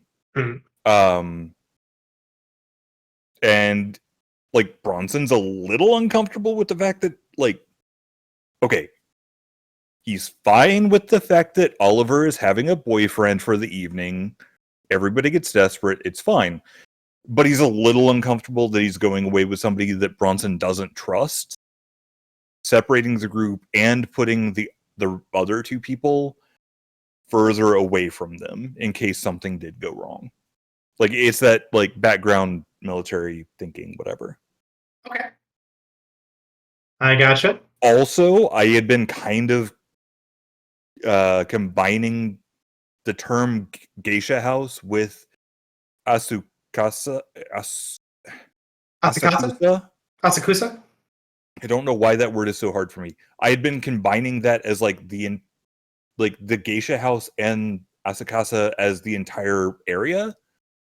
Then when I went back to look at it, I realized that I was wrong. So anyway, shutting up. Yeah. So it sounds like we want to find out what happens with Oliver and Emiko. And Bronson, are you okay if I put you over by the geisha house? Oh yeah, no, I'm definitely going with Josie and Arwen. Okay, good. Just want to make sure. As we're walking down there, I'm just being especially vigilant. Because I have bullets. I need to shoot something. Apparently. With that in mind, I don't know if I need to remind you guys, but coming to this place is meant to be very relaxing and very easygoing compared to any other trip that you've taken before. So there's not really too much stress to be had here, but I guess in the mind of Alex, anything could happen at any time.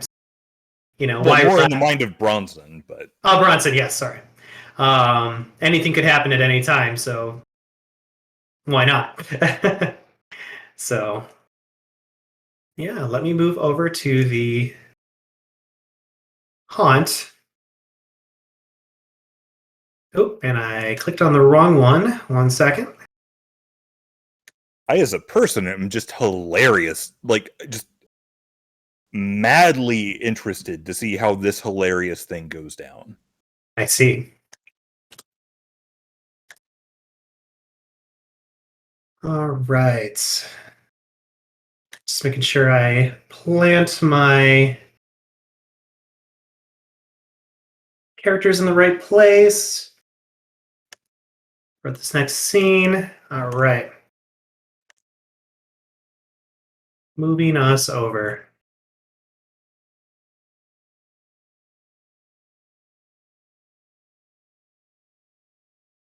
So, Rob, you are brought to a very beautiful, very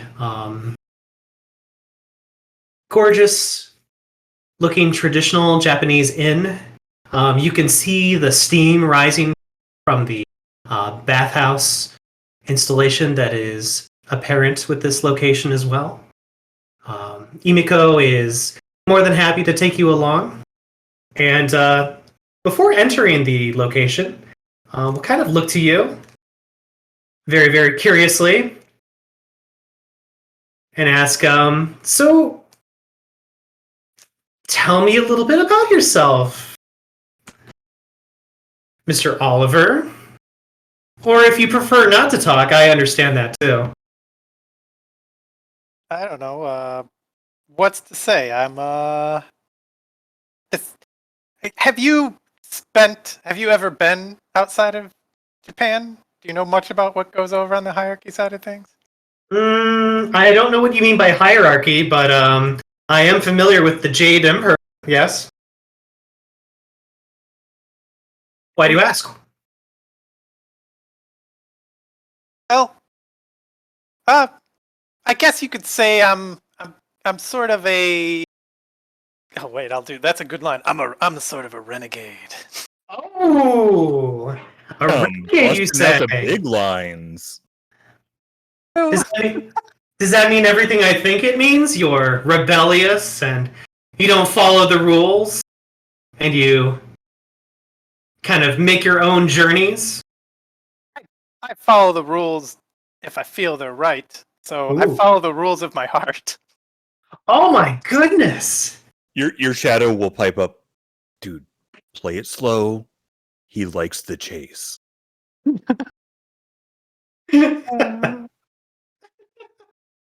Imiko will continue onward saying, so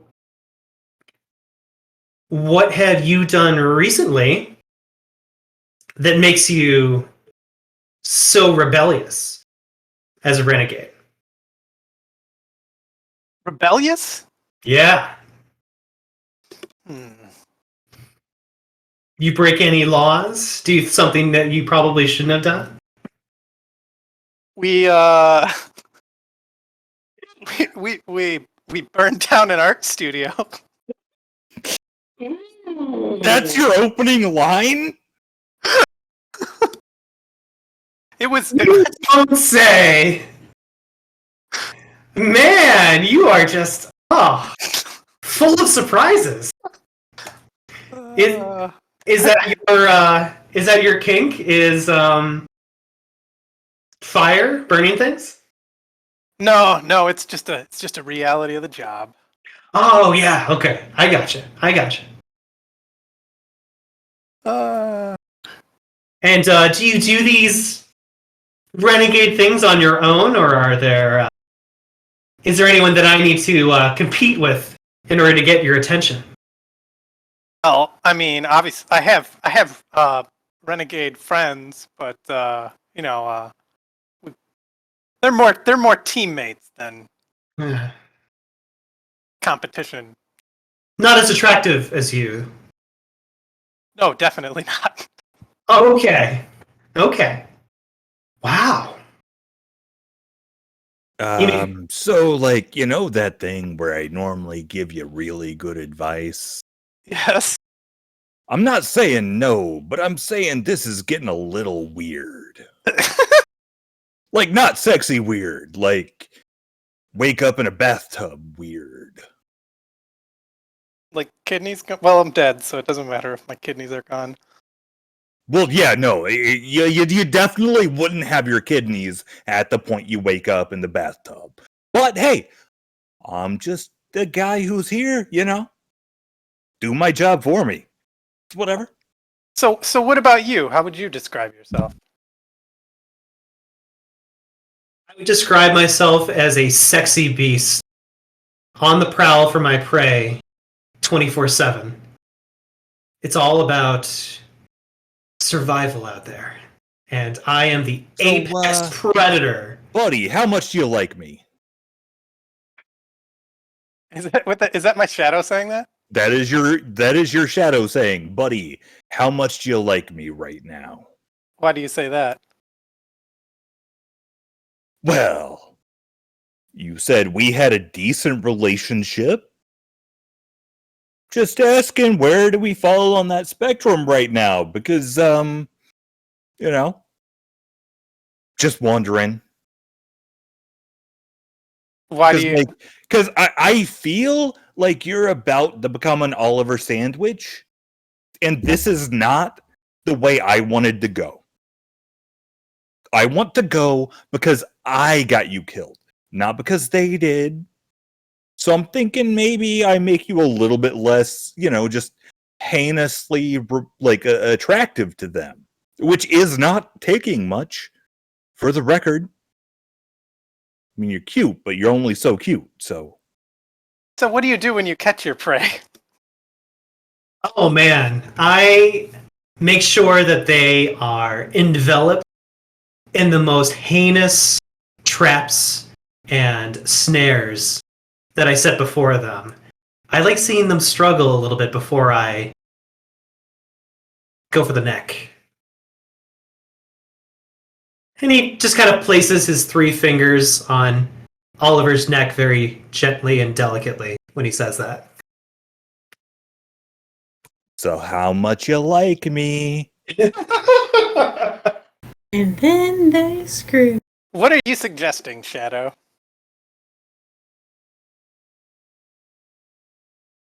Just asking a question. How much do I like you? I don't know. Depends how helpful you're being. A lot of that's going to depend on how much you like me. I think we get along quite well.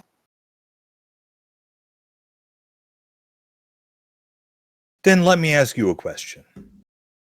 Is this where you'd really like to be right now? Because to my mind, it seems like I'm going to lose out on the opportunity to bring you into the abyss. And that's a lose for me. Okay, you had an opportunity to do that. I've had plenty, but I want to savor it. Well, maybe you shouldn't have waited Which so long. ironically is what is setting off all of the alarm bells about this situation. You know what? Out of character, this makes me want to go through with it more, just to spite my shadow. I mean, out of character, do whatever the hell you want. I don't care. I'm having a fucking blast.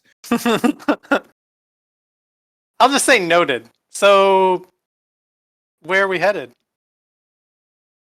Oh, I have a very specific bedroom that I think you'll find comfortable for both of our needs. And he starts to speak to the receptionist, the innkeeper, in Japanese.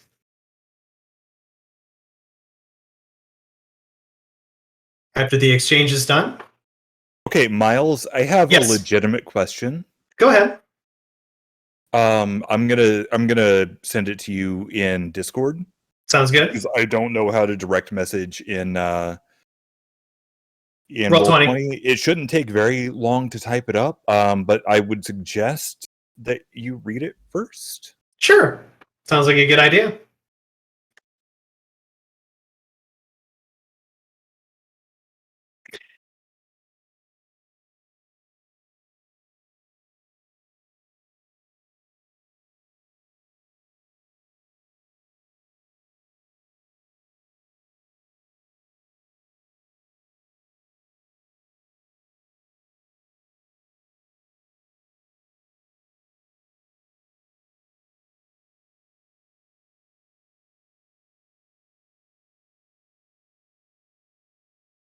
Let me check that for you, Alex. Yeah, that's my question. I didn't realize that's how that worked.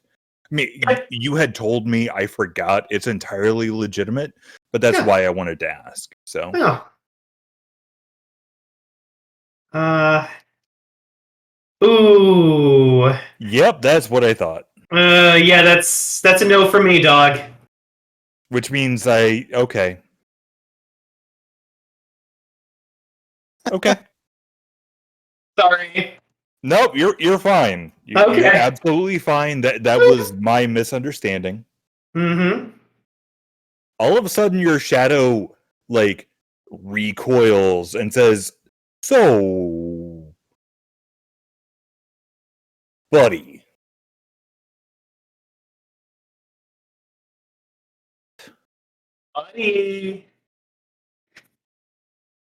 Buddy. One more question. Yes.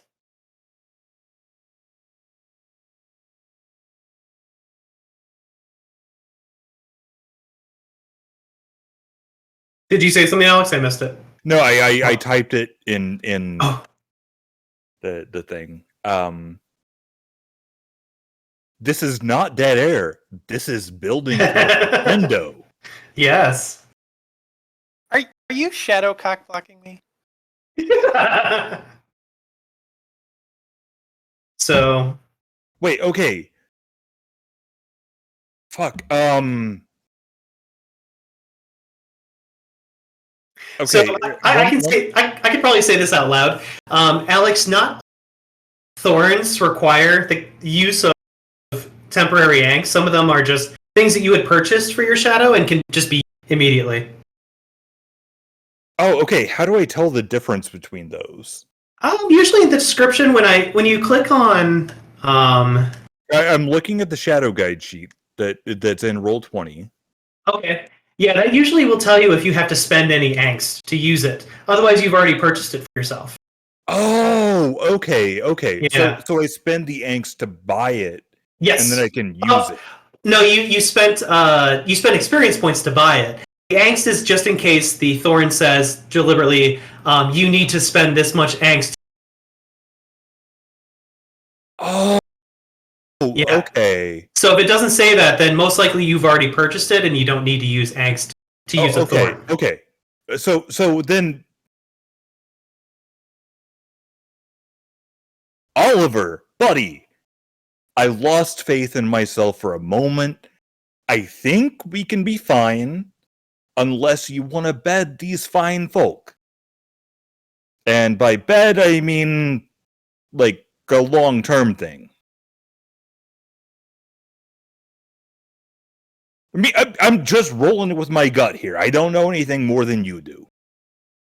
Well, then what are you so apprehensive about?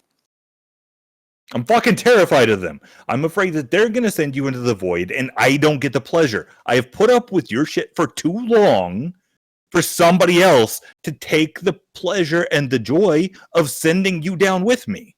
Why do you think this person would want to send me to the void? They had plenty of opportunities already. Can a wraith see like a physical manifestation of their shadow? A shadow can see a manifestation of the other shadow. Okay, so then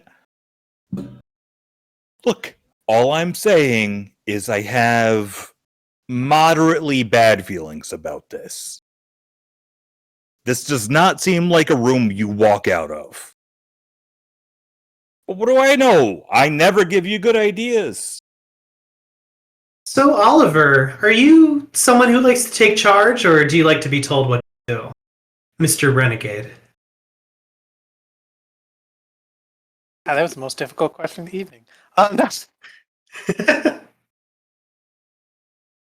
See, you say that, and I'm sitting here rules lawyering, trying to figure out how the fucking mechanics work. I think this time I'll be told what to do. I like the sound of that. So you will be my, and he kind of like twists his hips back and forth, you'll be my subordinate, so to say. Sure. you're willing to give up all control for me. Yes. I use Freudian slip. No way, I can't because temporary angst. Damn it.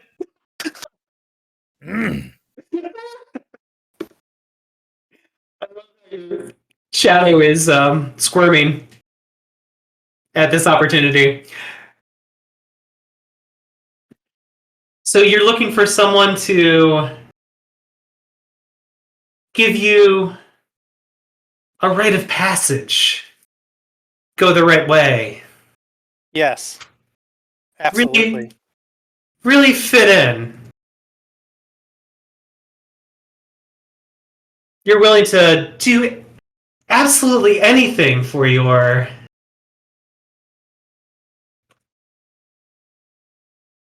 commanding officer, as it were. Whatever it takes. Oh, yeah. I like Okay, the sound of buddy. that. Look, last chance. Are you sure this is the thing you want to do? Because I think I have another idea for us to walk out of here, and I eventually consign you to the abyss. I've never been more sure of anything.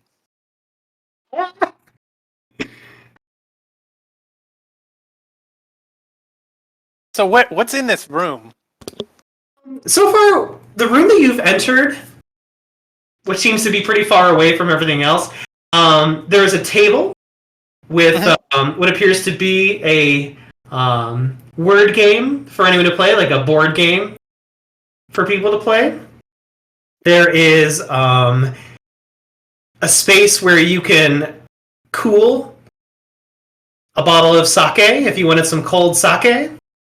There is a soulfire lantern creating a small amount of light. And further to the west, there seems to be a bedroom that is got numerous windows in it that have a view of the outdoor snowy terrain. The soulfire lantern in that room seems to be off at the Look, dude, I do not trust her. Or them. Are you sure they are who they say they are? And that, you're just down to bed for secrets? Because, you might get eaten. Or murdered. Not sure of anything. I mean, shouldn't you at least check? No. So what next, sir? Well, I'm so glad that you asked. Why don't you come into my officer's quarters and we can get you sorted out? And Emiko will walk up to Oliver and place a firm kind of finger grip on his chest and kind of push him backward onto the bed, causing Oliver to slightly just fall and bounce a couple times on the bed itself. And Emiko will gain pleasure from this sight and say, why don't you lie back and relax? Make yourself comfortable. I'll do that. Okay.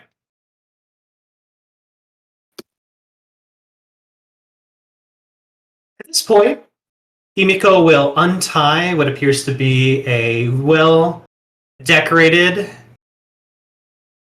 looking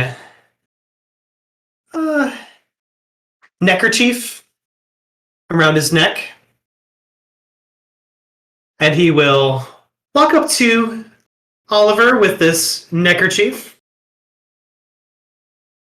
I mean, that is a nice Adam's apple. I gotta commend it. I like it. And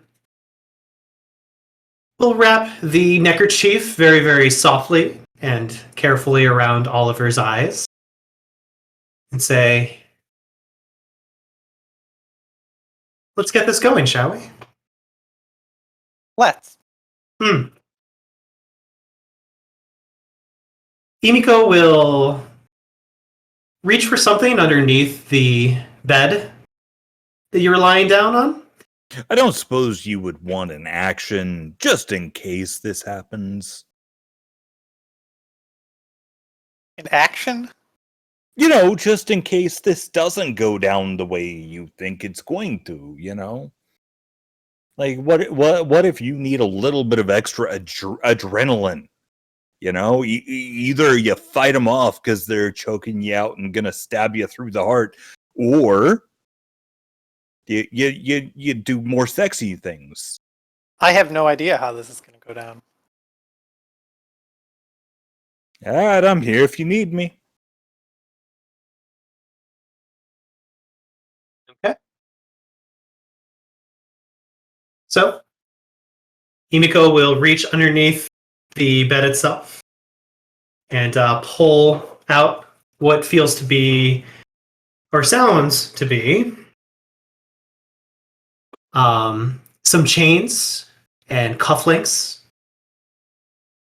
that are attached to such chains, and will just very, very delicately, erotically attach these cufflinks to Oliver's wrists, and then attach 2 more cuffs by his ankles, and start to kind of like pull on those chains to make sure that they're nice and tight, and that Oliver is not able to move as he normally would like to.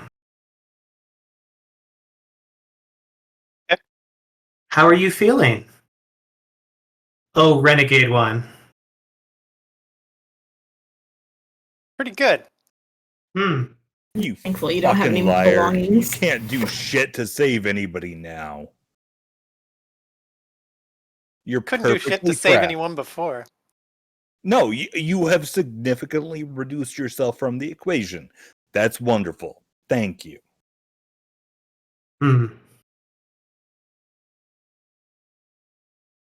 Tell me, before we get started, Oliver, what are some of the, you gotta tell me, from the West, out there in the West, what are some of the metals that you treasure? Some of the metals that mean something to you out there? I'm curious. What is it? Metal or metals? Metals, as in like alloy. I don't You know know, the like answer to brass, lead. I don't. Is there some? I don't understand that question. Like, is he asking? He will kind of take your silence as a bit of a tease, and will kind of pull one of the chains that is attached to right wrist very playfully and say, well, what do you think these chains are made out of, Oliver?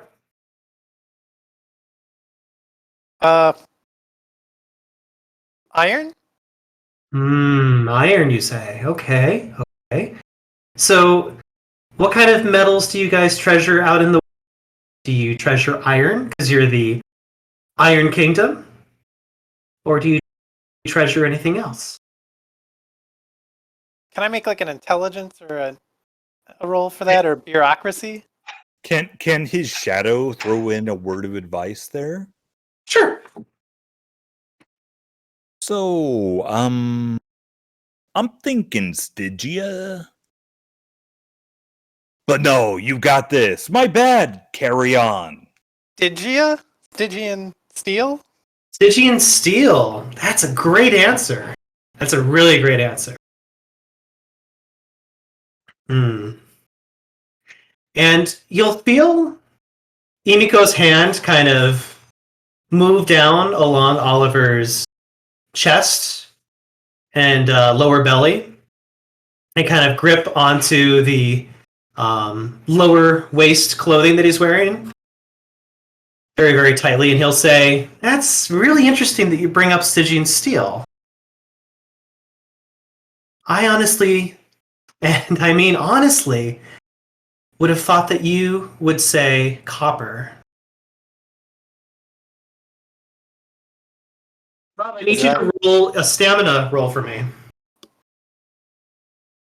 Hold on, let me get the dice. Okay.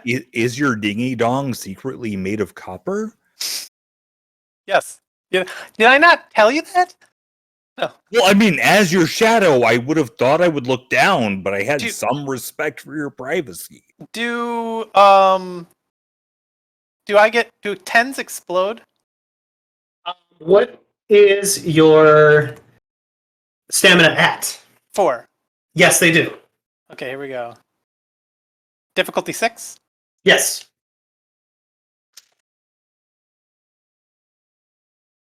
Four successes. All right. So, your corpus is hardened enough to not take any damage from this. Emiko will strike a copper nail down into Oliver's torso, almost driving all the way through into the bed. And Oliver will fall completely frozen in motion. Okay. Emiko will kind of get up from the bed, and it seems like he is connecting with something otherworldly at this point. And he will hold both of his hands close together. You can hear him kind of like rubbing them together as if trying to concentrate on something. Can Oliver's shadow speak? Yeah, to Oliver, yes. Well, yes, to Oliver. Yep. Okay, so look, you're into some kinky shit, which I get. It's fine. It's wonderful among consenting adults. I'm not here to judge you. But like, this is not how I envisioned the evening going. So like, if you wanted my help, you know, maybe let me know, but no, I'll back off. Enjoy your brass nail coffining. It's probably fine. So, Oliver will hear the sound of Emiko speaking in Japanese to kind of the open air at this point, just above you. And after he's said a few things, you will hear the sound of numerous other voices in the room speak as well. And they will respond in Japanese to Emiko. Emiko will reply and respond in return as well. And will kind of like tap your foot with his hand, asking almost like a question. And one of these many voices in the room will respond accordingly as well. And you will get a sense that Emiko leaves the room. And you are left alone in a room with 3, possibly 5 people in the room with you. Does Oliver wish to do anything? You are allowed to speak and you are allowed to listen. You kind of notice that the copper nail that has been drived in eliminated all of your weights you would normally have.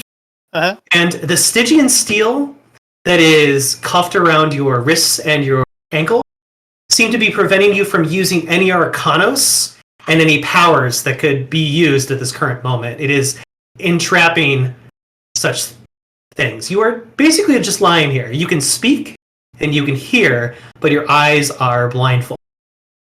Could you go over what the copper spike did? Because I couldn't actually hear that. Certainly. So there is a part in the book, Alex, for Wraith that tells you all of the advantages that a Wraith gains by being of the undead, such as death sight, right, yeah. life sight. Those are all eliminated because of this copper nail being driven through it. Okay. He does not have any of those advantages. Okay, you were just cutting in and out on my end. I just wasn't sure what you were saying, so my I bad. Gotcha. Yeah. So does Rob wish to say anything or interact with the room around him? Can his I'm assuming his shadow is still with him. Yes. Okay. Is anyone moving? Nope. There's no sound? There's no sound of anyone in the room, and unfortunately, because wraiths don't breathe, you cannot hear any breathing. And I can't move, so I'm gonna wait a while and see if anything happens. Damn, you All are right. into some kinky shit. So, Rob, I'm going to put you in time stop, Sure. and we will see how the rest of the team is doing.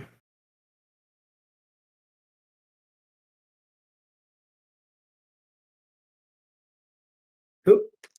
There we go. Okay. Roll 20. Time to calm down.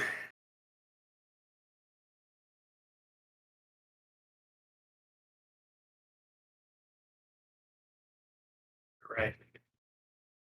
So, the rest of the crew compiles together. You have left your circle mate to fend for himself and enjoy his pleasurable time with Emiko. And yeah, what do we want to do from here, guys?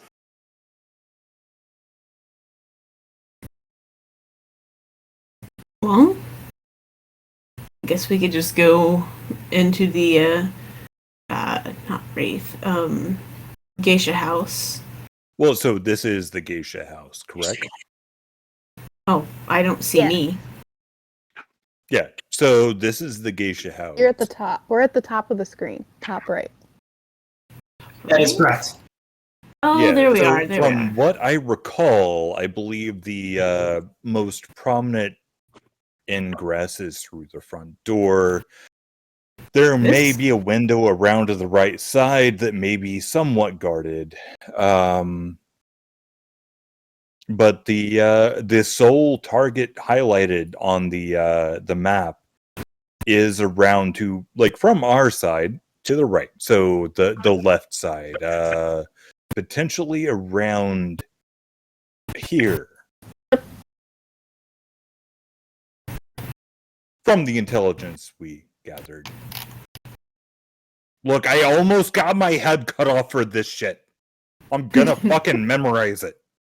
And we know that Animaru is going to appear young, well-built, with wavy long black hair, pupils of different colors. The right one is red, and the left one is black. He's wearing a gray kimono with the right arm folded up. Okay, Sounds so pretty accurate to me. are we all on team? Go inside and ask to see Benimaru. What? Okay, so can I make a, like, surveillance check of some kind to see, like, what kind of guard is around the building? Certainly. There is no guard. You don't even have to roll for it. All right, then I will light up a cigarette and just kind of innocuously walk over here. You know, I don't need to go inside. I don't have any money. I spent it all on bullets. And, yeah, so I'm just going to take a stroll around the building. Okay. Wait, did Keep we it- get the? Wait, Did so we you're get- leaving? We gotta go inside and see that god of destruction, man. Okay, one set of objections at a time. Also, don't you still have the Moan coins on? Okay, that's right. I forgot that somehow I got turned into the money broker. So I slap whatever Mun coin we have into Josie's hand Okay. and say, you guys have fun. I'm gonna take a smoke around the perimeter, and if something goes wrong, you know, let me know. Here, well, why don't you... So wait, you're going to stay around here?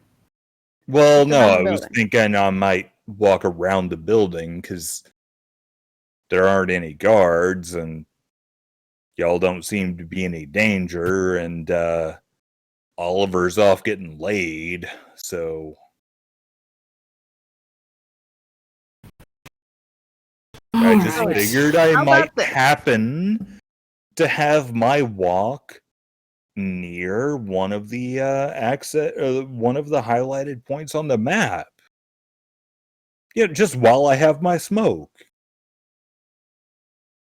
It's really weird, but okay. I mean, would you rather I come with you? Because I will. I mean, I don't care. Fine. Fine, I'm coming in to fuck with you. Oh, No, I mean, you can go if you want. I will use Mind Speak so that we are still connected. So if anything does go wrong, I can call you back. Your call. I just want to blow something the fuck up. What if you're gonna go blow up? Don't blow anything up. What if we want to not cause issues here, right? Okay, if you're look, gonna I'm blow not saying something I'm up- going to blow this specific place up. I'm saying I really want to blow something up, and burning one down and taking a walk seemed like a reasonable alternative. But Alright, well, if you gotta blow something up, at least make sure that you're not also destroying any paper at the same time, alright? No, I wait, mean, this actually- is a horrible idea. This is an absolutely horrible idea because if he blows something up, gets caught, they have a huge militia. You can't take that on. yeah, no, I was kind of thinking maybe we could go hit the military hold in a guerrilla ambush, except we're missing one of our party and 3 against whoever the fuck number, not gonna win. So, my thinking is maybe I go skulk around the military hold while you two hold court with the fine geisha lady that the pause is not in character. I have it written down. Oh, with the Oh, the name Nemoy? of the geisha? Yeah, I never wrote that name down. Bitch Warrior or Yeah, I something. wrote that down too. I have Junko Kirigiri? Junko Kirigiri? That is correct. Junko Kirigiri. Junko. So my thought was I go looking around with, being super sneaky, just having a cigarette, no threat. Everybody's cool here. It's fine here. You two go talk with our Mnemos. I go maybe explore the military ammunition depot, and also check in on Oliver once he gets done with all of his good sex with Emiko. Yes. Fine, Sounds like you're it- gonna do whatever you want, so let's just do the mind speak so at least we have some form of contact. I mean, look, I'm not married to this plan. If you want me with you, Just feel like you're gonna go blow something up, and I just look, don't I think that's won't blow anything up, especially if I can ask you if I can blow things up first. But I do want to blow stuff up. Nicole, perception plus mnemosis, difficulty 6. Okay. Thank you.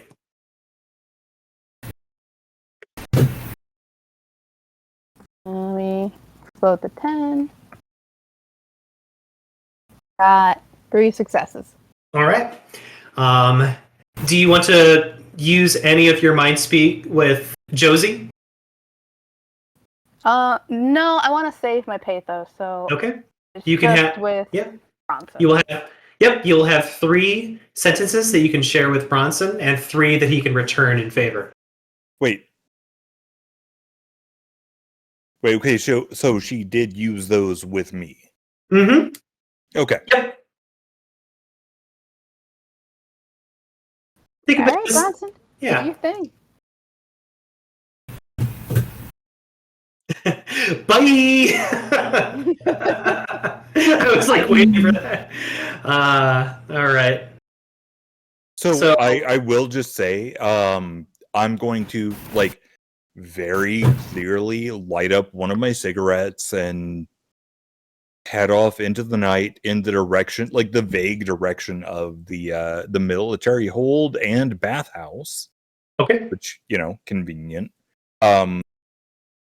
But after the first one burns down, I'm gonna just kind of sit and have a little think and listen and like very carefully about what's going on. And if it goes more than 4 or 5 minutes without me having heard something, I'll light one up and start my new perimeter. Right. Just kind of being on patrol around the southeast corner.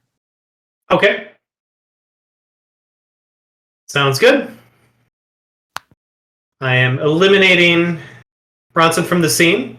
As Now- well you should. Yeah. And now it is down to Arwen and Josie outside of the geisha house. Are we going to enter and speak to the receptionist? That's the plan. Arwen, you Alright. ready? Yeah, I'm ready. I just think it's so weird that we're just dwindling down of the party, but let's go.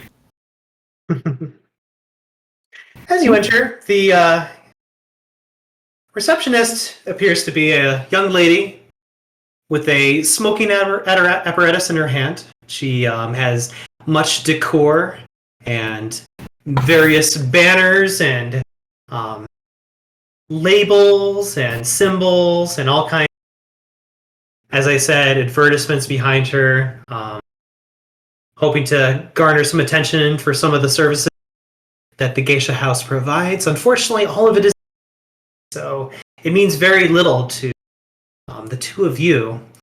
But she will sit up from her seat. Her appearance, aside from her very white, snowy white hair, she appears to have a very half awake, very lucid look in her expression, like she's just waking up for the first time. And she just kind of rubs her eyes a little bit with her hands, looks at the two of you, and says, "Moshi moshi, asini ne kaniwasu.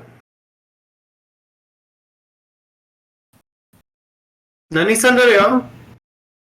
Apologies. Oh, hi. Yeah, English? sorry. Yes, I speak. What can I do for you? Ah, thank goodness. I was hoping to speak with Benimaru. Benimaru.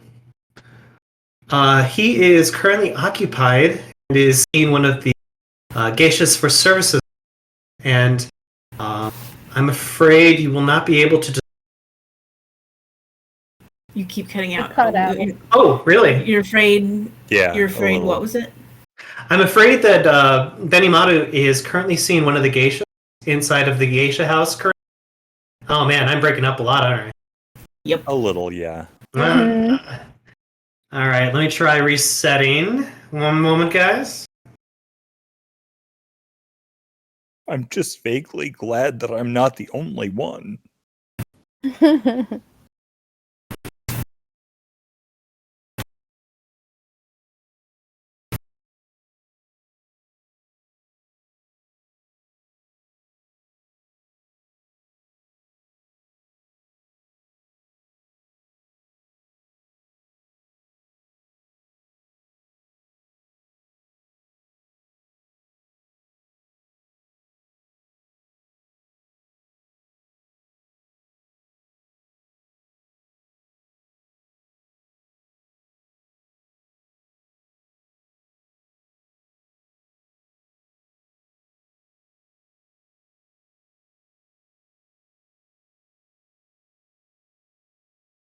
Rob, you're slacking. Where's the GIF? What gift?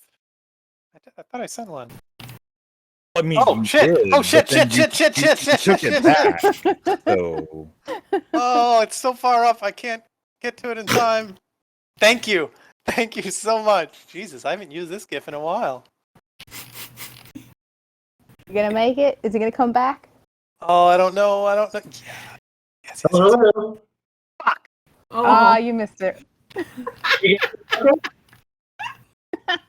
I'll take that as a yes. Close. There you Works go. for me. So all Yeah, I we was hear you. okay, good. All I was saying is that Benimaru is currently occupied with one of the geishas of the geisha house, and he will be occupied for the rest of the day. Would it be Oh, possible well, to get a message? Would it be possible to get a message to him and let him know that we are here on behalf of Grandma Anna? You will hear like midway through that Bronson say them. What? Like just a Bronson. very quiet. You're not here, bruh. What are you doing? Are you using the mind speak connection right Wait, now? no, wait. Okay, never mind. I'm sorry. Hey, shut up. No, I was just confused because I mean you can talk to me. I just didn't know. If that's what No, you were trying to do. You're fine. He's I out the just window lost yelling my at you. head. It's fine. You're not Hey. fair. Oh, You're in wait. the bar Let's again. see. Is Juniko, Kitty available? Junko Kirigiri is currently busy, ironically. She is occupied for the day. She's been rented out and will be occupied for the rest of the day. Is there anyone else that you'd like to see? Well, those were the only two that we needed to see, but would you be willing and able to send a message that we are here? It's not just us two, but our other two are otherwise occupied. I'm not sure if you are familiar with Emiko, but one of our circle has partaken in the services of this Emiko. And another is a bit restless, and so is smoking. But there are 4 of us, and we are here to see both of them on behalf of Grandma Anna. And if you would be so kind as to pass this message on, I believe we can stay here for the next, or until they are free. It is of some urgency, though, if you are able to impart that information. So a few things. One is I cannot ask you to stay here. This is only for paying customers. So I must ask you to leave if you are not looking for any of the services here. 2, yes, I would be happy to deliver your message to Mr. Shinmon when the time comes. And 3, what was the third point I was going to make? Yeah, I'm sorry. I'm just trying to collect myself on all the different requests that you were making of me. Yeah, I think that's it. Unless there's anything else. Are you sure there's nothing we can do for you here? It sounds like you've come a long way to be here. I know what it was. Emiko. I'm not familiar with anyone named Emiko, I'm afraid. That is fair. Well, in that case, I think it will be in my group's best interest to regroup, but we will be around town. Is there a preferred time we should show up tomorrow to meet up, that so that we are not inconveniencing anybody? She kind of looks at one of the nearby clocks that isn't too far away, and she's like, yeah, if you want to come back here around 10 in the morning, we should have some openings again. Maybe Junko is able to speak with you, if not.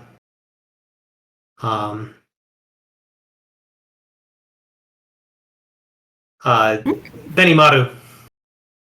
Okay. Well, I will come back at 10 a.m. Tomorrow, or we will be back at 10 a.m., hopefully all 4 of us. And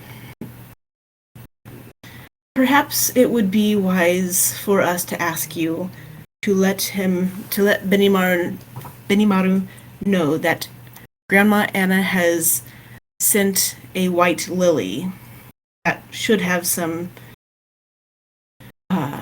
special significance for the message. I'll try my darndest to remember all that, but I'll just remember the Grandma Anna part. That's the least I could do for you. Grandma Anna.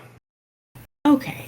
Cool. All right. Well, in that case, I don't suppose you know of any work that we can that would be available to those of us who do not speak Japanese, unfortunately, but we still have muscles, or some. We're not useless, and we would love to be able to pay for some time with your geishas so that they are more open to meeting with us. Yeah. Well, as delightful as the two of you may be, we do not have any open job opportunities for geishas to be hired here at the house. But I'm sure if you ask around that you can find somebody who could use some help out there. But we're quite content here at the geisha house. But yeah, I don't know where you could go to look for any job postings. Everybody who lives here in Asakusa has their own purpose and design and sense of being, so it's kind of hard to put my finger down on anything that we could possibly need right now. But yeah, just make yourself at home. This is a peaceful town, and not very eventful. But as far as learning Japanese, I have a geisha on staff who could teach you Japanese. Would you like to? Oh. Yeah, would you like to set up an appointment with her? She's available today. Could you tell me the cost? Because we only have a limited amount of funds at this time. Yeah. It's the two of you, correct? That would be great. No? It'll just... No, I don't really need to learn Japanese. I'm okay. The receptionist looks a little insulted by this when you say that. Oh, sorry. Yeah, that's true. No, I am fine at the moment, but I do appreciate the offer. I would love to learn Japanese. All right. She'll make a gesture towards Arwen and say, I don't know, miss, if you are familiar with our tea house across the way. They're directly across from us. If you wanted to spend some time at the tea house, sometimes they will give tea to some of their new customers who walk in. You can enjoy your time there while your friend learns a lesson in Japanese from our geisha. Yeah, maybe that's what I'll do. Okay. Sounds like a really good plan. Since it's only one of you, the cost would only be 3 mon coin. 3 mon coin for 1 lesson of Japanese. Oh, absolutely. I will definitely take that deal. Okay. You write that in the chat.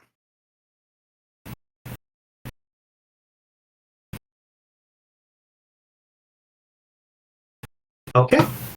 She will start to write something down. You will see her. Jay, have you ever seen Spirited Away? I have. It's been a hot minute, but remind me what scene you're referring to. So you'll see this young girl take out what appears to be a piece of wood or a tablet. She will scribble something in Japanese kanji on it. She will attach it to what appears to be like a small clamp attached to a rope. And the moment that she tugs onto that, the rope will spring upwards and pull the tablet up with it. Nice. So, with that in mind,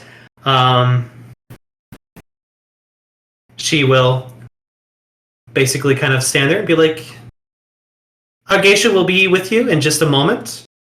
And then gestures over to Arwen. If you don't mind, our geishas who work here prefer privacy.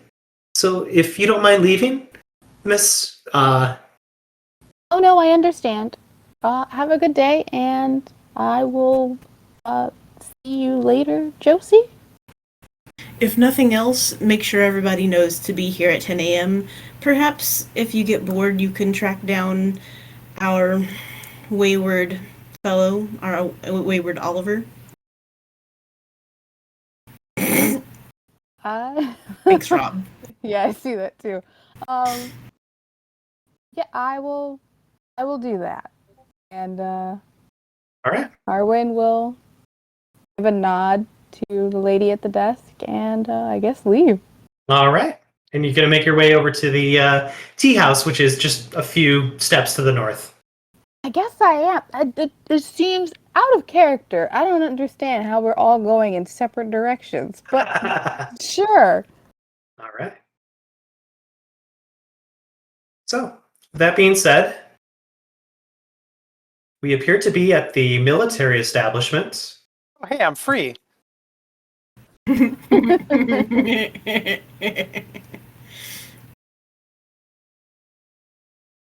With our good friend Bronson standing on the outside of the military base itself. Alex, what would you like? Definitely not something you need to worry about. Okay. I just want you to know, if you're about to do what I think you're going to do, buddy, I am fully behind you on this. I will. Just the thing that I can do for you, Alex. If you want to do Fate of the World dice and try to commit to something, you might be able to fulfill it in the allotted time. Just say. I mean, wait. I heard it just say no. No, do it. Okay, but from another, okay, we're talking Fate of the World dice. It's the end of the session. No one else is going to use the Fate of the World dice. This is your moment. Okay. You should always use the Fate of the World dice once every session, I think. Okay, your vote is gone. Who wants me to use Fate of the World? Because I don't think I need to. Unless somebody can get me a hella good roll on Fate of the World. Because there's some I think shit. if it's you have to roll against Myles. Well, Myles rolls and you choose high or low and then you roll. So yeah, it would be you rolling. But I wanted to go with the party and just fucking peck around and look at things while other people were doing important shit. All right. I think that's what you want to do. You don't have to do it. Yeah. I mean, okay, no. 3 out of 2. Who wants me to roll Fate of the World? Actually, wait, no. I should at least get to roll a perception die. Okay. What am I seeing? What exactly are you looking for? This seems to be a military base that's been constructed out here. So you're basically on the outside of this large establishment. At the front, there is a very tall, strong-held gate. Possibly something that you could just walk through using your. I'm trying to remember the word. You just walking. So basically, just walking I'm through. seeing an end of the world machine. It depends on what you are. You talking about, what this place looks like, or I guess I'm trying to figure out what is it that you're looking for. Yeah, I'm just trying to understand the picture that you have presented. Okay. Trying to see where you're at right now. It should look like a base right now. It looks like a fucking dragon face. A dragon face. Dragon face? Yeah, that's not what I'm seeing. Am I seeing something different? It looks like it. You Well, should see the building looks kind building of in like a court. Like a I don't courtyard see in the any middle. real buildings. Okay. It's I also think you might be worth zoomed in mentioning, too far. I think I went off different from you. Do you see my sonar right now? Yeah. Okay. So there's a small little kind of shed right here. There's a rooftop of the building over here. A rooftop over along here too. There's a dragon face right here. There is a entrance to the base right here that you can walk through if you'd like to. It'll cost you 1 point of corpus to walk through the building. There, you kind of get this. You can hear the sound of crackling frozen water in the middle of the base. You can't see anything right now, but you kind of get a sense that there's probably maybe a water garden at the middle of this base. Are you not seeing any of this, or? I am. Okay. So I still have like at least a couple of messages open to Arwen. Okay. Can I convey a visual picture? No. You can describe to her in one sentence what you're seeing.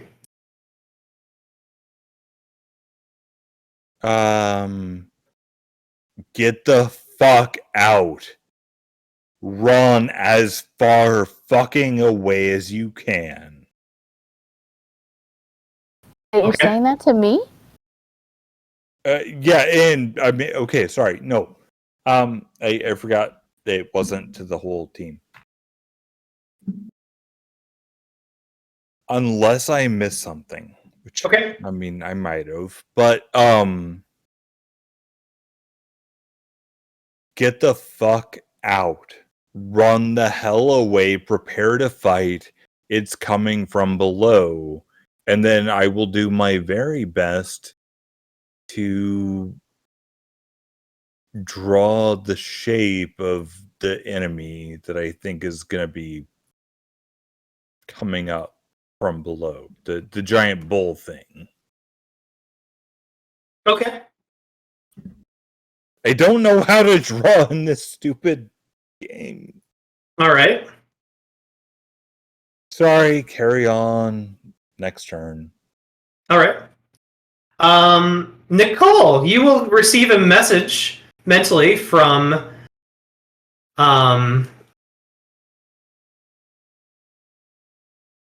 Bronson. Let me just get to the tea house at this point.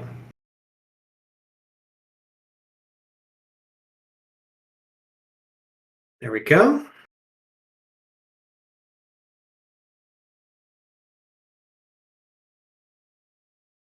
And let me get you on the screen, Arwen. There you go. As you are entering in on the tea house, you will get that message relayed to you from Bronson. Is there anything you'd like to do before entering the tea house? Yeah, I guess I'll use one of my responses and be like, I'm at the tea house by myself, so what the hell are you talking about? Okay. Bronson, do you want to respond to that? Out of character, Mm-hmm. I was looking at the wrong update. Okay. I was seeing shit from like 3 turns ago. Cool. I am so sorry. I will close that out and forfeit my previous couple of turns. Okay. And I will yield my turn to her. Okay. The best I can give you right now, unfortunately, Nicole, because of that interaction that occurred, is that there's no response. So you receive that message, but you have no idea what that means. Okay. Mm-hmm. Now Arwen's just freaking out. Okay. Where do you want to start heading towards after you receive that message? Do I go to the Geisha house? Do I go see what the heck he's doing? Or do I go and try and find Oliver? It's like, everybody split up. Wait. Fuck. Wait, okay, so can I speak into her mind? You've got two more. You've got two more sentences. You've got 2 more sentences that you can communicate to her right now.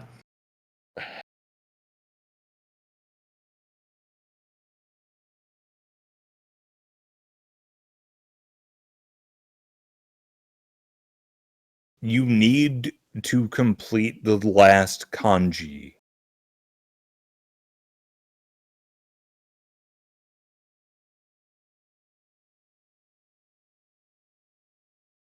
Which I'm sure somebody else said, but whatever. Okay. Nicole, you will receive that message. Do you wish to relay anything back to Bronson after hearing that? No, I'm keeping my 2 sentences right now. I'm so confused. Okay. Maybe I'm missing something? Nope, not at all. You're not. Myles knows exactly what's going on.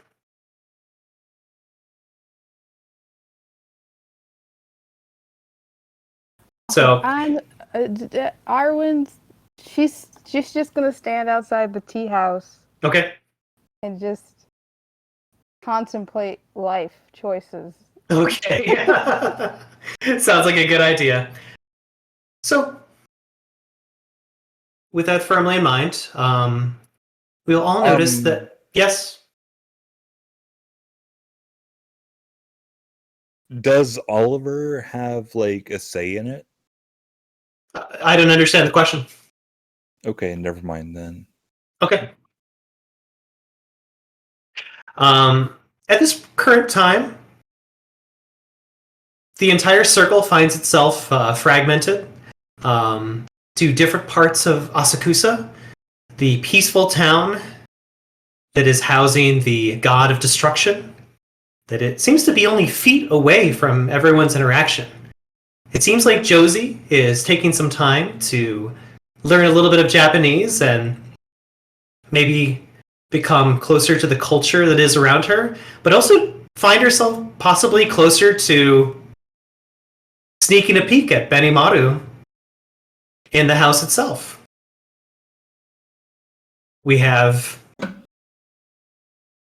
Arwen outside of a tea house, receiving mixed messages mentally after creating a mind speak using her mnemosis. Still trying to come to a conclusion of what she would like to do.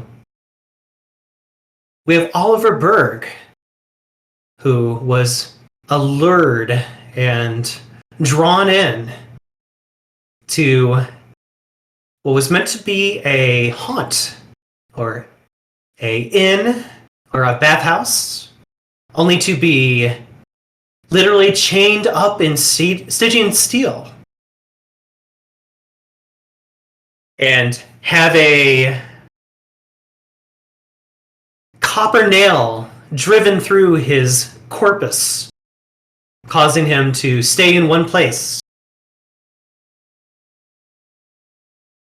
Afterwards, we also have Bronson standing outside and examining this military area, smoking a cigarette to himself, getting a lay of the land and examining all the different entrances and exits needed. It seems like he takes a moment to examine the military base settled here in Asakusa.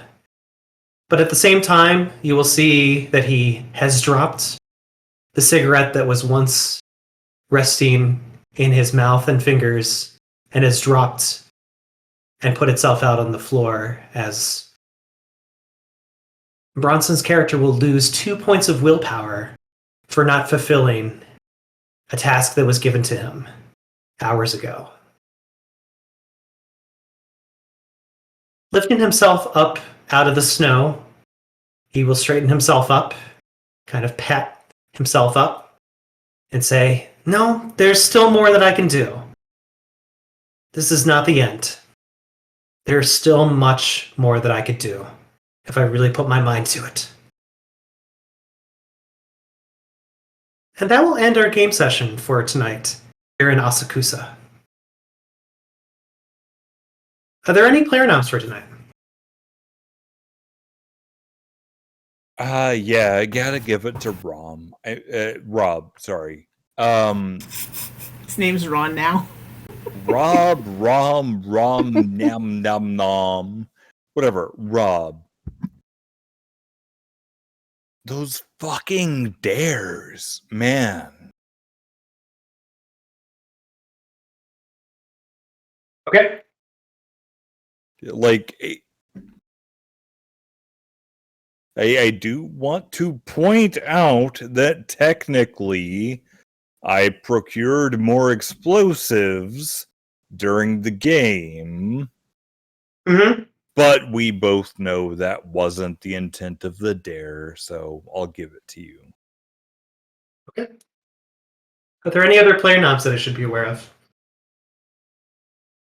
I will also give mine to Rob, just because I loved the interaction between him and the bartender Emiko character, and I was just like, where is this really going? And I didn't expect you to go that far. Yeah, I'm gonna third the Rob player nom because I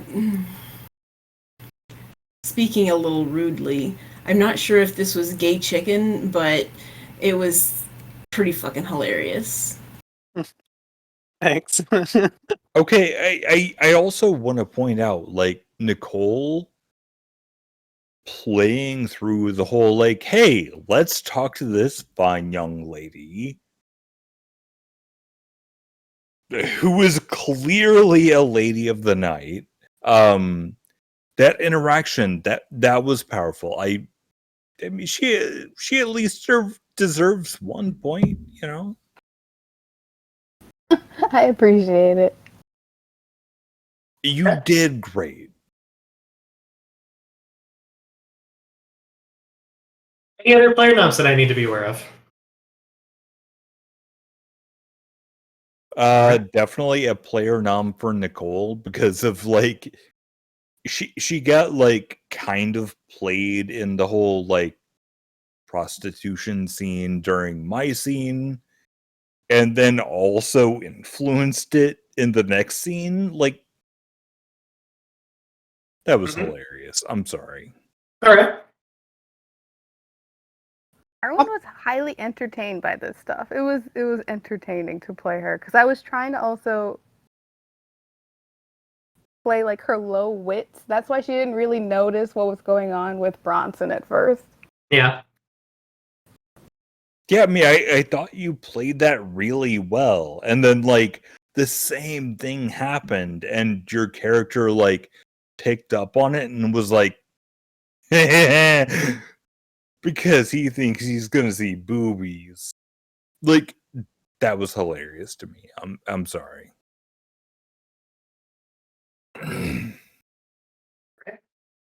Rob, you have received the majority of player noms for tonight. So I will be giving you the player nom as well. Well, along with everybody else. Thank you for interacting with that scene. And I'm glad that your shadow was very, very vigilant in trying to convey warning signs to you. And you played a very interesting character tonight, because there were points where I was thinking, I wonder if this is part of his flaw that he received, or this is another part of his psyche. Did you want to explain that maybe a little bit further, of what was going through your mind when you kind of let that go? That whole situation? Yes. I guess I was playing off my weakness.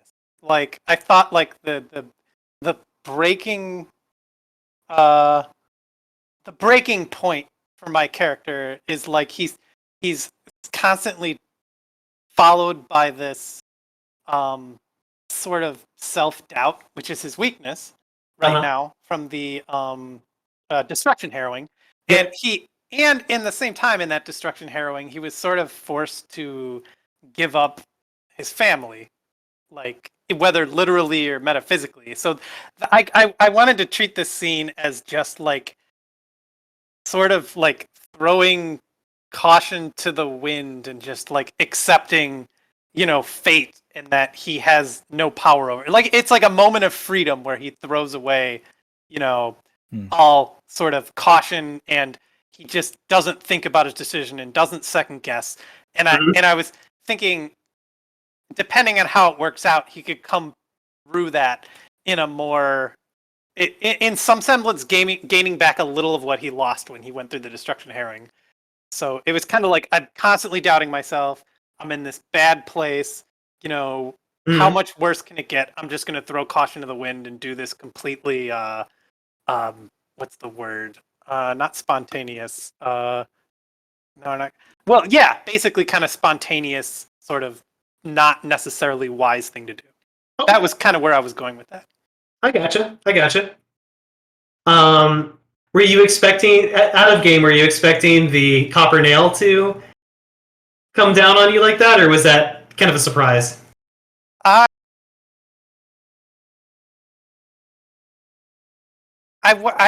didn't remember that the nails were copper, but I was thinking about the nails. Like I couldn't, for some reason I was thinking they were either brass or, I don't know why I had iron on my mind. So I was trying to think, what is it? Because like for some reason I was blanking. What is it ghosts are like weak to? And it's like iron and lead. And so I think I kind of knew in the lobby that, yeah, this might go wrong. And I definitely knew in the bedroom. But at a certain point in time, by the time I knew 100%, it was too late anyway. Yeah. Awesome. Well said, well said. Jay, you will receive my staff nom tonight. And there are a couple of reasons for this. One of them being that Oliver Berg, Rob's character, is the traditional leader of the circle, and he is going through a little bit of a psychosis breakdown right now. I tried to give hints of that early in game when his hand was kind of twitching and shaking, and that he was going through something of a mental breakdown of his character. And I found that your character was able to kind of take the reins and kind of lead people on in a direction and get them going. There was a lot of movement involved with your character, pushing people in the correct direction. And as a GM, I really appreciate that, but it also it's really nice to see character dynamics unfold that way. The second reason why I'm giving you my staff nom is that I have my very flirtatious character, Emiko, and you just have no filter as far as kind of hinting at perversions around him as well, which made me smile as a GM. I'm like, wow. That made me laugh. So, yeah, with that in mind, you will get my staff nom for tonight. I think you're muted, by the way, Nicole. Or, Jay. What? Yep, yeah, I am. Good job, Jay. But, yeah, shit, thanks. Yeah. I was just like, shit, I'm the leader again. I don't like this, but whatever. I kept hoping that somebody else would do the leader stuff. But ever pragmatically, well, nobody's doing it. Guess I'm gonna. Yeah. And to everyone's credit, you guys are in Asakusa, which is great, and you're just a few feet, if not yards, away from Benimaru, your goal. So I'd say that is pretty good progress for today's game session. And yeah. And I'm even learning some Japanese. Thank God. Yeah, that's great. I mean, we didn't die, so... Yet. Well, I guess we all died, and some of us, cough Oliver, have died a little. Miss Pessimist. Oh, boy. All right. So, if there's no other commentary, next game session is going to be September 18th on a Saturday. It'll be Chapter 35, A Truth Amongst Liars. I hope all of you can join me at that time so we can conclude this Asakusa chapter that we are finding ourselves in. And thanks for playing today. It sounds like you guys had a lot of fun. So I'm happy that you're enjoying Tokyo, Japan so far. Yeah, I definitely had fun, and thank you for running it. I mean, that's no small amount of work, so thank you. Yeah, it's always fun. Awesome. Especially with us buttholes. All right, guys, have a good night, okay? Hey, night. Will do. Good night. Good night.